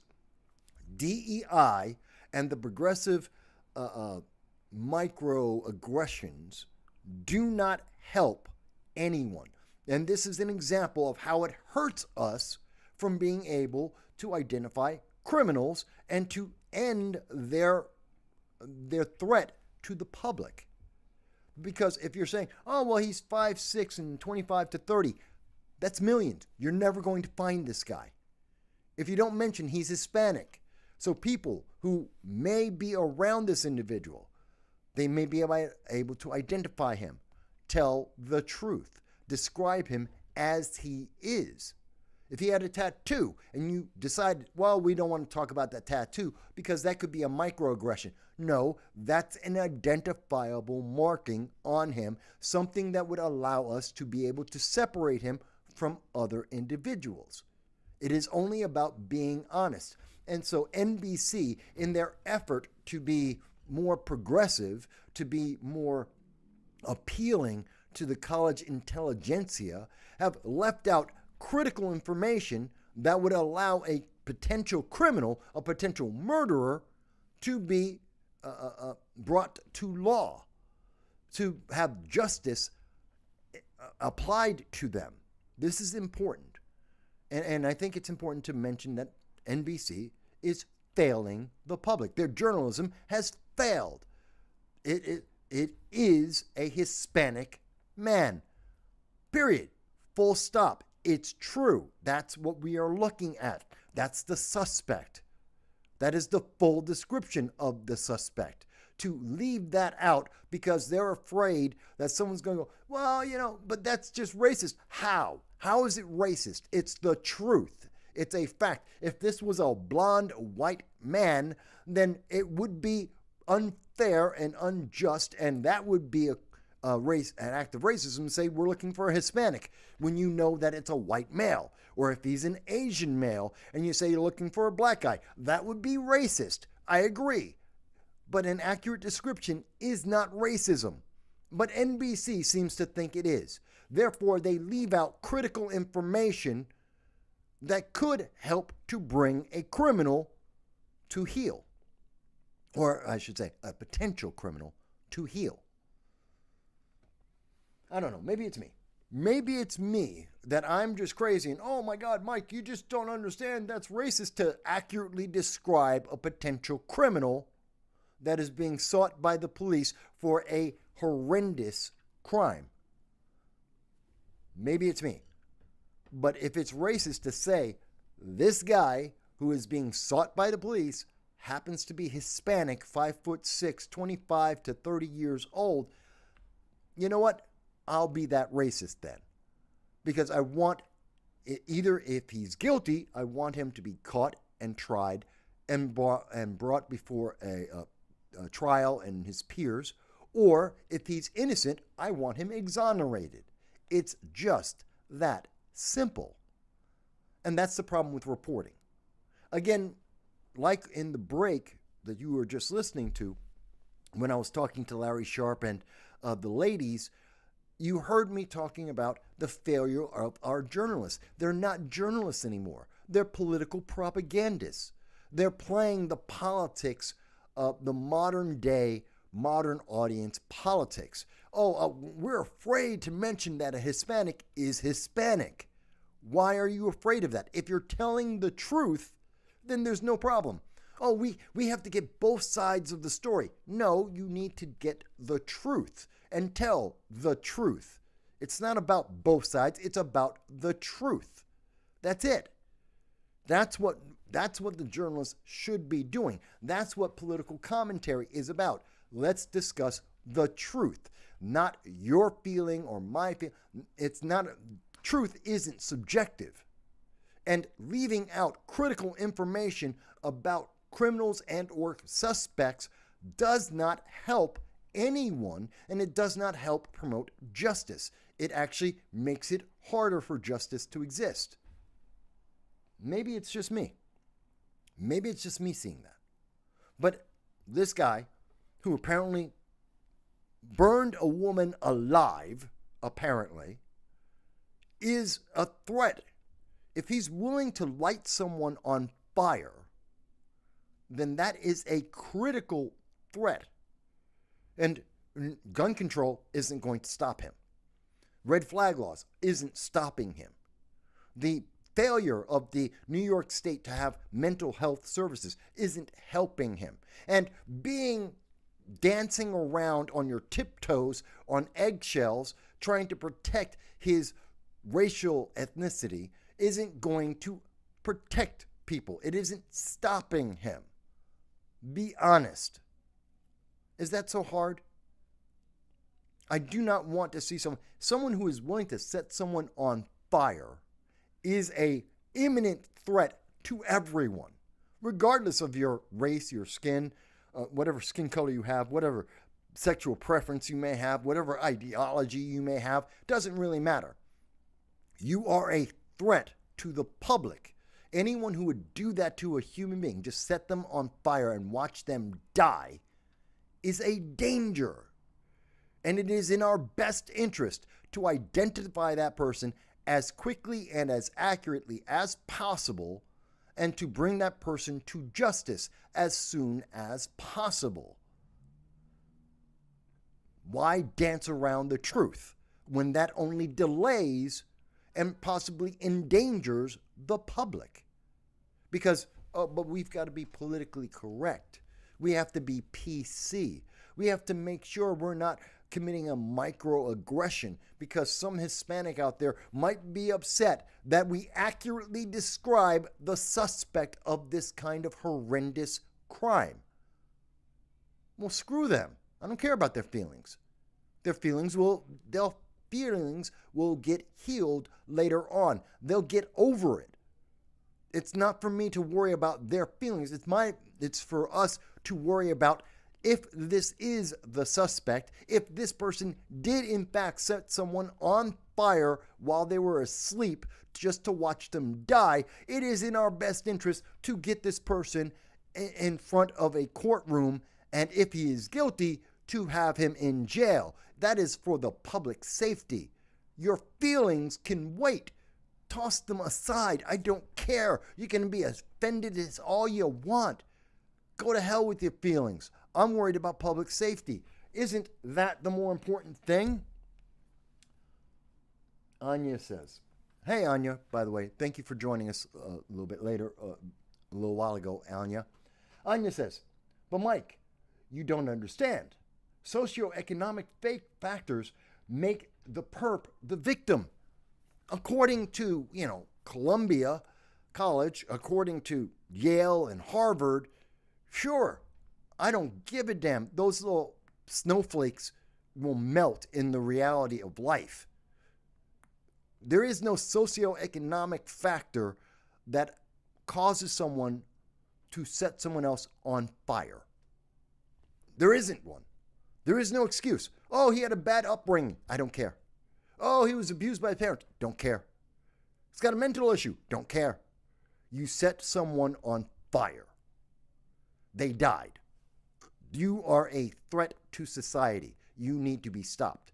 And accurately describing that person in detail is the best way to find that person and to stop them before they light more people on fire or they use some other weapon to harm and possibly kill other people. Is it that hard? And I understand, Anya, I'm not talking about you, but is it really that hard for the progressive left to understand this simple thing? That your feelings aren't as important as someone else's life. The threat to people's lives is more important than whether or not you feel bad that someone was correctly identified. I don't know. Maybe it's me. It could be me. And again, if there's someone at Harvard or Yale, UCLA, Columbia, if one of the egghead professors want to try and come on and explain to me, but Mike, you don't understand. It's going to harm so many people by saying that this Hispanic guy happens to be Hispanic. Okay, please explain that to me. Let's have that conversation. Explain to me how it's helping anyone by misidentifying this guy. How is it going to help prevent future crimes? Please explain that to me. No one in the news media is terrified to actually have this conversation. NBC, it's in black and white. Police released photos of the individual whom they believe is around 5'6" and approximately 25 to 30 years old. He was seen wearing a gray t-shirt, blue jeans, and brown boots. He's Hispanic. They left that out. Obviously left it out. Police put it out. Please tell me how this helps anyone. How are you protecting anyone? How is it racist in any aspect? In any way, shape, or form, how can it be racist to say, oh, by the way, he's Hispanic? You're not looking for a black man. We're not looking for a white man. We're not looking for an Asian man. We're not looking for an Indian man. We're looking for what appears to be a Hispanic man. Is that so hard? Oh, but someone might think he's an illegal alien. I didn't say he's an illegal alien. He can marry an American citizen. I never said he's not an American. I don't know. He could be American. He could be a foreigner. He could be anybody. He could be British for all I know. Yes, he could be British. He could be from, I don't know, South America or South Africa or China. I don't know. I don't care.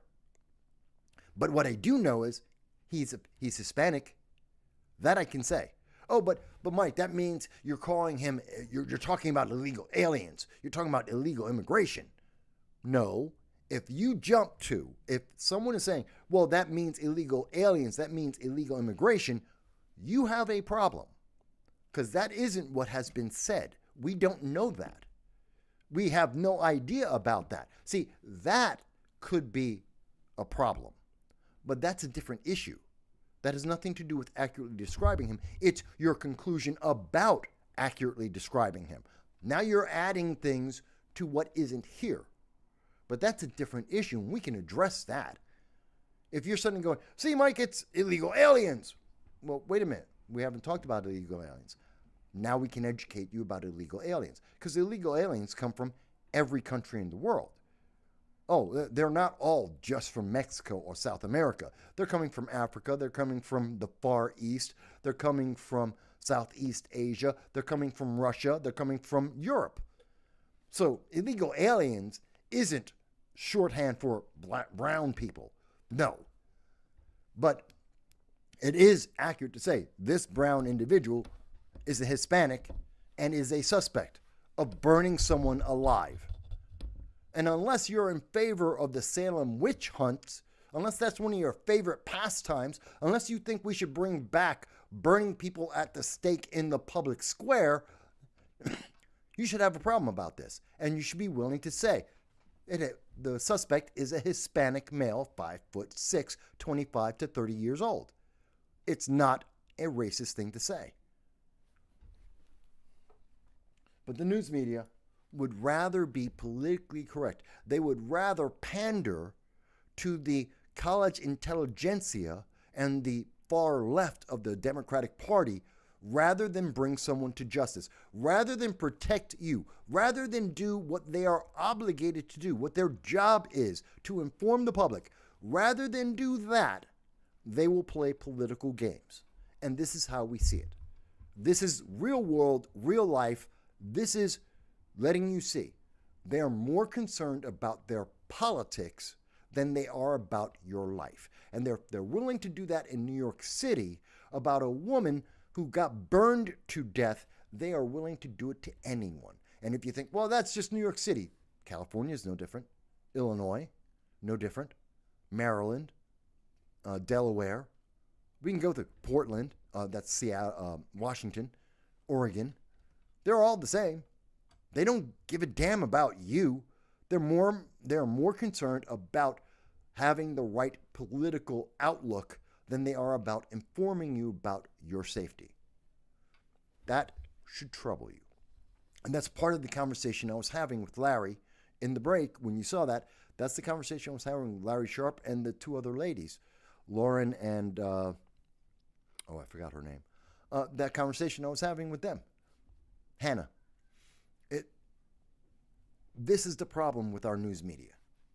On breaking news, news that is important to your life, to your safety, they don't give a damn.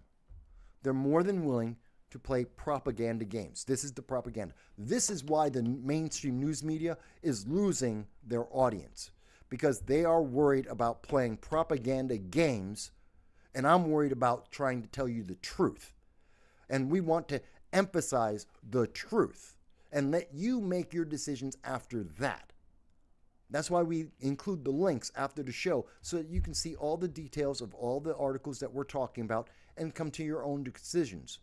Because we believe you have agency, you're intelligent, you're an adult. We respect you. But the mainstream news media, no, they want obedient clones. They want drones. They want you to just obey, and that's all. They don't respect you. And if they did respect you, they wouldn't mind telling you that a Hispanic man is Hispanic.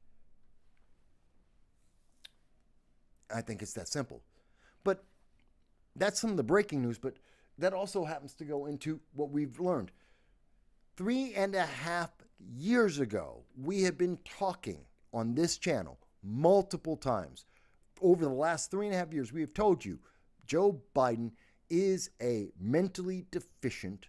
He is a zombie part-time president. I don't say that because I don't like Joe Biden. I don't know Joe Biden. I don't know him personally.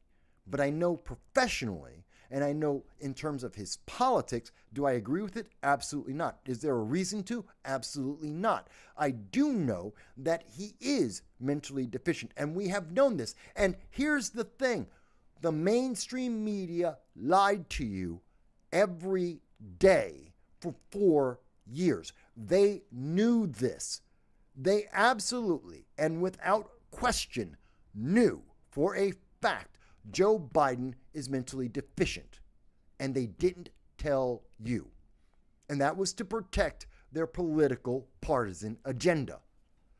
Whether or not you happen to be a Democrat, you can be a progressive, you could be a member of the Socialist Party of America, the news media lied to you because of their political agenda.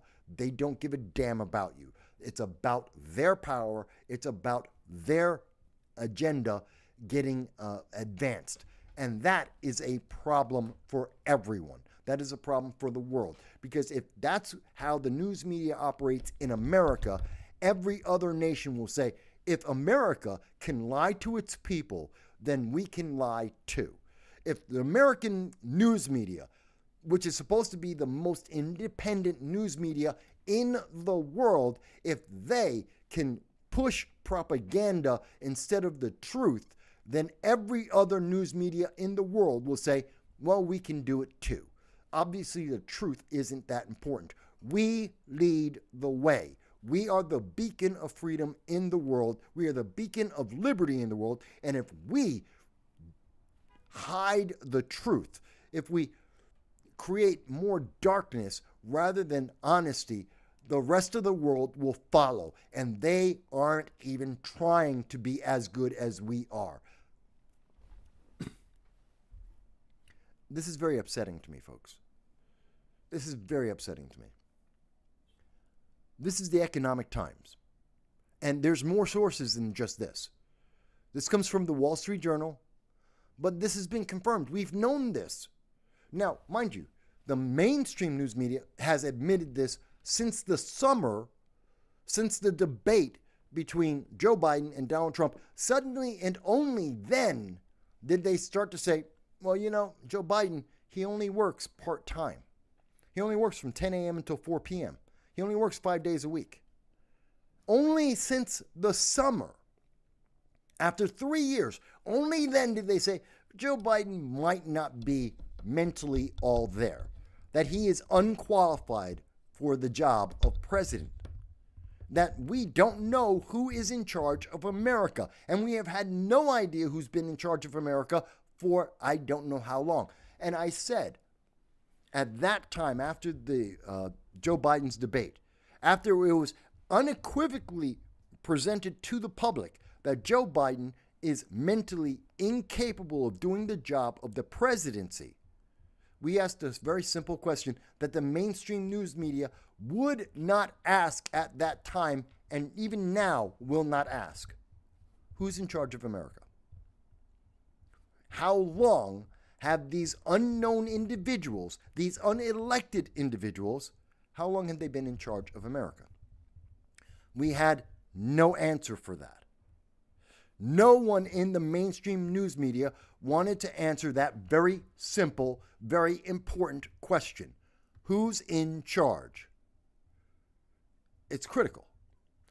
What do we know now? According to this article, this is, again, the Economic Times, and what they have said is,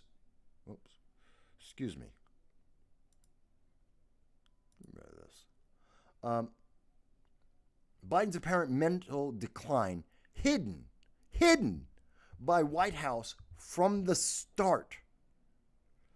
Bombshell report has revealed that the White House aides hid President Joe Biden's apparent mental decline from day one of the presidency. From day one. They knew this. Where was it? I had a section I was going to cover here. It has come to the fore. White House aides covered up Biden's apparent mental decline from day one, protecting the aging commander-in-chief from the public and even rearranging his schedule after scatterbrained performances. Biden has been hosting, He's been hosting the fewest press conferences in modern history. His aides spilled the beans now at the end of his time, that they have been hiding this from the public, that they have hidden this from everyone in the government, every level of government. But here's the part they're not answering. Who's been in charge? Now, this is from the Economic Times. Here's from the New York Post. White House aides hid Biden's apparent mental decline from day one of the presidency. In this, they say, and this is the New York Post, saying presidential staff formed a tight shell around Biden, 82, right after he took office amid the pandemic. SAT prep. Amid the pandemic, with staff immediately limiting his in-person interactions in January of 2021. Since the beginning of the Biden-Harris administration, unknown, unelected individuals have been running the United States government for at least 18 hours a day. Joe Biden is mentally incapable. We understand that he is mentally cognitive between 10 a.m. and 4 p.m. most days. Let's assume 5 days a week. Could be less. And the remaining 18 hours a day, we have no idea who has been making decisions. It appears from the reporting that it were government aides. The people surrounding Biden, his advisors, have been making the decisions for Joe Biden based on their bias, based on their political agenda, based on their political priorities. Let's take another look. This is an ex-CNN analyst who directly states that he did not push the issue, that he did not address the obvious and clear mental deficiencies of Joe Biden because CNN said, let it go. Because the White House said, it's not. That's just Republican talking points. It's not real. Joe Biden fell over on a flat stage. Oh, that's just Republican talking points. Obama has to guide Biden off the stage because he's lost. He's walking around the G20, the G7, these meetings of world leaders, and Biden is just walking off into the distance. Nobody knows where he's going. He's talking to dead people. He's making up words as he's speaking and losing track of what he's saying in the same sentence. Oh, but that's just Republican. You're just a Republican, Mike. You don't know. You're a Republican. And here's the truth. They lied to you. They lied to you every day for 4 years. Looked you dead in the eyes and lied. They didn't even bother to try and check on the truth. They had an idea because when Chris Silza says that he should have pushed harder, that means he knew. That means he knew something was wrong. He knew there was a problem. He knew there was an issue in the Biden-Harris administration, specifically with Joe Biden. He knew there was something that was off, something that was wrong. And rather than follow up and get the details, rather than find out what is actually happening, when he was told by the White House, when he was told by CNN, let it go, he did. Is that a journalist or is that a propagandist? And I say this about each and every one. This is the same problem for the Economic Times. They failed the public. They let this go. They knew. I'm saying this about the New York Post. They knew. I'm saying this about CNN. They knew. The mainstream news media knew this about Joe Biden, and they didn't care. They had an agenda. They had an agenda that was more important than telling you the truth. And I have to ask yet again, as I have been asking for years on this channel, who is in charge of America? Gee, no wonder we know that since day one, Joe Biden was incapable and should not have been president because he couldn't do the job from day one. Are you surprised that we had to run away from the Taliban, that we ran out of Afghanistan with our tail between our legs, and that Joe Biden lied to the American people on September 1st, 2021, saying that there were just 100 Americans that were left behind and that he would eventually get them? And we find out later it's 5,000 Americans that have been abandoned in Afghanistan, some of them still abandoned to this day. Are we surprised that in 2023, April 25th of 2023, the Biden administration abandoned 16,000 Americans in the Sudan? Are we surprised? Because it isn't Joe Biden who is in charge. I don't know who was. I don't know who to blame. I don't know who to hold accountable. But I can say that this is why the mainstream news media has lost its viewers. This is the reason why people are searching for somebody to tell them the truth, to say, here is the news and here is the truth. Here's the reality that we can discern from what the facts say. It's not just saying a Hispanic man is a suspect. It's about saying this is a problem. Someone is in charge and we don't know who it is. We don't know what their agenda is. We don't know what their politics are, but we know they're the ones who are in charge. We know they're the ones who are pushing to get a certain outcome, and it's not in your best interest. So, let's see. Anya says, he has the sixth sense. Yeah, Chris at CNN, they had a sixth sense. They just had a feeling something just was off. But he didn't have enough common sense to actually follow it up. He didn't have enough. He didn't believe in the American people enough. He didn't care enough about the American people to actually do his job. Joel says, it could be seen as elder abuse. It is elder abuse. Guaranteed. Joel, it is absolutely, this is elder abuse. Same thing they did to Dianne Feinstein. Same thing they did to Jimmy Carter. The Democrats and the far left don't care.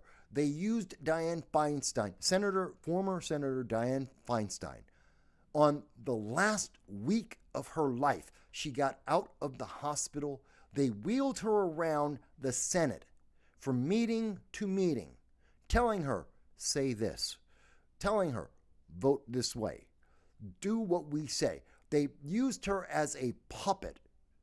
And in the last week of her life, where she could have and should have been with her family and her friends in her home, relaxing and having a peaceful death, they instead used her as a political tool until the moment she died. That is a fact. It's not an opinion. It's not a question. It's not a guess. That's what happened. We covered it at the time. Showed it to you live. Yes, they puppeteered her on her deathbed. They also did that to Jimmy Carter, 100 years old. Pulled out Jimmy Carter right before the election. Jimmy Carter wants you, he's voting for Kamala Harris. Jimmy Carter in a wheelchair who seemed incapable of understanding what was happening around him. He's just another puppet in a wheelchair. And I feel bad for Jimmy Carter. He wasn't the best president, but he was a good man. He tried to help people throughout his life. He wasn't capable as a president, but he was capable as a human being. And I respect that he was trying to help poor people throughout his entire life. And here he is at the end of his life, 100 years old, can't move on his own. And the Kamala Harris campaign wheeled him out in a wheelchair, using him as a political tool to get sympathy and to gain votes for her election, because she didn't give a damn about any of that. And here it is, CNN is telling you to your face, we knew there was a problem. We knew that something was wrong with this government, and we didn't care. Because the politics were more important to them. The political agenda was more important to them. They didn't care that because they let a mentally impaired man and his aides make decisions, that led to the Taliban taking over Afghanistan. That is a direct consequence. And because of that action, because the Taliban beat the hell out of the American military under the Biden administration, we saw that Russia said, this is the time. No one's going to stop us. And they went into the Ukraine. And because they went to Ukraine, China said, oh, this may be the time. We're going to threaten Taiwan. We're going to forcibly take over Taiwan. And then they started imposing and trying to push against the Philippines and South Korea and Japan, threatening all of Southeast Asia. And Iran said, it's our time. Let's go and attack Israel directly for the first time in the history of Israel. In the first time in the history of Iran under the Biden-Harris administration, now is the go time. Now Iran attacked Israel twice. Hamas and Hezbollah and the Houthis all got active at the same time, all of them attacking Israel now under the Biden-Harris administration, because Joe Biden is a zombie. He is a part-time zombie president, and the news media knew it, and they could have fixed this. There could have been the 25th Amendment, and that would have put Kamala Harris in. And for all the people on the left, I'm going to get to your comment. Well, I'm going to get to your comment in 1 second, Joel. There we go. But for all the people on the left, all of those people, the race baiters who are saying, oh, we have to have the first woman president. Oh, we've got to have the first female woman of color as president. All of those people were screaming. And all the people who thought that Kamala Harris was a great president for some unknown reason. All the people who thought that she was brilliant and could do the job. I don't understand why. You were denied. On day one, Joe Biden should have had the 25th Amendment used against him. In fact, he should have never been elected. We should have been told the truth about him and Hunter Biden and the laptop and all the rest, and his mental health. We should have been told that during the primary, the 2019 primaries. We should have been told the truth on the campaign trail. So we could have picked the best person for America. Not the best person to push the political ideology of the left, which was Joe Biden and Kamala Harris. No, instead, we should have had the best person. We didn't get that. And on day one, they could have fixed, at least a little bit, they could have fixed the problem and said, Joe Biden, his mental health deteriorated, it's broken down, we need someone better. We need to use the 25th Amendment. That's why it exists, for a president who is mentally incapable of doing the job, to remove him, and you would have had your first black, Hispanic, what is she? She's whatever Kamala Harris is. What is she? Eastern Asian, she's Indian, she's black, she's everything. Whatever she is, Kamala Harris would have been in charge. She would have been the president. Would we have gotten a better outcome with Afghanistan or the Ukraine or Iran or with China? Probably not. Probably worse. But at least we know who's in charge. We knew who would be accountable. We could at least have someone we could speak to and say, you know what, do a better job. Don't do this partisan crap. We had someone to address and to deal with. Instead, we got Joe Biden, and God only knows, who are we, when we're talking to Joe Biden, who are you really talking to? Who's really in charge? And the mainstream media won't tell you. They'll tell you they didn't ask. They'll tell you they didn't bother to find out. They didn't do their job because they wanted to protect Democrats. And every Democrat out there who supports vote blue no matter who, this is your fault. This is why they did it. To appeal to you. To all the people. I'm sorry to say that. I'm not sorry to say it. I'm sorry they have to understand this. That this was all to appeal to the vote blue no matter who crowd and the progressive far left. This is why they did it. To keep you guys voting en masse. You've got to vote.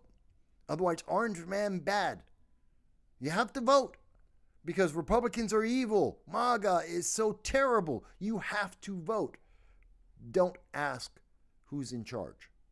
Don't ask who has a plan or what the plan is. Don't ask. Don't speak. Don't think about that.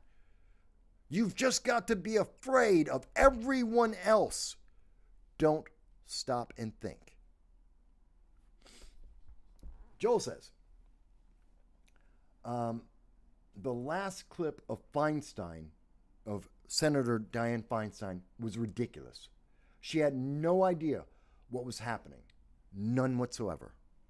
Absolute elder abuse for a political gain. Absolutely deplorable. It was criminal what was done to both Dianne Feinstein and Jimmy Carter, and honestly to Joe Biden as well. This is criminal. It is evil. And it's for political gain. At your expense, you, the American people, you, the people of the globe, wherever you're watching this right now, if you can see this video, and I know we have audiences in about 102 countries around the world, and if you're watching this, it affected you too. This was a crime against everyone. Because it's not just American politics. It's not like whatever Milei is doing down in Argentina, that's not really affecting the world. No one cares. Whoever's in charge of Angola, no one cares. No one cares. I apologize. Well, I don't apologize. I'm sorry for the people in Angola and Central Africa. They may be like, well, this is important news. To you, the rest of the world doesn't care. That's just a reality. That's just the truth. Everyone, every country is affected by what happens with the American president, what the American president is doing, the policies of the United States, because we are the biggest economy, because we are the most effective, most powerful military, because we are the most free people. All of that at the same time. Yes, that is why it's important. And you were lied to. And they want to keep lying to you. These are the same people, CNN, the same people who did this cover-up. And I want you to think about this, folks. Share this. Clip this part and send it out to the rest of your friends. The very same people in the news media that didn't give a damn about you, that were willing to lie to you about Joe Biden for 4 years, who were absolutely aware that for 4 years, Joe Biden was incapable of doing his job. The same people who covered this up or didn't bother to go into the details, all of the news media, the mainstream news media, they are all responsible for this. And those people are telling you today that that Donald Trump is a problem, that Elon Musk is evil, that MAGA is evil, that their policies are going to destroy America and lead us to World War III. Why in the hell would you believe those people? Why would you believe the mainstream news media on almost anything? The very same people who are busy hiding the truth from you are exactly the same people who won't even tell you the news to protect yourself. They won't even tell you that a Hispanic man is Hispanic. And these are the people you trust. These are the people that you believe without doubt. And the mainstream and the social media gods, they all say, oh, but Mike, no soundbites allowed. You are a bad guy. You just don't get it. You're a racist. Wait a minute. I told people that the Hispanic suspect is a Hispanic so he could be identified. I told people that Joe Biden is mentally deficient and doesn't need to be in. He's a problem. It's a problem. We don't know who's running this government. I asked the question, who's running the government and what is their agenda? I did that. How am I the problem? Why am I the bad guy? But Mike, it's because you're a Republican. You're conservative. You're black. And how is that a problem? I'm talking about the truth. I'm asking serious questions, serious political questions with serious political consequences, serious life consequences for the globe. And I'm the bad guy? That's why my channel is suppressed. This is why they won't let us get to 2,000 subscribers. This is why I absolutely believe that this channel can get 50,000 subscribers. Absolutely. I'm not looking to be I'm not the most important person in the internet. I'm not the smartest person on the internet. I'm not trying to be. But I am good at what I do. And because I'm good and because I asked the questions for 4 years, showing you the proof I'm the bad guy. You are the bad guy because you're asking the questions, because you're thinking about what I said, because you considered it. You are the bad guy. I'm the bad guy. And we're the ones who are being punished as they destroy our nation and the stability of the world. It's incredible. Now, if there's anyone on the left that disagrees with me, if there is any politician, local, state, federal, who disagrees with me and says, Mike, you just don't understand, I'll have you on. I will give you as much time as you need. I have done podcasts and live streams for 12 hours in a row. I will give any elected politician as much time as they need to explain how I am wrong. I will. The only catch is that you have to answer the questions. I will ask you questions and you must answer the question. You want to prove me wrong. You think, oh, Mike, you just don't understand. Fantastic. We can talk about this for 12 hours in a row. I can talk by myself. I can cover the news for 12 hours in a row myself, nonstop. So I will give any politician that same respect. You want to speak for 12 hours in a row? Fantastic. You can do that if you answer the question. Who's in charge of the government? Who? It's not Joe Biden. He's only got 6 hours out of the day. Who's running the government for 18 hours a day? What is their political agenda? What is their agenda at all? That's the question you have to answer. You can't say, Mike, you just don't understand, you're a Republican. That's not an answer. Don't try that crap with me. Oh, Mike, you're racist. Don't try that with me. That's not an answer. Don't dodge. You're not going to be able to dodge with me. You're not going to be able to play the games. I know all the games. I've been in politics for over 2 decades. I know all the games. I know all the word games. I know all the dodges. You're not going to get that. You have to answer the question. Who's in charge? How long have they been in charge? Why didn't anyone tell the American people who's in charge? It's real simple. I guarantee you, not one elected Democrat, not one elected official in the government will answer this question. They will not come onto this program and answer this because they know if they admit it, they will never be elected again because they played politics and propaganda instead of doing their job. Democrats will not answer this because it's about propaganda and not about doing the most efficient, effective job for the public. Joel says, Grace, YouTube's letting you actually make a comment. Thank God. Grace says, unelected officials are running the government. Well, yes, a lot of them. And that's a problem. And I emphasize, again, we called this. We have been telling you this for years. Not because I'm a conservative Republican and Joe Biden is some sort of Democrat. Not because Kamala Harris is a woman. Not because she's a progressive. Not because of anything, the color of her skin. No, it's because I'm being honest. I'm telling you the truth. Because I'm trying to get the most effective, efficient government as possible so that we can have the best outcome for the United States and therefore the world. Because the world follows America, whether they like it or not. Whether they want to admit it or not. The world follows where we lead.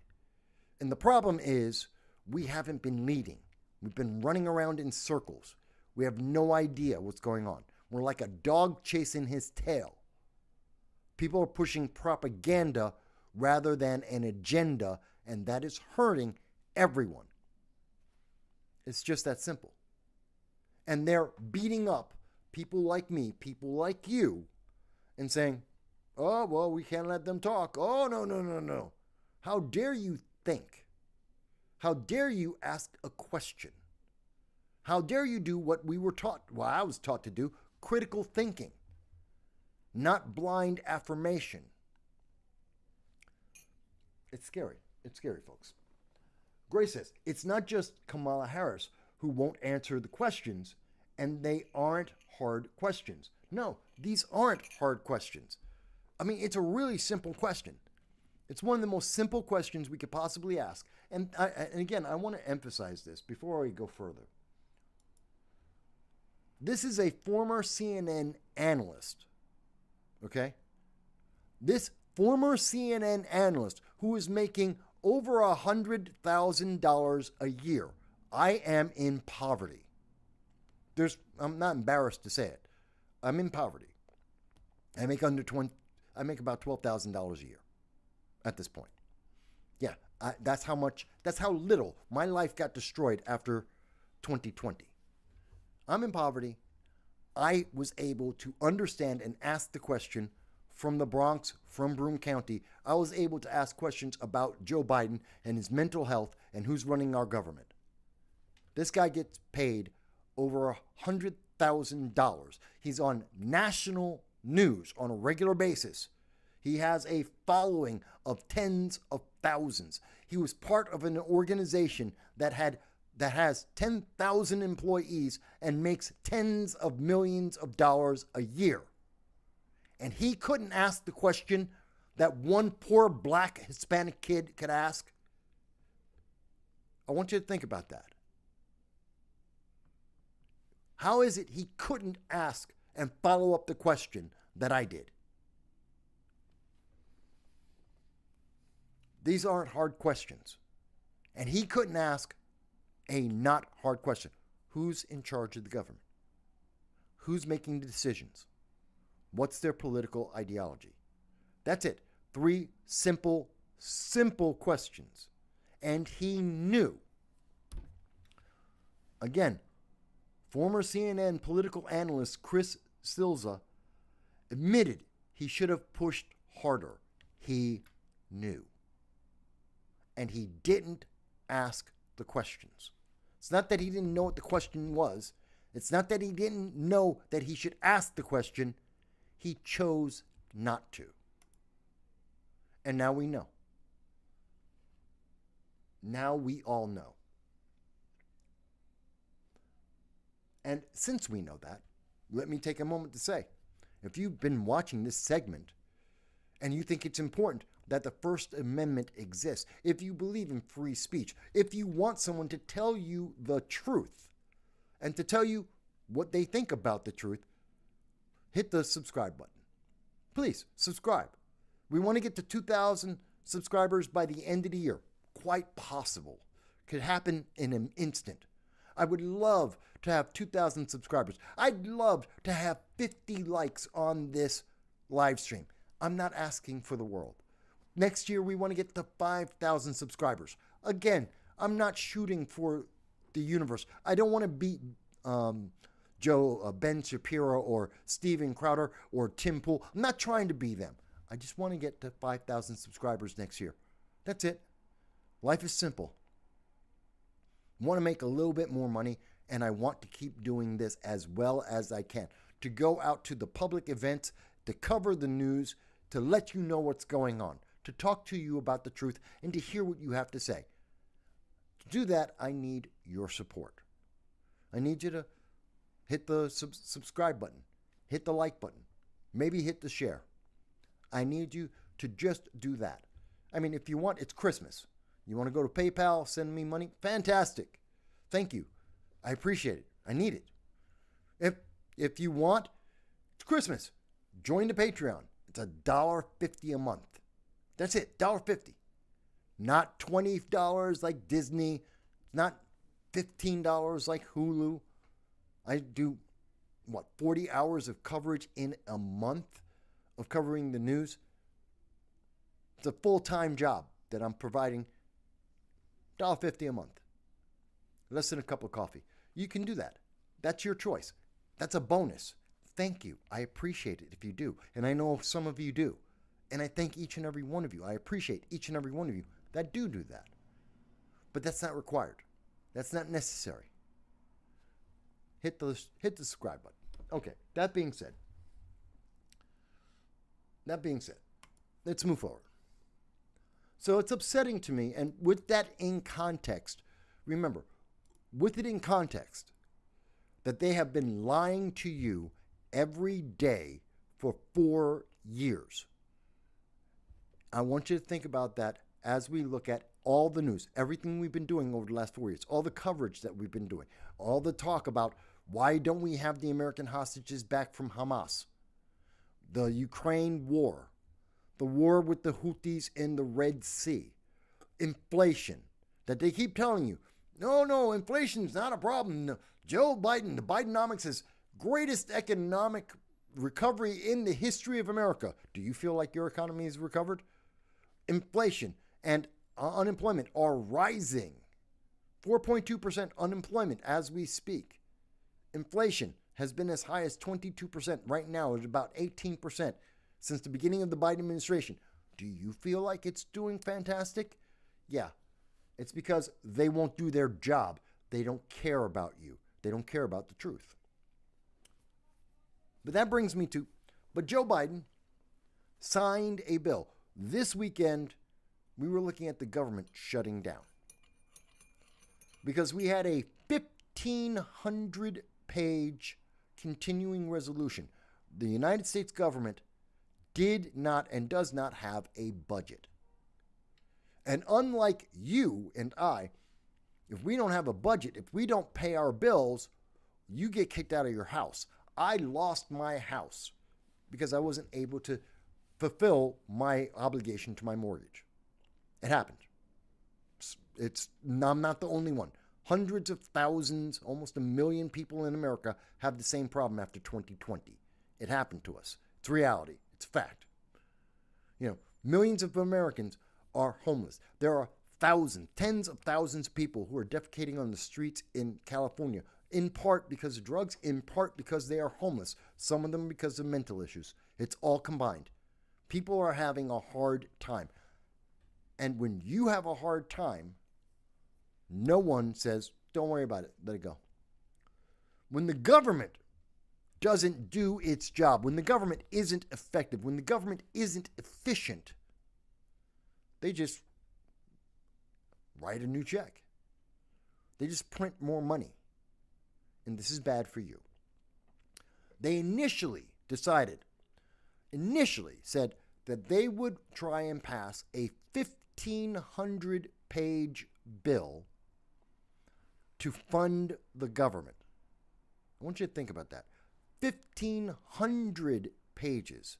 They said it's absolutely necessary to keep the government going for 3 months, maybe 6. They needed 1,500 pages of rules, of laws, of bills. 1,500. Nobody was reading it. Nobody has an idea of what's on all 1,500 pages. Nobody. Anyone says, I know exactly what they were going to do. No, you don't. You're a liar. Because if you started reading on Friday, Thursday, Friday, if you were reading the bill on Thursday and Friday, you didn't finish reading 1,500 pages of bills, of proposals today on Sunday. That's 4 days later. You wouldn't have had enough time. You would not understand everything they're talking about. That's just reality. They lied to you. And so, but Donald Trump, Elon Musk, and mind you, why is Elon Musk involved?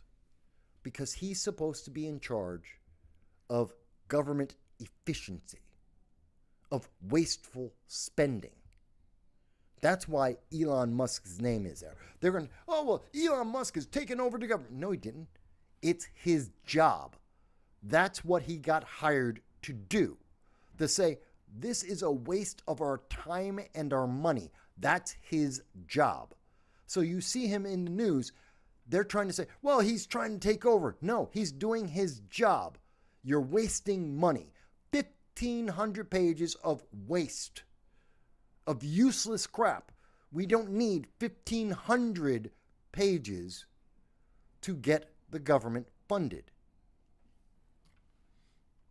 In fact, what did happen is that the government was funded, and it took a 100-page document, We had a 150-page document to fund the government. Still ridiculously more than it should be, but nowhere near 1/10 the length. That's 1/10 the amount of waste. That should tell you something. That if they say we absolutely have to have 1,500 pages to fund the government, and they fund the government with less than 200 pages of bills, then they lied to you. That's the thing we should take away from this. What Joe Biden signed is less than 200 pages. That's 1/10 of what was being suggested at first. They lied to you. The members of Congress that voted for this, the news media that said this was a great idea, the politicos that said 1,500 pages, this is what we need. You can't run the country without it. We're running the country with 1/10 of that. They lied to you again. And they lied to you about things that are really big, like Hakeem Jeffries. Hakeem Jeffries said, and you can see, this is from CNN. CNN has him. Jeffries says, Republicans would rather enact massive tax cuts for their billionaire donors than fund cancer research for children. This is what they're saying to you. Oh my God, those evil Republicans, remember? Fear.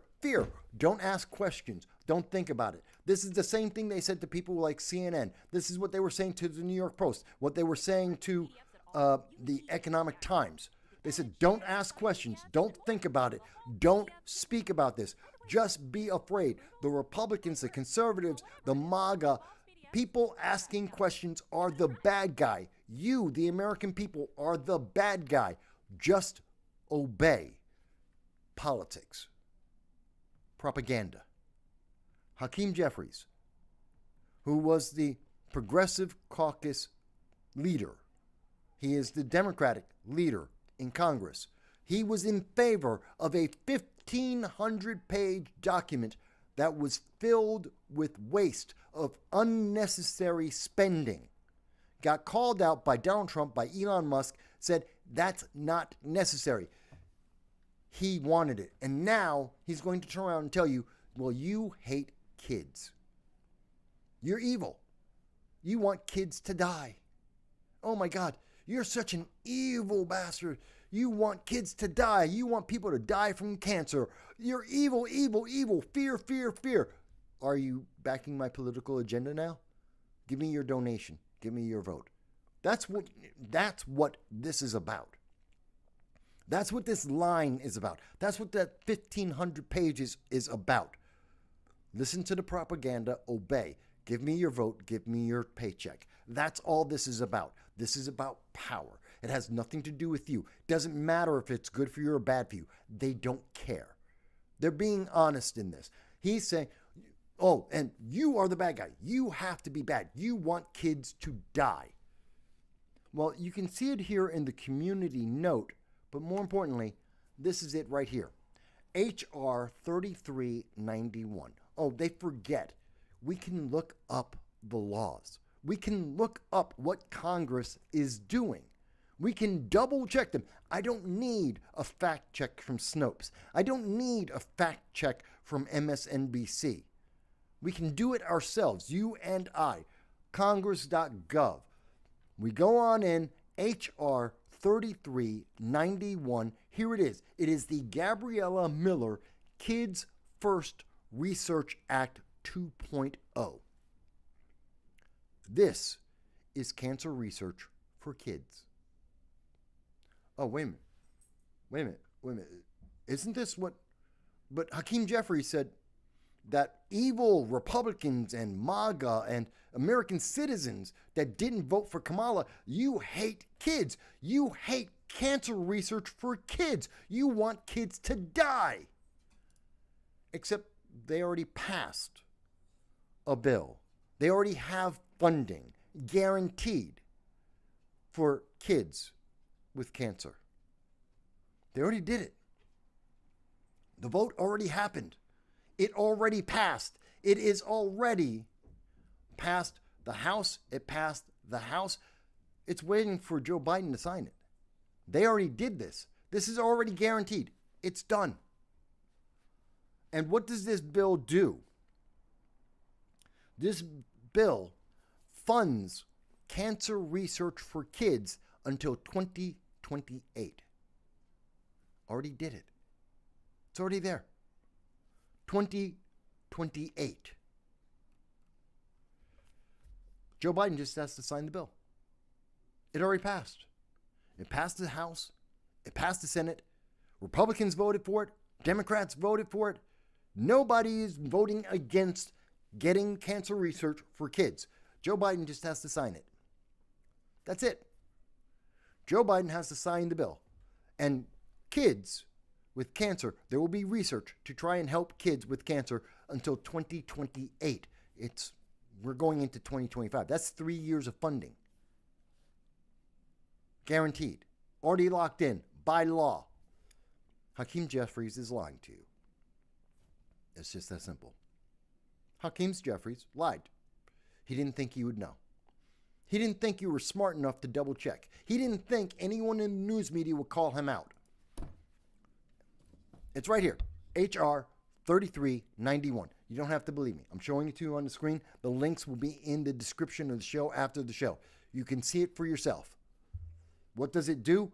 Fund cancer research for kids. Exactly what Hakeem Jeffries said we won't do. Republicans voted for it. Democrats voted for it. He just lied to you. He lied on CNN because he knows CNN will cover it up. CNN is going to push the propaganda and the agenda because they believe in the political ideology. CNN, the very same people who, as we showed you, told their employees, don't ask questions. Joe Biden's in charge. But he's not in charge. Doesn't matter. But Joe Biden is Joe Biden mentally there? Don't ask questions. Okay. Here's a raise. Here's your paycheck. You make a 6-figure paycheck. Shut up. Do what we say. Say what you want you to say. Hakeem Jeffries, oh, you're calling Republicans. You're calling MAGA. You're calling Americans child killers. Okay, that's fine. Why? Politics.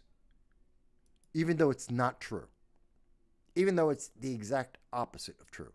They're lying to you again. They're lying to your face again. Again and again and again. But I'm the bad guy, folks. I'm the bad guy. Because I just told you the truth. I just showed you the truth. I just explained the truth. And I'm the bad guy. I'm the channel they're going to suppress. I'm the person that they're going to say, well, Mike, you're just racist against Hakeem Jeffries. Why? What's race got to do with anything I just said? Oh, Mike, well, you're just an evil MAGA. You just want to make America great again. That's evil. I don't know how you get there. I don't understand that logic. Do you understand the English language? That doesn't make sense. But Mike, you're an evil Republican conservative who's telling you the truth, who, again, agreed with the other Republicans in the House and the Senate who voted to fund cancer research for children. We're no more evil than the Democrats because we all voted for it. We all supported it. No one has a question with that. And the funding is there.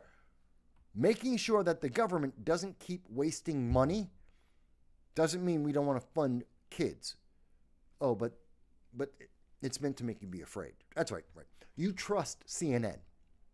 You trust the New York Times. You trust them to tell you the truth, even though they lied to your face over and over again. They lied about Russia collusion. Rachel Maddow lied to your face for 3 years. Said Russia collusion. Total lie. She knew it. Didn't care. CNN lies to you every day. 4 years. Joe Biden, he's a mental giant. He's sharp as a tack. Lied to your face every day. You believe him. You listen to all of these news agencies. They lied to your face on a regular basis every day, day after day. Oh, excuse me. California, Governor Newsom tells you, oh no, the H5N1 virus, it is It's avian bird flu. This is a danger. Statewide emergency. It's been around for 2 years. It's been in California for over a year. Over a year, the bird flu has been in California. Hasn't been a problem. No one cares. Not an issue. Oh my God, it's a state of emergency, and I need to take away your rights. But I'm the bad guy for mentioning that I've been covering for 2 years. It's been in California for over a year. You don't need to lose your rights and give them to Gavin Newsom in an emergency, because it's not an emergency. He doesn't deserve to take your rights away, because that's what emergency power does. It takes away your rights. I'm the bad guy. Oh my God, how can you stop that? You just want people to die. But people aren't dying. That's not what the legislation says. That's not what you're going to do. Gavin Newsom getting emergency powers will not save people's lives because they're not in danger in the first place. Oh, restricting the spending of Congress isn't going to cause kids with cancer to die because the research isn't being stopped. Oh, but I'm the bad guy. You're the bad guy. Because you're daring to say, but what else is going on? What are you doing? Why do you keep lying to the American people? Let me go to some comments. I know there's a few. Joel says, they know they have been lying, but they believe they are doing the righteous thing. I disagree. Lying makes them liars. I disagree with this, Joel. They aren't doing the righteous thing. They don't believe they are being righteous. They're not trying to be righteous. They're trying to be political. They don't care. And I say that because, again, I will go back to, and I've referred to this a couple times, CNN's reporter knew there was a problem. He wasn't being righteous in saying, I'll let it go. He was getting a paycheck. He was protecting his job. He was protecting his politics. He let it go, not because he's righteous and thinks, well, Joe Biden's...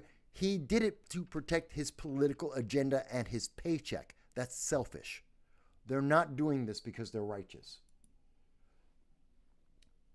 Grace says, the Democrats, the party who says they want abortions on demand through the trimester, and they want to tell you that everyone else is trying to kill kids. Yeah, that's true. Because the Democratic Party, progressives, do believe in late-term abortion, like here in New York. In New York State, they have guaranteed, the progressives and the Democrats have guaranteed that there is abortion till the moment of birth. According to former Governor Northam of Virginia, what did he say? Even he was willing to do abortions after the moment of birth. Think about that. That's called murder. That's a child. He was willing to murder it. That's Governor Northam, former Governor Northam. That's a fact. It's not a question. It's not an if. He said it. It's been quoted. It's been confirmed. He did say that he was willing to abort a child after that child being born. In New York State and in several states across this country, bluer than blue progressive states have guaranteed that you can have an abortion up to the moment of birth. Child's being born, perfectly fine, viable baby, and they are willing to kill it. But somehow, when Republicans have voted to guarantee cancer research for children, it's already been voted on. They already did it. Now they want to see kids dead. And they want you to believe they're telling you the truth when they have lied to your face. Okay. Grace goes on to say, does Hakeem Jeffries care about kids being trafficked as they enter the United States? No, he does not. Hakeem Jeffries is a progressive. He's the former, I believe he's still the current president of the Progressive Caucus in Congress. He is a member of the Democratic Socialists of America, or at least he was until they got in trouble a year ago. He believes in open borders.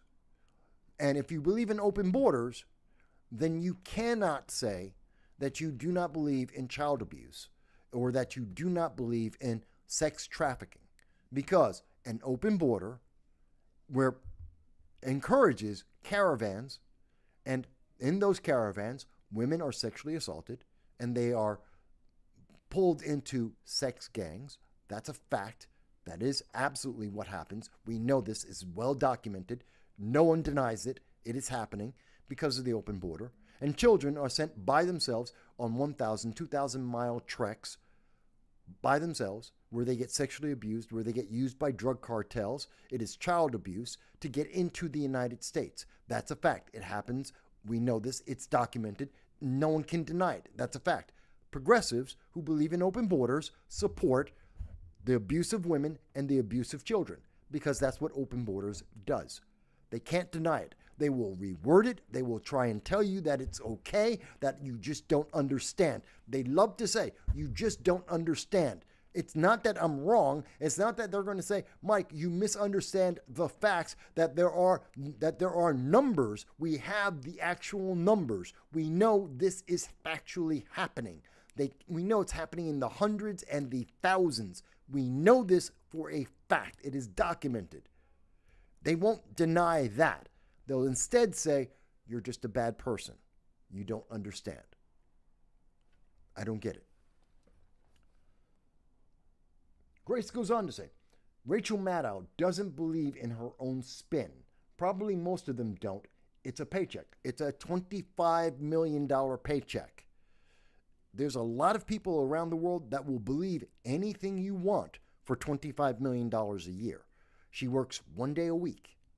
Rachel Maddow doesn't work every day anymore. And that, good for her.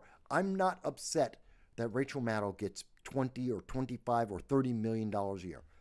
I think that's fantastic. She got a great contract. Good for her that all her life's work led up to that. Good for her team in negotiating the best contract possible for her. But I think it's the problem I have with Rachel Maddow is she's willing to lie to the American people. She's willing to push political agendas and propaganda. That's my problem with Rachel Maddow. She knew the Russia was a hoax. She knew it was a political partisan setup. She knew it was propaganda, and she was pushing it every day because she was getting paid $30 million. She knew it. She knew it. I knew it. The people who were doing the investigations, it was obvious. We had the details. She knew she was lying. Didn't care. That's my problem with Rachel Maddow. Not because she's a woman, not because she gets paid a lot of money, not because she's white or Hispanic or whatever the hell race she is. I don't care what her sexual orientation is. It means nothing to me. It doesn't involve me, so I don't give a damn. What I care about is that she lied to the American people because she's getting $25, $30 million a year. That's a problem. Let's see. Grace goes on to say, Democrats are entirely about power. I'll say that there's a lot of Republicans, establishment, are about power. Democrats are about progressive power. They want you to move constantly left. The progressives, the Democrats, are constantly moving to the left to get more socialism. And there are Republicans who are establishment that just want power for themselves. I blame both. It is both of them together that have ruined and are ruining America. I blame both. I hold both accountable. Democrats more so because they have more power. They control the entertainment. They control the news. Occasionally they control the government, but they control everything that helps the government operate. So that's why I focus on them so much. But yes, establishment and Republicans are just as much of a problem, and I call them out too. Anya, hey Anya, she says, the baby will be kept comfortable and a conversation will ensue. For those who don't know, Anya is quoting Governor Northam. These were his words in reference to a post-birth baby. And he said, the baby will be kept comfortable and a conversation will ensue about whether or not that born baby will be aborted, otherwise known as murder. Once the child is born, there is no legal question about it. no matter where you stand on abortion, if a child is born, no matter how that child is born, cesarean or regular childbirth, doesn't matter. Once the child is born, they have legal rights, absolutely. Many states will say they have rights as a unborn child, depends on your state. Every state guarantees, and the Constitution guarantees, you're born, you take a single breath, you are an American citizen, and you instantly have rights and must be protected. And Governor Northam was saying he would ignore those. That based on a conversation after the birth of that American citizen, he is willing to kill them. That's evil. That's evil in my opinion. Thank you, Anya. That is the exact quote. Exact quote. You can look it up yourselves, folks. Don't believe me, look it up. Joel says, very late-term abortion makes about as much sense as abortion up to pre-K. There is no difference. They're the same thing. They're the same thing, Joel. There is no difference. If you can abort, quote unquote, according to Governor Northam, abort a child after birth, whether it's 1 minute or 10 years, there's no difference. Because again, once that child is born, they are alive, they take a breath, they are an American citizen with all the rights conveyed to them and the obligation by the Constitution that as the most innocent and vulnerable of American citizens, they must be protected above and beyond any other American citizen. We must take care of the children first and foremost with the most strenuous use of law and application of politics and power. Children must be protected. All American children must be protected. That is what the Constitution states. That's what the laws have all been built around.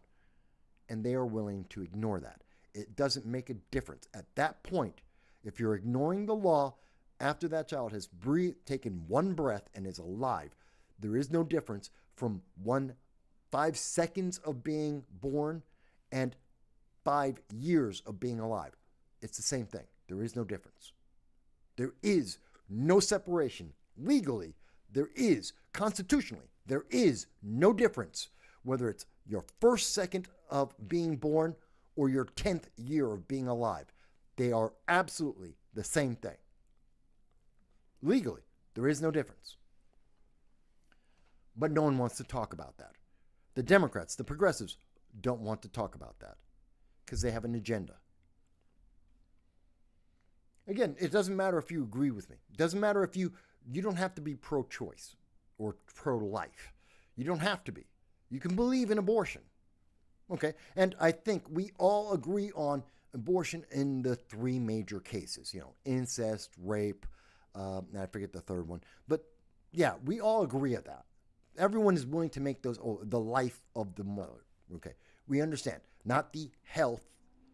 So if she has a headache, that doesn't mean she can get an abortion. No. Because that's what that means. That's what New York uses. The health, which is based on a feeling. You have a headache? Oh, you can get an abortion. No. Sorry. No. But the life of the mother, okay, we all accept those exceptions. Beyond that, whether you agree or disagree, what we're talking about right now, what I'm talking about in this conversation, is irrefutable. It's in the Constitution. It is in our laws. It is a fact. Every judge, every lawyer will stand by this. 1 second, there's no difference between 1 second and 10 years after you are born. None. The law is explicit about that. And some Democrats, some progressives say, nope, that's just someone you can kill. And if they can kill someone after being born for 1 second or being alive for 10 years, then they can kill anyone. At that point, it's just a matter of semantics. It's just a matter of reasoning. It's just you just need a reason, a rule. You could retroactively have an abortion of someone who's 25. There's no difference. That's the evil of this.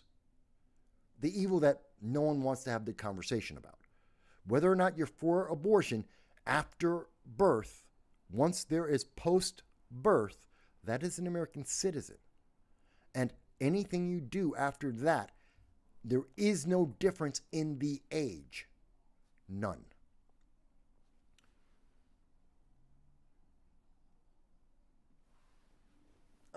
Let me see. Grace goes on to say, U.S. citizens have the right to life, liberty, and the pursuit of happiness, including infants. Well, especially infants. They have a special category. They are, especially because they are innocent, because they are vulnerable, the most innocent, they have the most protections by law, obligated. Grace goes on to say, if they would kill a baby, then they would kill you or me. Yes. Yes. Same thing, same problem that I have about the guy on the subway. If, again, this alleged murderer, if this person is willing to kill someone in their sleep with fire, burning them alive, they're willing to kill anyone. They're willing to do harm to anyone. Therefore, we need to find that person, which means the more explicit we can be in describing this person so that they can be brought into the police and there can be an investigation. And if they are innocent, they can be exonerated. And if they are guilty, they can be held accountable to the law. Because burning someone alive, anyone who is capable of burning someone alive while they were asleep, and in particular a female at that, that is an evil, evil demon. And whoever did that is a clear and present danger to the entire public. I don't care if they're a legal alien or they're an American citizen. Doesn't make a difference. That's not the part that matters. It doesn't matter if they're black or Asian or white or Hispanic. Doesn't matter. That's not the factor. Doesn't even matter what their sex is. It could be male, female. You can go by they, them, toaster. I don't care. The problem is if you're willing, if that individual, that human being is capable of killing someone in their sleep with fire, they are a present and clear danger to everyone. Period. And therefore, having the most clear and exacting description gives the most potential safety to everyone. But the press doesn't care. They'd rather play propaganda games and they won't tell you, oh yeah, he's Hispanic. They don't care. They don't care about you. Same thing like what you're saying, Grace. If they don't care about the baby, they don't care about human beings. It's just true. They'll kill the baby, they'll kill you. Governor Northam would kill anyone. That's just what his words mean. And again, when I was talking earlier, and moving forward a little bit, when I was talking about, again, it went from 1,500 pages that you are guaranteed has to be. They had to have 1,500 pages. They passed 100. This is according to Fortune. It's not me. You don't have to believe me. Oh, Mike, even though you've been very accurate, even though you do the homework, I don't trust you. I don't believe. Fortune is telling you that it was unnecessary.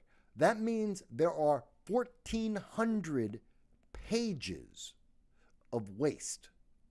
That's money you didn't need. And I understand Hakeem Jeffries wants to lie to you and make you say, well, it's because you don't want to fund kids and you want to kill kids with cancer. Liar. Liar.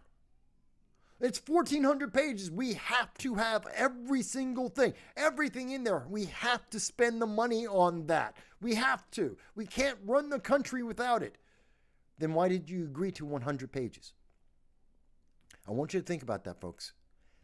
Then if the reasoning was we had to have 1,500 pages of spending, of taking your money out of your pocket and spend it, and then print more money and spend that too, if that's what's required to keep the government going, why did they agree to 100 pages for the next 3 months? Why did they do that? Because they lied to you. And the news media was willing to let them get away with it. No one in the news media said, you don't need 1,400 pages. That is 1,400 pages of waste and useless bills. We don't need that. That is just political pandering. That is propaganda. That is hurting poor people. That's 1,400 bills that would have increased the amount of spending in this government exponentially. That would have made poor people way, way more poor than they have to be. Every time we spend another $1 trillion, every time we spend another $1 billion, every time we print more money, poor people become more poor. I don't care if you're a Democrat, Republican, doesn't matter. Every time we print more money than we have, everyone in America becomes more poor. That is a financial fact. It's not a question. It's not an if, not an and, not a but. It's a fact. So if we print fewer dollars, you become less poor than you were going to be. They were going to make you more. 1,500 pages, billions, if not trillions of dollars, more poor than you need to be. And they were going to do it for politics. This is what government thinks of you. This is what the establishment and the progressive Democrats think of you.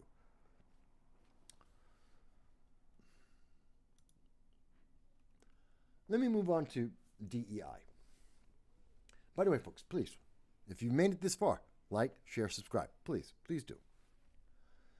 Donald Trump's DEI assessment. So I find this really funny because this, which is coming from The Economist, it's been released.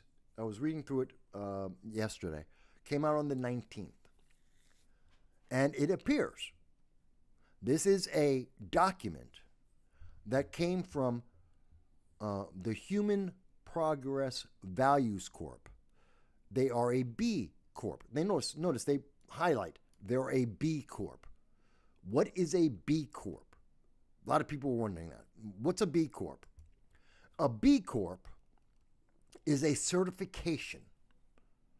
They're woke.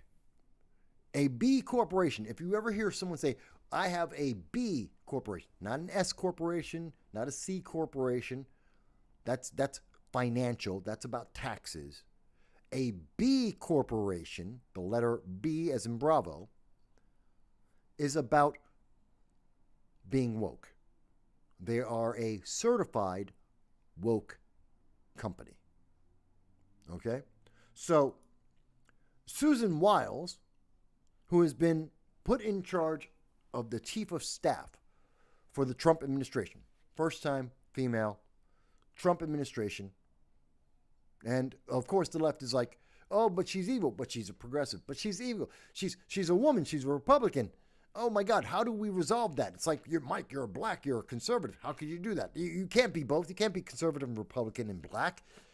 Susie Wiles, she can't be Republican and work for Trump and be a woman all at the same time. Can't be, right?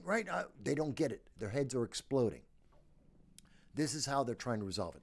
So the Human Progress Values, a woke company, sent an email to the Trump administration to try and convince them of how important DEI is. They want to keep DEI. Obviously, Donald Trump is going to get rid of DEI. He's going to eliminate all of the executive orders from Joe Biden that decided that DEI, that someone's color of skin, that their gender and their gender preference is more important than their capability. That's what DEI does and did. And that's what the Biden-Harris administration pushed forward. Again, whether it was Joe Biden, who was mentally deficient day one, or someone else, we don't know. But somebody in the Biden-Harris administration decided that it's more important, your color of skin, your gender, and your sexual preference, that's far more important than your ability to do your job.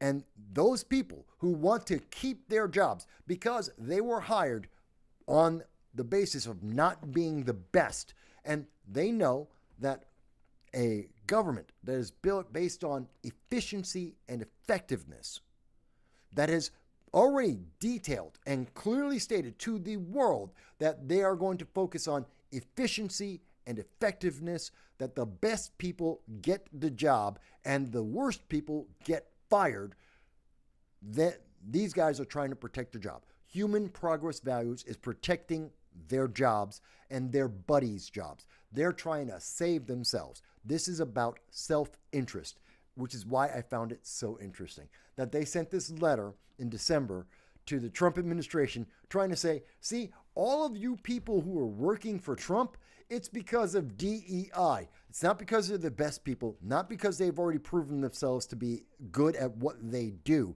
not because they're effective. Nope, it's because of DEI. Therefore, you should keep DEI in the Trump administration. This is an act of desperation.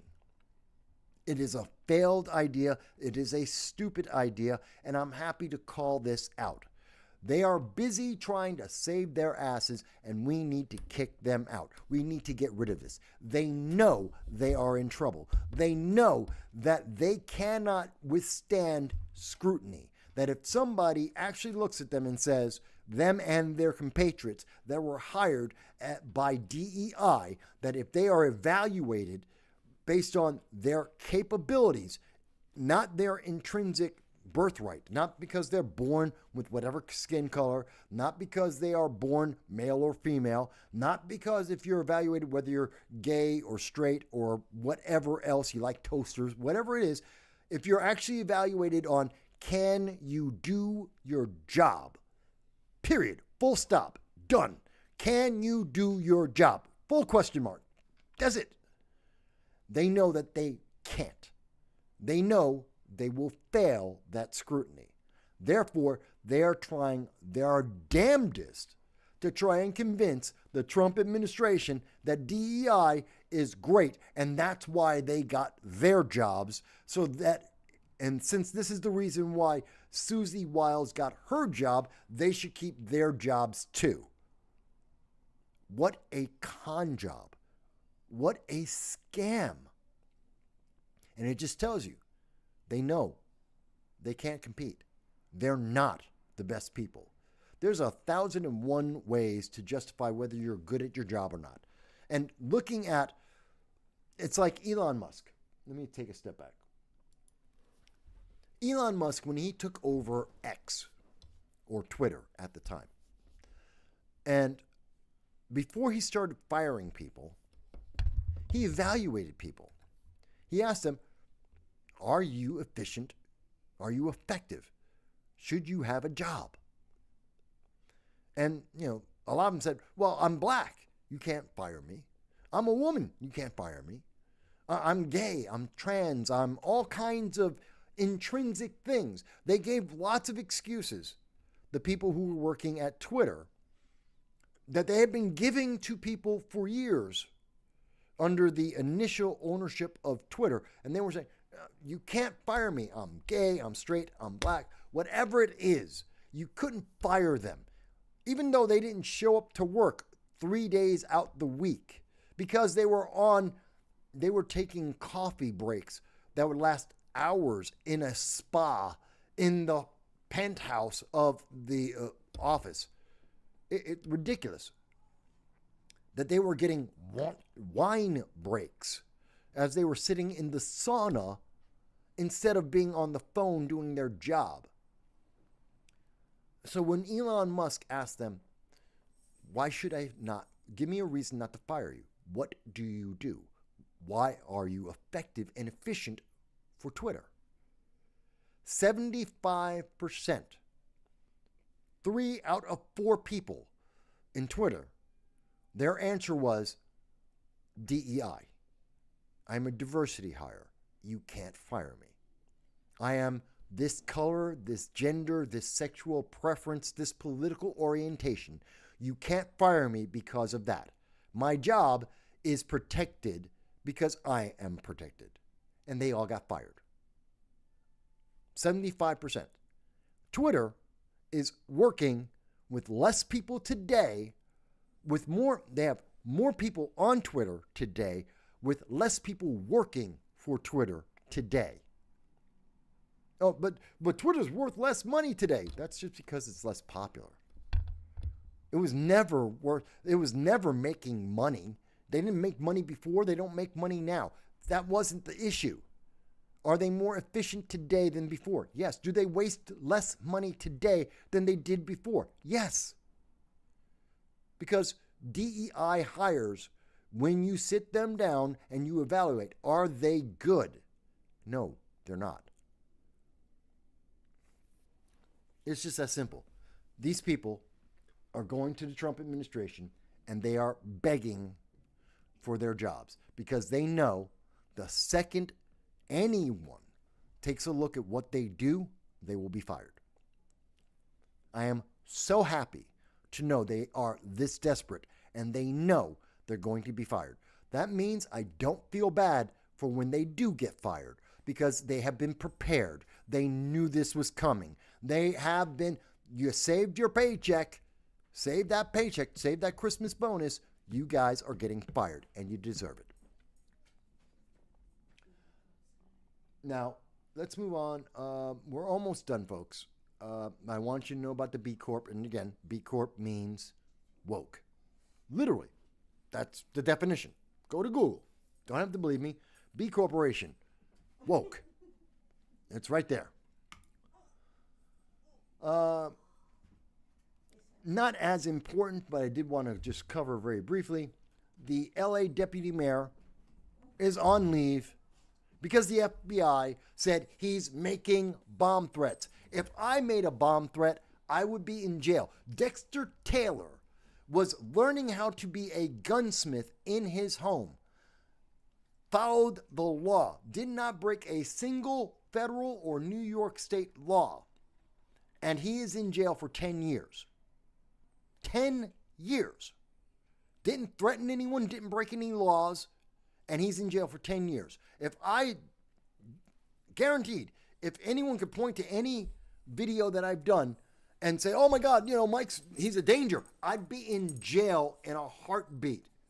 The LA deputy mayor is allegedly making bomb threats. He gets to keep his job and he's not in jail. The FBI thought it was so serious, so real, they actually went and raided his home. He's not in jail for life. I would be in jail for life. You would be in jail for life. He's not. I don't understand this. I don't understand this. This just doesn't make any sense. Someone explain this to me. He's been placed on leave. That's not fired. He's not in jail. But he's such a threat, the FBI had to go to his house and raid it. This is significant. I don't get it. I don't get it. Yet Dexter Taylor is in jail for 10 years. Moving forward. The Madison shooter. There's a problem here, folks. And the problem is bigger than this one young girl who was out of her mind and thought that the only answer to her life was to kill innocent people. That's the problem with mass shooters. That's whether they're school shooters or anyone else. The only answer in their lives, they believe, is to kill others. That is a deranged, dangerous person, and they are not stopped by laws. Laws don't stop them. There is not a single law in the entire country that would allow a 15-year-old to have a handgun. It's illegal across America. Nowhere can a 15-year-old have a handgun or any other firearm. Well, almost any other firearm, but no handguns. That's not legal, and it wasn't legal in Madison. She broke the law. She knew she was breaking the law. She killed people. That's breaking the law. She knew she was breaking the law. Gun control doesn't protect you. The criminals know they're breaking the law. They don't care. The mentally unstable, the deranged, don't care that they're breaking the laws. They know what the laws are. They know the gun control. They break the law anyway. That's why they're criminals. That's why they're deranged. That's why they are a threat. So all the people who are like, oh, we need more gun control. Not going to protect you. Will not save your life. Not for a second. And the problem I have, So not only do we have the problem that this kid went out and tried to kill their classmates and teachers in a school,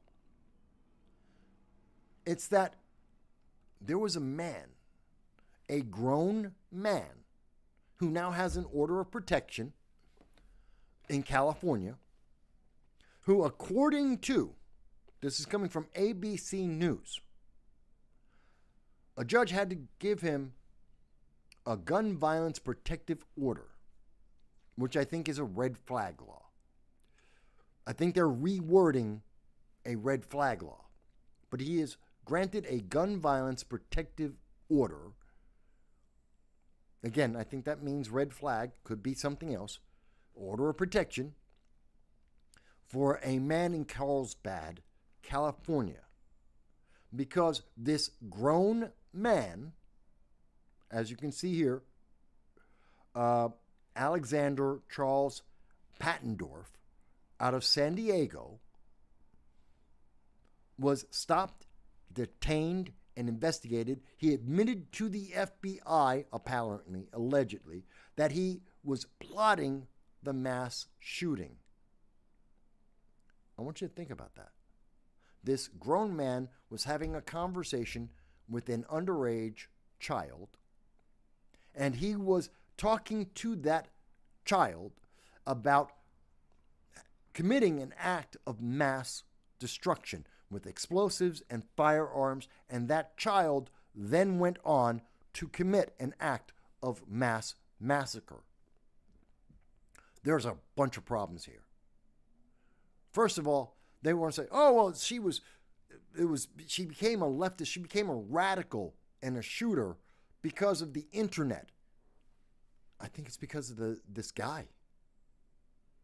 I'm more concerned about this guy than I am the internet. The internet has problems. Kids being on the internet all on their own without any supervision is a problem. I guarantee. And yes, the internet can radicalize anyone. Sure it can. Anything can. If people walking down the street, someone can recruit you and radicalize you in person, on the internet, anywhere. That can be done. But what we're looking at here is, why is a grown man talking to a underage child? Isn't that a crime in and of itself? That this grown man is reaching out to this child and recruiting this child to commit crime. That, I think, is a problem. This is, whether you want to call it pedophilia or something else, I got a problem. I think this is a crime. I think this qualifies under several crimes, especially since it's interstate.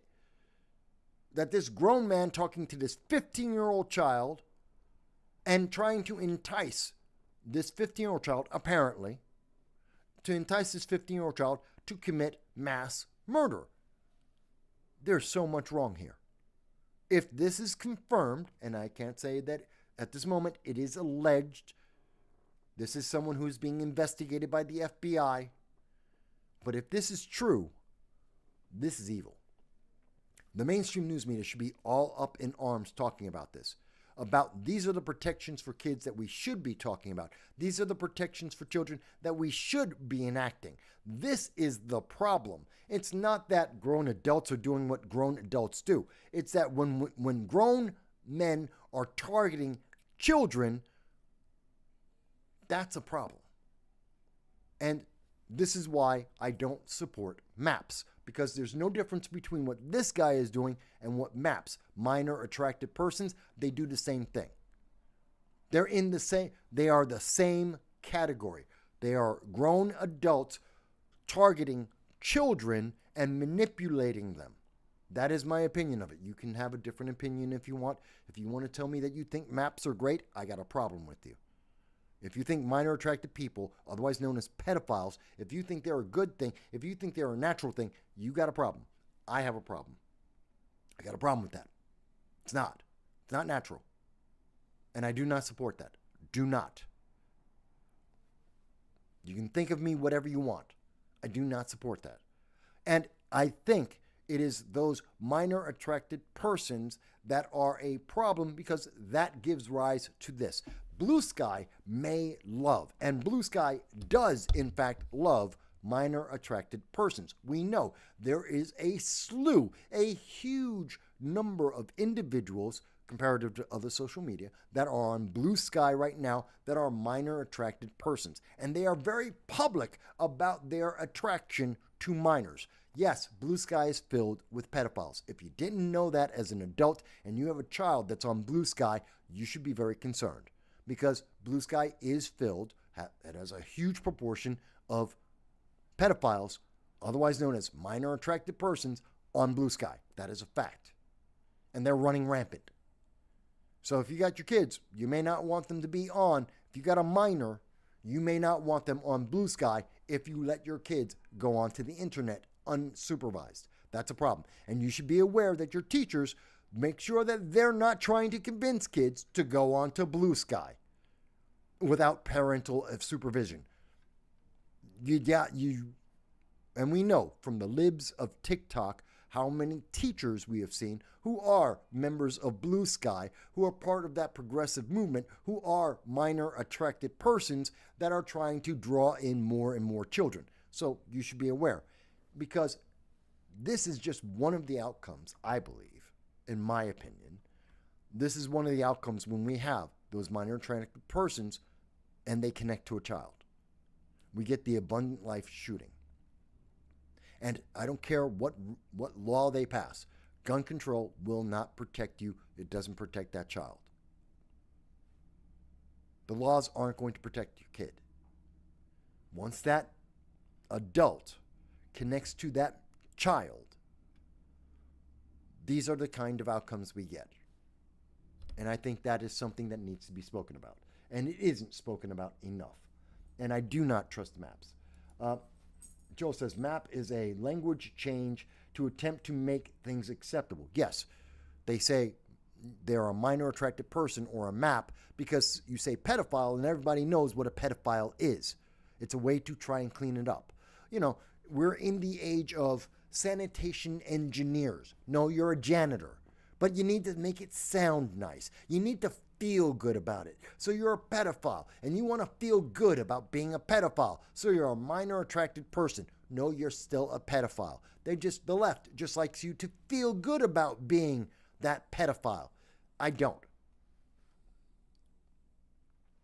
Joel says that it is sick. Pedophiles in prison interviewed say they will reoffend when released from prison. Yeah, many of them do, because they say that they can't help themselves. I got a problem with them. I got massive problems with them. But again, I'm making you aware of this, folks. You can read the article for yourself. You can read into this. But I think it tells us the problem. And I wouldn't be surprised if we find out that the Madison shooter, this young girl, was on Blue Sky. I don't know that for a fact. I cannot confirm that at this moment. I would not be surprised that that's how they got introduced to that individual. Would not surprise me. Just a heads up. You don't have to do what I said. Do whatever you want. Your kids. You raise them. Raise them as you see fit. I'm just saying. I wouldn't let kids onto Blue Sky. Definitely not supervised. We should also talk about, there is some news. It came out a little bit earlier tonight that just like in Germany, when we were talking about crazed individuals don't just use guns. And making all the gun control laws you want aren't going to protect you. They won't protect you from the crazed individuals. They will not protect you from criminals. You're not safe. They can take away every gun in the world, but there's cars. And the crazy, insane, and criminal people will use cars to do the same thing, if not worse. And in Germany, we saw one guy, 50-year-old migrant in Germany, used his car to attack 200 people, to kill a 9-year-old child and 4 other people being murdered and 41 people being critically injured. And we know now that in Killeen, Texas, there was an individual. He got shot dead yesterday, last night. Last night, he was driving in Texas. This apparently isn't national news. It's local news. It's regional news, but it isn't national news. I think it should be. that this individual, a Mr. John Darrell Schultz, 53, used his pickup truck, drove into and through a mall. Crazed people, 5 people were hurt. This crazed individual did the same thing that happened in Germany. People are out shopping, people are living their lives, and suddenly this individual, presumably out of their mind, drives into and through a mall until they were shot dead. And you want to tell me about gun control. Again, they want to say, but gun control, but gun control is the problem. It's not going to save you. The crazy people, the criminal people, the deranged don't need a gun to commit their evil. Now, there could be other circumstances here. I don't know. We're just learning about this. It's breaking news. It's a story that's being developed. It could be that, I don't know, the car lost control. Apparently not. He was being chased by police. He was being chased through the mall by police. He was shot as he was going down through the mall, endangering people's lives. He got shot to death because he was in danger. This was, as far as I can tell, purposeful. And I don't care. He made a decision. Now, if you want to tell me, oh, but he had a bad, he grew up and he was abused as a child, doesn't matter. Oh my God, but you know, he had problems with the law, the legal system. He was on drugs. I don't care. He made a choice. He made an active choice, just like the guy in Germany made an active choice, drove into the crowd, purposefully ran people over. Same thing with the guy on the Thanksgiving, what was it, Kenosha, in Michigan, Wisconsin, the guy who during Thanksgiving ran through an entire parade. They made the choice. I don't care what their background is. I don't care if they're mentally ill. It's evil. That's it. There is no other excuse. But I wanted you to hear about that because it's the same thing we saw in Germany.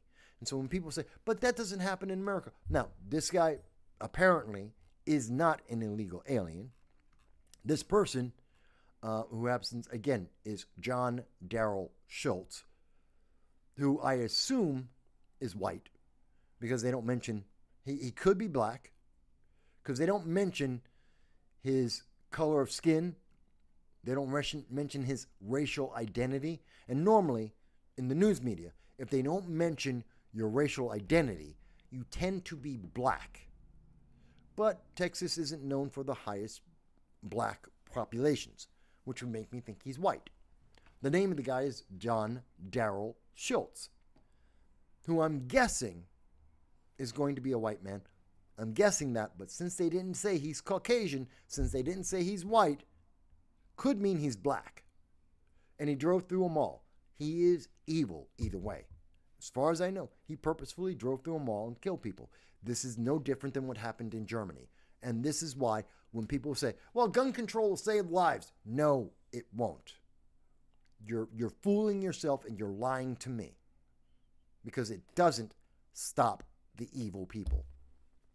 We need to put our energy into different places. Because that's not going to that doesn't save anyone, and it won't save anyone. By the way, I know someone's going to say, but Mike, you said California, no one wants to be Californian. And that $200 million to Pakistan to turn them into Californians. Well, that's not fair because people want to be Californians. They're staying in California. You're wrong. People aren't leaving California. I know someone's going to say that on the internet. I know someone will say that. And I do understand that currently, came out today, California defies the Exodus narrative, so they say. So the data says. The one thing they don't reveal in the data, California added 49,000 people from July 1st to July 2nd, 2024, according to new data. And that's because of immigration. In particular, illegal immigration. If you took out the illegal aliens that California counts just the same. California and New York count illegal aliens as residents. They don't count them as citizens. The census doesn't make a difference. According to Joe Biden, when he got into office, one of the first things that Joe Biden did in 2021 is he authorized the census to count illegal aliens. And so the census doesn't make a difference between a legal citizen and an illegal alien. And since we're counting illegal aliens, and the reason why they did that is because if they didn't count illegal aliens, like they weren't counting illegal aliens prior, New York would have lost 3 congressional seats, not 1. And California would have lost 2 or 3 congressional seats more than they did. And that's the reason why. Because there's that many illegal aliens. Yes, we have lost that many people in New York State. And yes, in California, if you didn't count the migrants, the residents that are illegal aliens and just counted citizens, yes, I believe, and I believe the data confirms, they would have lost even more. Nobody wants to be Californian, not even the Californians, unless you're an illegal alien. Illegal aliens want to be in California. Again, they don't want to be Californians. They don't want to be Americans. They want to be illegal aliens. They want to be whatever country they come from in America. So if they're Venezuelans in California, just like they're Venezuelans in Colorado, are they trying to be American citizens? No, they're trying to take over apartment complexes and get checks from the Colorado government. Just like the gangs that we see, some of the South American gangs and the MS-13 gangs in New York and in California. They're looking to pick up paychecks, but they're criminals and they don't want to be Americans. They're perfectly happy being the criminals they are and getting a paycheck. They don't want to be Americans. Same thing with California. Okay, we're finishing up. I know there's some comments there, but I'm finishing up. I need to catch up because we've been on for a little while. It's 7:30. Wow. So we've been on for 5 hours. The drone issue has not resolved itself, just to keep you in mind. And we have been seeing, and we've been talking about this earlier in this year. We know that there have been about 17 bases across America that drones have been flying over. They still are. Camp Pendleton is one of them. The question about drones is not resolved. The government wants you to say, oh, well, don't worry about the drones. We know they're not foreign, they're not bad. I don't know that. I'm still concerned. There's a problem. We need to resolve that.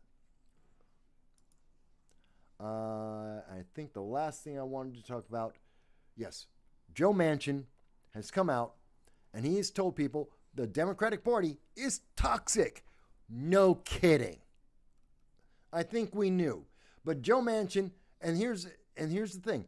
Joe Manchin, for all his years as part of the Democratic Party, for all his years, in the last 4 years, knowing and having access to Joe Biden and knowing that he is mentally deficient, just like CNN knew, didn't tell anyone. He's saying the Democratic Party is toxic. Why didn't you say that while you were in elected office? Why didn't you say that while you had power? Why didn't you fix that while you had power? Here it is. Newsweek is all like, oh, see, we got Senator Manchin. He's now coming out and he's telling people, oh my God, Democrats are toxic. He's had decades to tell us this. Why didn't he say it before? Because you don't matter. Because they don't care. That's why. It's about power. It's about propaganda. And we've covered that already earlier in the show. But yes, that means Joe Manchin too. Just because he's saying it now, because he's on his way out, doesn't make it better.